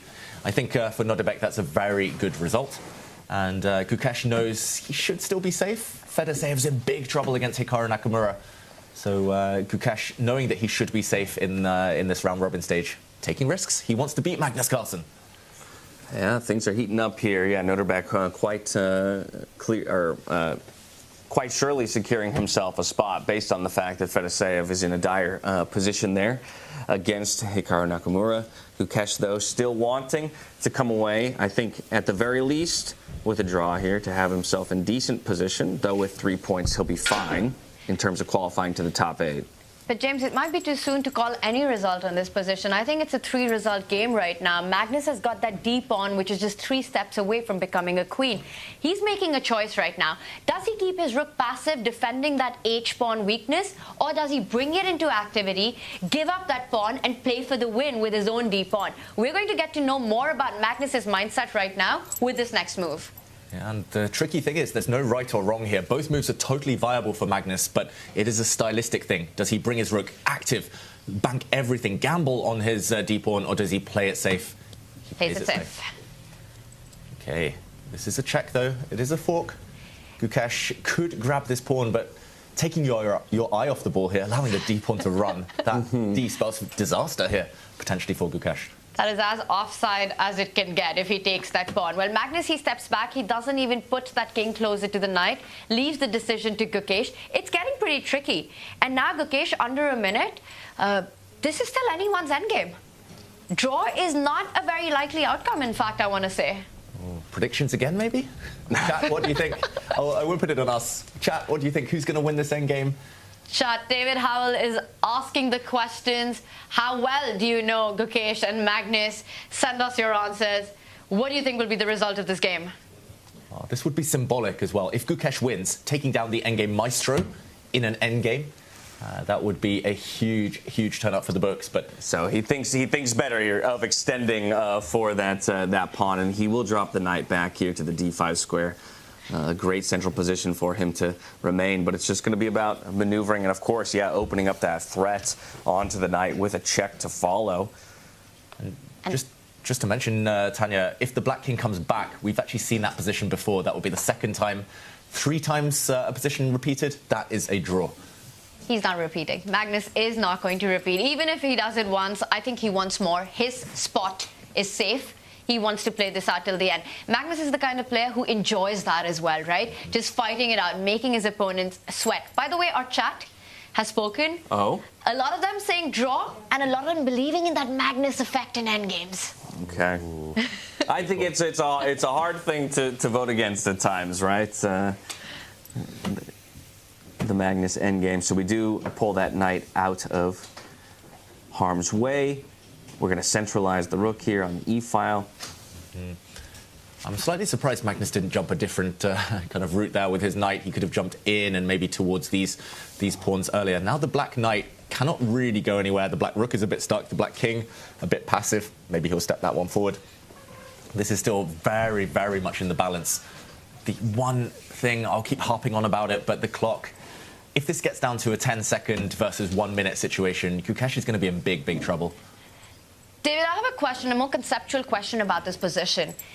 If the pieces are to come off the board, the rooks and the knights get traded off, who does that favor? The pure king and pawn endgame? Very important question there, Tanya. I think if it's knights off especially, if it's just rooks, then probably a draw. But if everything comes off, only black can ever win, because this pawn will tie down the white king, and it's only a question of whether the black king can ever kind of, dart over towards this side of the board later. Imagine the board clears up, rooks, knights off.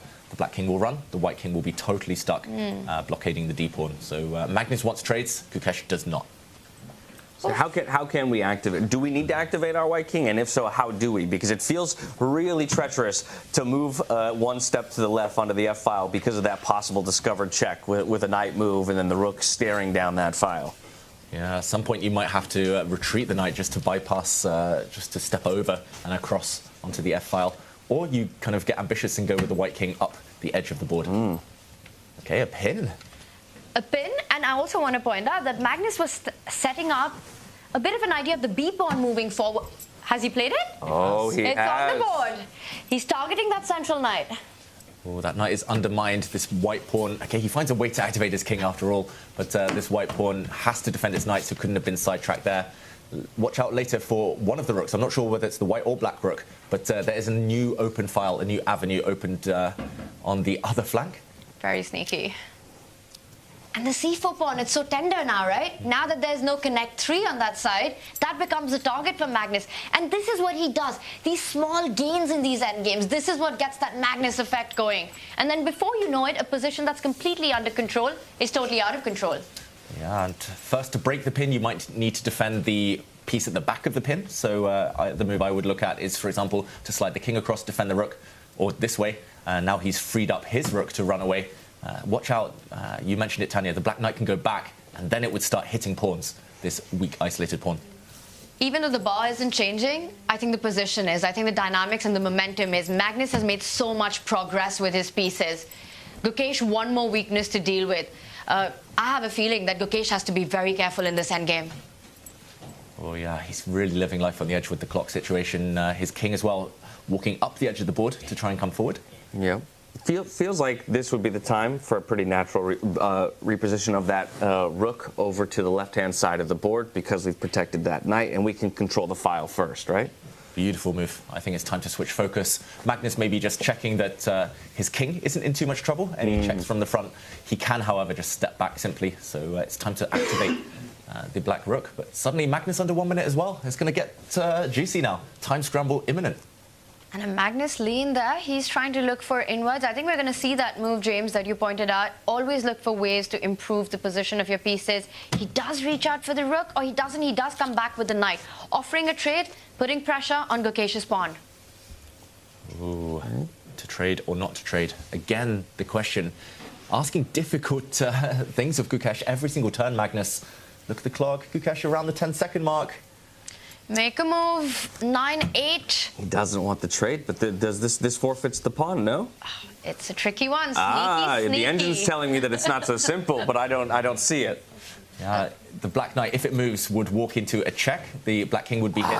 There would be a hit on the black rook, which would then be undefended. So the black knight is pretty much forced to defend its rook. Not only that, the knight will attack this pawn with a check. Tricky. I love that. And it gets the exclamation, which is a good move right there by the engine. Magnus goes into the defense. It looks like he's defending the c-pawn, but what he's really doing is renewing the threat of knight takes pawn, capturing and winning that c-pawn that Gukesh has. The king sidesteps. This is not easy to defend. How are you keeping the c4 pawn alive for Gukesh? Is white in trouble here? Big trouble, and it's deceptive, the evaluation bar. There we see he jumps in maybe the wrong way with his knight. Now the black rook is just going to move to an open file. That's the move Magnus wants to play anyway, and this pawn is almost indefensible. No way to hold it. And Magnus gets everything. He gets the open line. He's about to get that pawn. The double question mark, the big blunder appeared, and the bar keeps going down. Is Magnus just going to be up a pawn? And I think that pawn push, right, is the recognition that he has to let that pawn go in the end. And so it is, with the remaining time that he has, creates some kind of counterplay on the other side of the board. Magnus, though, also going to look to defend any aggression here on the right-hand side. We always have that opportunity for a check on the back rank. That was actually the only immediately winning move from Magnus. Ignoring the free pawn, he's going for checkmate. Checkmate threatened. The white king has nowhere to run if the black rook delivers a check. You have to move the white rook. And then the d pawn can move forward, taking away more squares from the king. He just keeps renewing the threat of checkmate. Gukesh trying to run away with his own king. Did you see the head bob from Magnus as well? He looked away. He was like, I've got this. The pawn is coming. That d pawn we talked about ages ago. Oh, my goodness. Now the king. He's closing in. All of Magnus's pieces, the pawn, the knight, the king, the rook on the open line, and it's handshakes, and the world #1 wins against the world champion. Wow, incredible finds there in the end game from Magnus, as he's so well known to do, moving himself up to 4.5 points here at the end of the round robin. Gukesh, of course, then will remain on 3.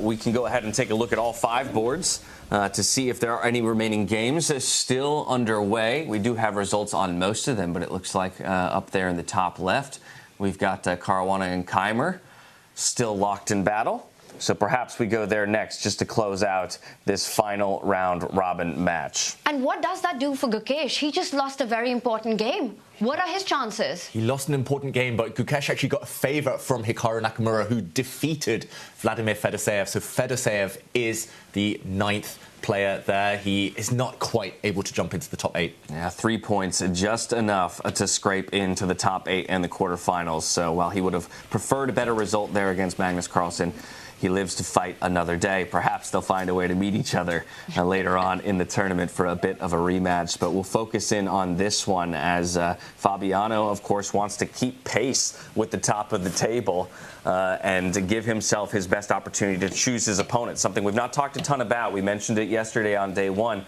But in order of placings, 1, 2, 3, 4, will get to choose their opponent from the bottom 4 of that top 8. So if you feel you have a specifically great matchup against a certain player, you want to finish as high as possible in the standings. Vincent Keymer, of course, also trying to just make an argument for himself in this tournament and perhaps build some momentum going into the quarterfinals. And in the meantime, this position, we saw a little transition there.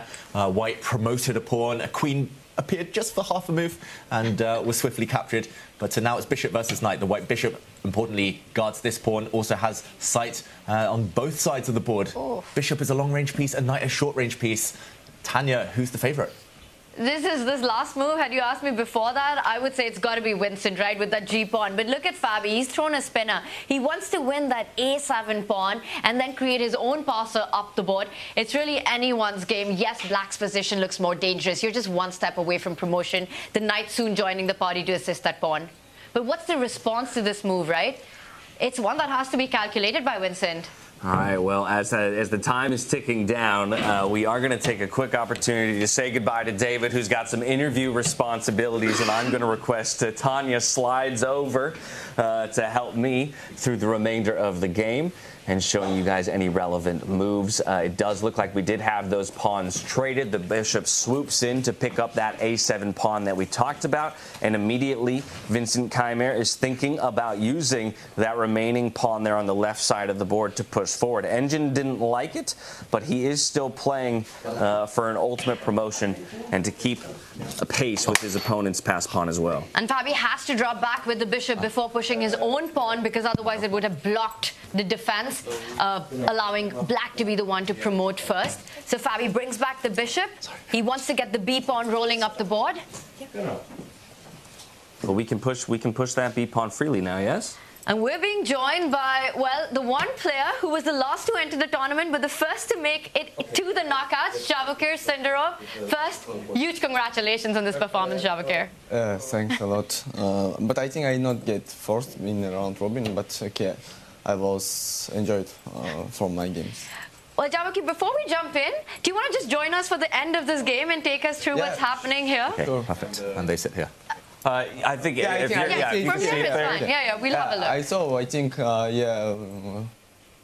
we already know 8 players was qualified, yeah. But what do you make of the position we're looking at though right now? Seems like a very tense position. Both players, multiple pass pawn potential here. It looks draw, but everything will happen in low time. But it looks draw, yeah. Just king comes to G2 pawn, and I think he can. Oh. He's going for more, maybe. Oh, maybe. Well, he's forcing the black king to fall back, right? Because you can't allow the white king to go forward. Yeah, it's an interesting idea. And then does he want to just race up the board and get the C pawn? Yeah, perhaps the difficulty of having both of the black pawns on the G5. I think for sure black was not risking, but yeah, I think they cannot also win this game. Because, okay, if I say king b7, knight c6, I think you cannot win this game. You cannot push your pawns. I have a lot of...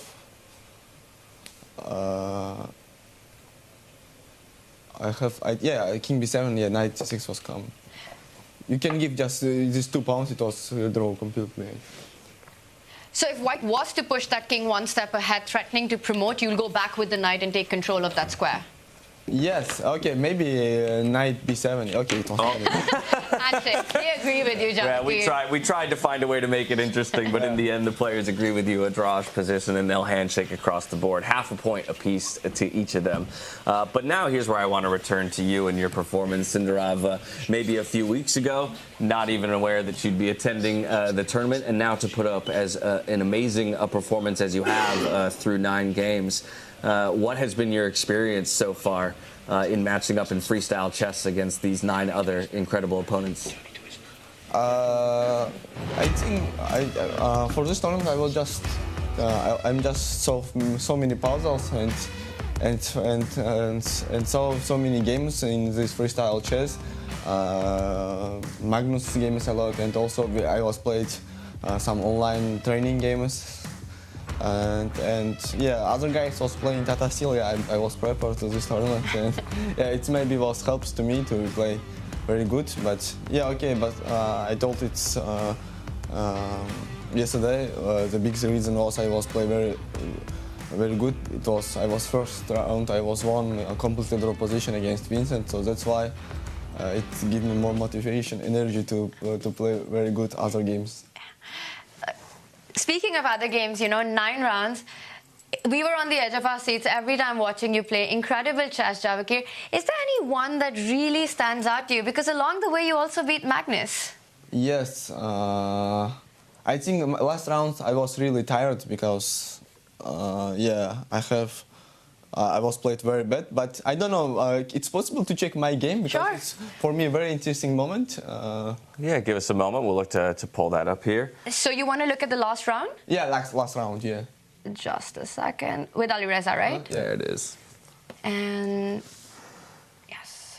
Is there a specific position you want to look at, or from the beginning? Okay, maybe after move 10. Yeah, probably. Okay. Yeah, this position. Yeah, I think I just need to take bishop e5, f takes e5, and c5. I was completely okay. Yeah, I was played some move 97, then. So you saw this but didn't like it? Yeah, I think 97 or c5 doesn't matter. But when I was played 97, yeah, it was completely losing position. Yeah, no, maybe bad, but not lose. But I didn't like my position. Gives the advantage. Yeah, I think it's big advantage to white. Yeah, c5 was a very good move. So was the point that you had to stop this break? Yeah, I need to play first c5, b takes c6, and knight e7. Yeah, and I think I was completely fine. So you just push? What computer saying here? Oh, it says +1 around. Why? Knight e7. Knight e7, and the pawn just pushes forward. And then queen d6 was coming. Yeah. Not so easy to win it back. It's not so easy. But yeah, I think opening I was take a very good position after the opening. Yeah, it's a very good game. But yeah, I was little bit tired today. No, tomorrow, but yeah. I need to take a rest for tomorrow classical. I think understandably so. Maybe that leads to my next question, which is maybe some of the major differences that you identify between classical chess and freestyle chess. You talk about energy. While maybe there's less preparation because you don't know what the starting position will be, it feels like in the moment the demands of calculations might be even greater because of the unfamiliarity with the position. Yes, in freestyle chess, the most important thing was you don't need the prepper, yeah, because in a normal chess, when you are played against very good opponents, you need to prepare 3 or 4 hours before the game, and you didn't have to any jobs inside of chess. So that's why I was like to play in freestyle, and also the most things you can play here. Any move first, and you just very interesting position, every position. So that's why, hope we will see a lot of freestyle chess tournaments coming years. Do you feel like freestyle chess as a format lends itself to supporting any specific style of player? Do you think more aggressive players will do better in this format, more defensive players? How do you kind of evaluate through your experience so far which type of player might succeed in this format? Yeah, I think freestyle chess was great for attacker players, but if you also defense very good, I think it's also very good because you don't know. I think against Nodirbek I was take after the opening very bad position, but I was defend very good, so that's why he was missed some moves. So yeah, here most important thing you need to just calculate very good, and if you take very bad position after the 5 move, you need to defend also very good. Yeah. It almost sounds like you need to do everything very good because in probably I think in this 9 rounds I just only get very bad position after opening against Nodirbek. In other my games I was completely fine. You know, one of the things that I think the fans and the commentators really enjoyed was watching all of you discuss at the start. You get these 10 minutes and then you're going through the positions, and we would see the players get together. Was there any one particular player whose insights you really liked or enjoyed? Yeah, I told it yesterday. Fabiano Caruana was amazing understanding this chess. Yeah, when we are playing in one color, when we got 10 minutes, he was do amazing job for everyone. Yeah, I was enjoyed to see how he was understanding this chess, because he was prepared a lot, in my opinion, for this tournament. No, maybe for this format, freestyle chess, and I was enjoyed. Is there anything in particular that you learned or took away from Fabi in the round robin stage so far? Yeah, I was understanding some things, but okay, I'm also not better understanding this chess because yeah, sure. But he was. I think he was better understanding this. How to go with pieces, yeah, it was amazing. I mean, James, there's a reason why both of them were at the top of the leaderboard throughout. Exactly. You have delivered in such an exciting way for us so far, and we can't wait to see what you have in store for us for the rest of the tournament. Just while we have you here, we want to pull up the results from this final round and maybe take a look at the standings, and then we'll let you go get rested up and prepared for tomorrow. We had, of course, 3 more decisive games here, unfortunately for you, falling to Alireza Firouzja, but still more than safe in one of the top positions in the end. Caruana and Keymer drawing. We had Aronian and Abdusattorov drawing as well. Carlson winning out in that matchup in the end. From there, we can go ahead and pull up the standings as well and kind of get an overview of the field as a whole to see that Javokhir Sindarov has finished in a solid second place, it looks like, at 6.5 points, my friend. Now that you take a look at this, I mean, come on, there's got to be a big smile on your face. There is one. Yeah, but okay, it was just start of the tournament, I think. Yeah, you need to, okay, if you finished 8th or if you finished first, it doesn't matter. It just matter you will choose the opponents, but okay, every opponent was here. Amazing players, so of course, yeah. I will try just play in classical, my good chess, like I was usually playing. And we're so excited to see that. But Javokhir, just one last, because we were talking about your journey to this tournament, right? You lost this crazy Armageddon game to Fedoseev. I mean, that was sort of heartbreaking to watch, and of course for Fedoseev, a great run in that one. And then at the last moment, you qualified for this tournament. What was your first reaction when you got that call from Jan that you made it? How did you feel about being in Weissenhaus? Yeah, I was very happy when I saw the message from organizers. I was in holidays in Dubai, so before I was playing in Bundesliga, Germany against St. Pauli. I meet Mr. Jan, Mr. Sebastian, organizer. Just they told me, yeah, hello, we are organizers this tournament. Yeah, I'm of course I know them. And then, okay, I think maybe they will do for me something. Yeah, okay. They didn't tell me anything, so okay. After 3 days, yeah, Mr. Sebastian, I think, was write me and told if you have free place in freestyle chess, you want to enjoy, you want to play, yeah. I was a little bit shocked. So then I called to my coach, yeah. So they are inviting me. So he told, yeah, very good news. Start prepare to this. Yeah, and then we do some plans for this time. Well, once again, Javokhir, congratulations on an incredible group stage performance. We wish you the best of luck tomorrow in the quarterfinals. And for now, we'll let you go. Enjoy everything that is so wonderful about this Weissenhaus resort. Yeah, sure. It was here. It's very beautiful. I will take a rest and prepare for my tomorrow. Thank you so much. Best of luck, my friend. And as you make your way out, we will go ahead and ask the viewers at home to throw it in chat. Who do you think was the player of the day, your MVP? Feel free to type those out, and we'll get back to you on the results soon enough. From there, Tanya, it's left to us to kind of reminisce on what was the incredible group stage that we just witnessed. Tosses and turns left and right, surprises like the guy that we just had the opportunity to speak to. We had the perfect bookend matches, right, with Magnus Carlsen and Hikaru, and only to conclude with Magnus versus Gukesh as well. I mean, how are you feeling at the end of all of this? What an incredible treat the entire round robin has been, and we're just getting started. It's the big knockout stage ahead, but just having Javokhir in and his whole story, his whole path, he finished second eventually.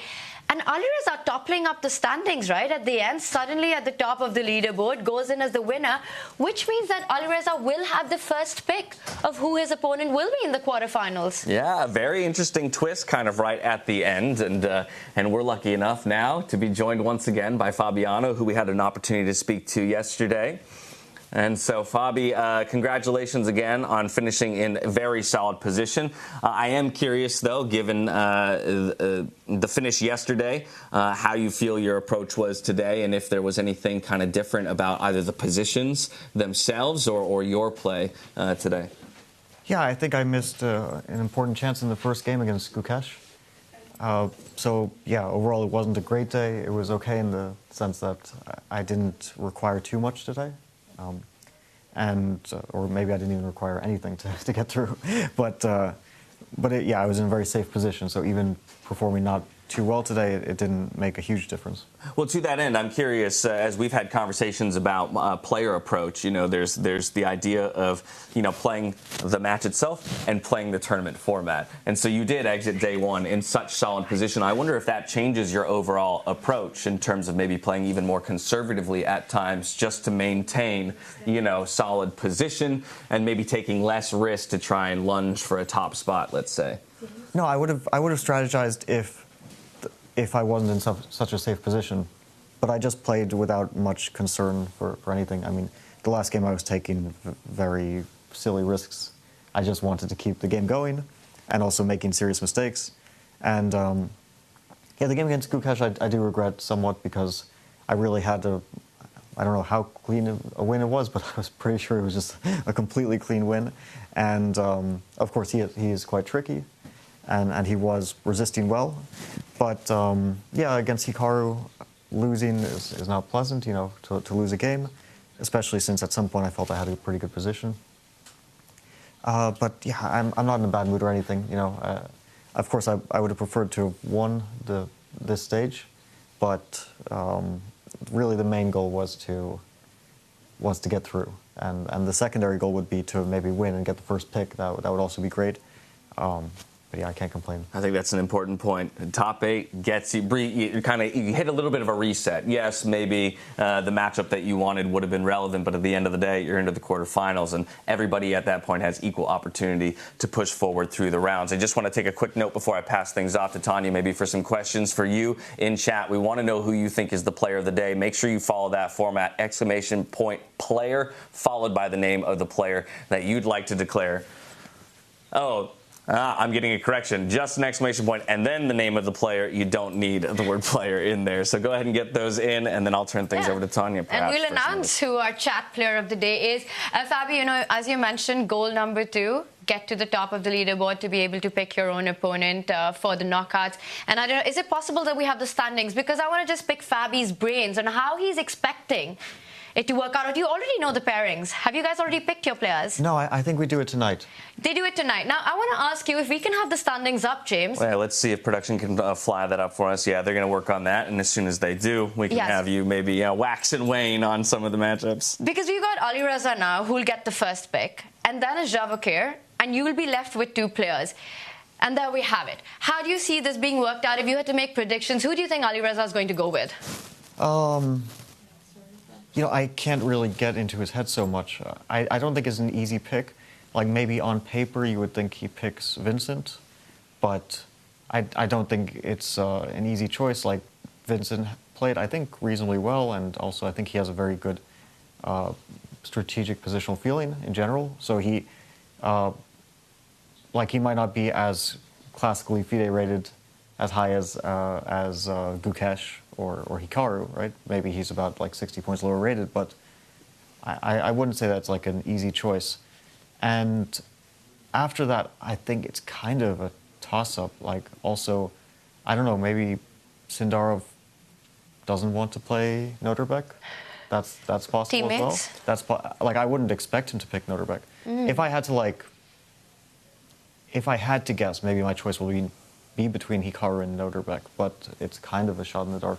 I guess that. And I really have no idea. I think there has to be this really interesting conversation or debate in a lot of players' minds about are you picking an opponent based on their historical strength, right? And maybe the peak form they're able to achieve versus tournament form, right? And trying to evaluate maybe how well an opponent is doing in this moment, and if there is maybe that sense of weakness that you could expose in a player. Do you feel like at events like this, especially as there's so much action happening so quickly, do you even feel like you have the time to properly evaluate the other 9 guys in the field and make assessments like that? Or do you have to kind of fall back on what you know of them more generally? Yeah, I think that I got a sense more or less of how people's form was in the Rapid, but Classical is really a different story entirely. And I think a few players kind of were lucky that even though they weren't playing great in rapid, that there was like a pretty big margin. Like, I think Nodirbek had overall a kind of poor event. It felt like he missed a lot of chances. He wasn't playing very carefully, I thought. It's also his style. He really goes for it when he's in form. He's super dangerous because of that. But it did feel like he was getting careless often in this event, and it didn't cost him so dramatically, as it turns out. But it could have. Yeah, and Magnus had a good final day. That's not too unexpected. You know, when he actually needs to, then he can kind of you know, find that form that he needs to get through. And Hikaru also had a good day. And of course, Alireza was just incredible today. I mean, he played amazingly, and I think deserved to win, especially beating Sindarov in the last round. So yeah, there was some change over like yesterday. Like I dropped and Alireza started to play really well. But I'm not too surprised with Alireza. I mean, with his result, because he's really, really strong in this format. Yeah, and I just want to follow up on what we were talking about earlier, because now going into the knockout stage, completely different animal from the round robin, right? And yes, top 4 get their pick of who they're playing against, but it also comes, it's sort of like a double-edged sword, because you have to sort of prove your pick as well. Is that added pressure? How at a top player's mind do you enjoy that? The luxury of being able to pick your opponent and having to deal with that pressure? Yeah, there's a bit of psychology to it, because you don't want to make the wrong pick. Like if fate is not in your hands, then you just accept who you get. But then if you might have those thoughts like, did I pick the wrong guy? But there is actually no right person to pick. I think that's the main thing. I was going to say, it's a position I don't envy, having to choose an opponent. But at the end of the day, it is what the players voted on. Yeah, I think it's a good system. I'm glad that we chose that. Lovely. Well, as you mentioned, that draw is going to be happening tonight, so we'll have the pleasure of being able to view that all happen live. Fabiano, I just want to thank you for your kindness in joining us 2 days in a row following very long days over the board. And once again, congratulate you on a fantastic group stage finish and wish you the best of luck tomorrow. But with that, I'll let you go. Enjoy the rest of your evening and take advantage of all the accommodations here at Weissenhaus. Thank you very much. Thank you. Good luck, Fabi, for tomorrow. All right, and as we say goodbye to Fabiano, it's our turn to turn our attention back to that question we asked you at home in chat just a bit ago. Who was your player of the day? The results are in, and it is one Hikaru Nakamura who comes away with the chat's vote for player of the day. Wow, so 2 wins with white, 1 with black, and 5 draws has been... that adds up to 8. I'm just wondering where that one game went and to. jury's still out on one of them, I guess. He was in danger zone when he started this day 2, right, James? Yes. In the round robin, and now he finds himself finishing 5th, safely, securely qualifying just below Magnus Carlsen in the final standings. I have to say, though, I wonder if that's a bit of a bias. I mean, Hikaru Nakamura, the #1 streamer of the world, chat's favorite. Wonder if that played into it a little bit. It could be a bias, but I do think that your point about the precariousness of his position is relevant, right? And so while, another name that jumps to my mind is Alireza, obviously, kind of coming out of nowhere. Obviously, we put a lot of our focus on the players who were fighting for those final couple spots in the quarterfinals. Bam, at the end of the day, it's in fact not one of the 2 guys who entered in the lead that will come out in the top spot. So another name to consider, but I think Hikaru showed up in a big way to Chad's credit there to put himself in solid 5th position. Of course, just outside of that top 4 means he is within that pool of selected players. But now that we know our top 8, and you've had a moment, we've had a moment to kind of digest it, how are you feeling about the quarterfinals? I'm feeling very excited, and I actually want to dive in just a little bit with you on this, James. Let's have our standings up one more time. All right, because production. We're setting ourselves up for a fantastic knockout. They said nope. They said no. All right. Wow. Then we'll just have to picture. Oh, thank you so much. We are saved by production here. And I just want to make one quick point. The player who finishes first takes a pick, right? Firouzja will pick someone. Yes. Sindarov, and it has to be between Hikaru, Vincent, Nodirbek, Gukesh. These are the bottom 4 players. They have to choose their opponent. Firouzja picks a player. Sindarov picks a second player. Fabi will be left with 2 players. He'll pick 1 player.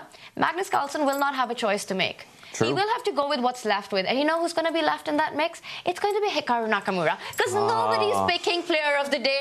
And if I had to take a bet, I think our quarterfinal matchup will be Magnus versus Hikaru. The scriptwriters are doing good on this season of Freestyle Chess 2025. I mean, that's like a fairy tale opening again to the quarterfinals. And like we said, and I had been mentioned before on broadcast, the players will have that opportunity to draw their opponents tonight following dinner, but before dessert. And all of us will be able to play audience to it. And then, of course, that will be revealed to you tomorrow as we dive into the quarterfinals. Speaking of which, it's just about that time for us to shut the lights down in this studio, rest and retool for tomorrow and some more exciting over-the-board action. So we want to thank you all for joining us here at the Weissenhaus Resort to conclude the group stage here of our Freestyle Chess Grand Slam Tour 2025. And we welcome you back tomorrow, same time, same place. Don't miss it. Until then, stay healthy, stay safe, be good to each other. Good night.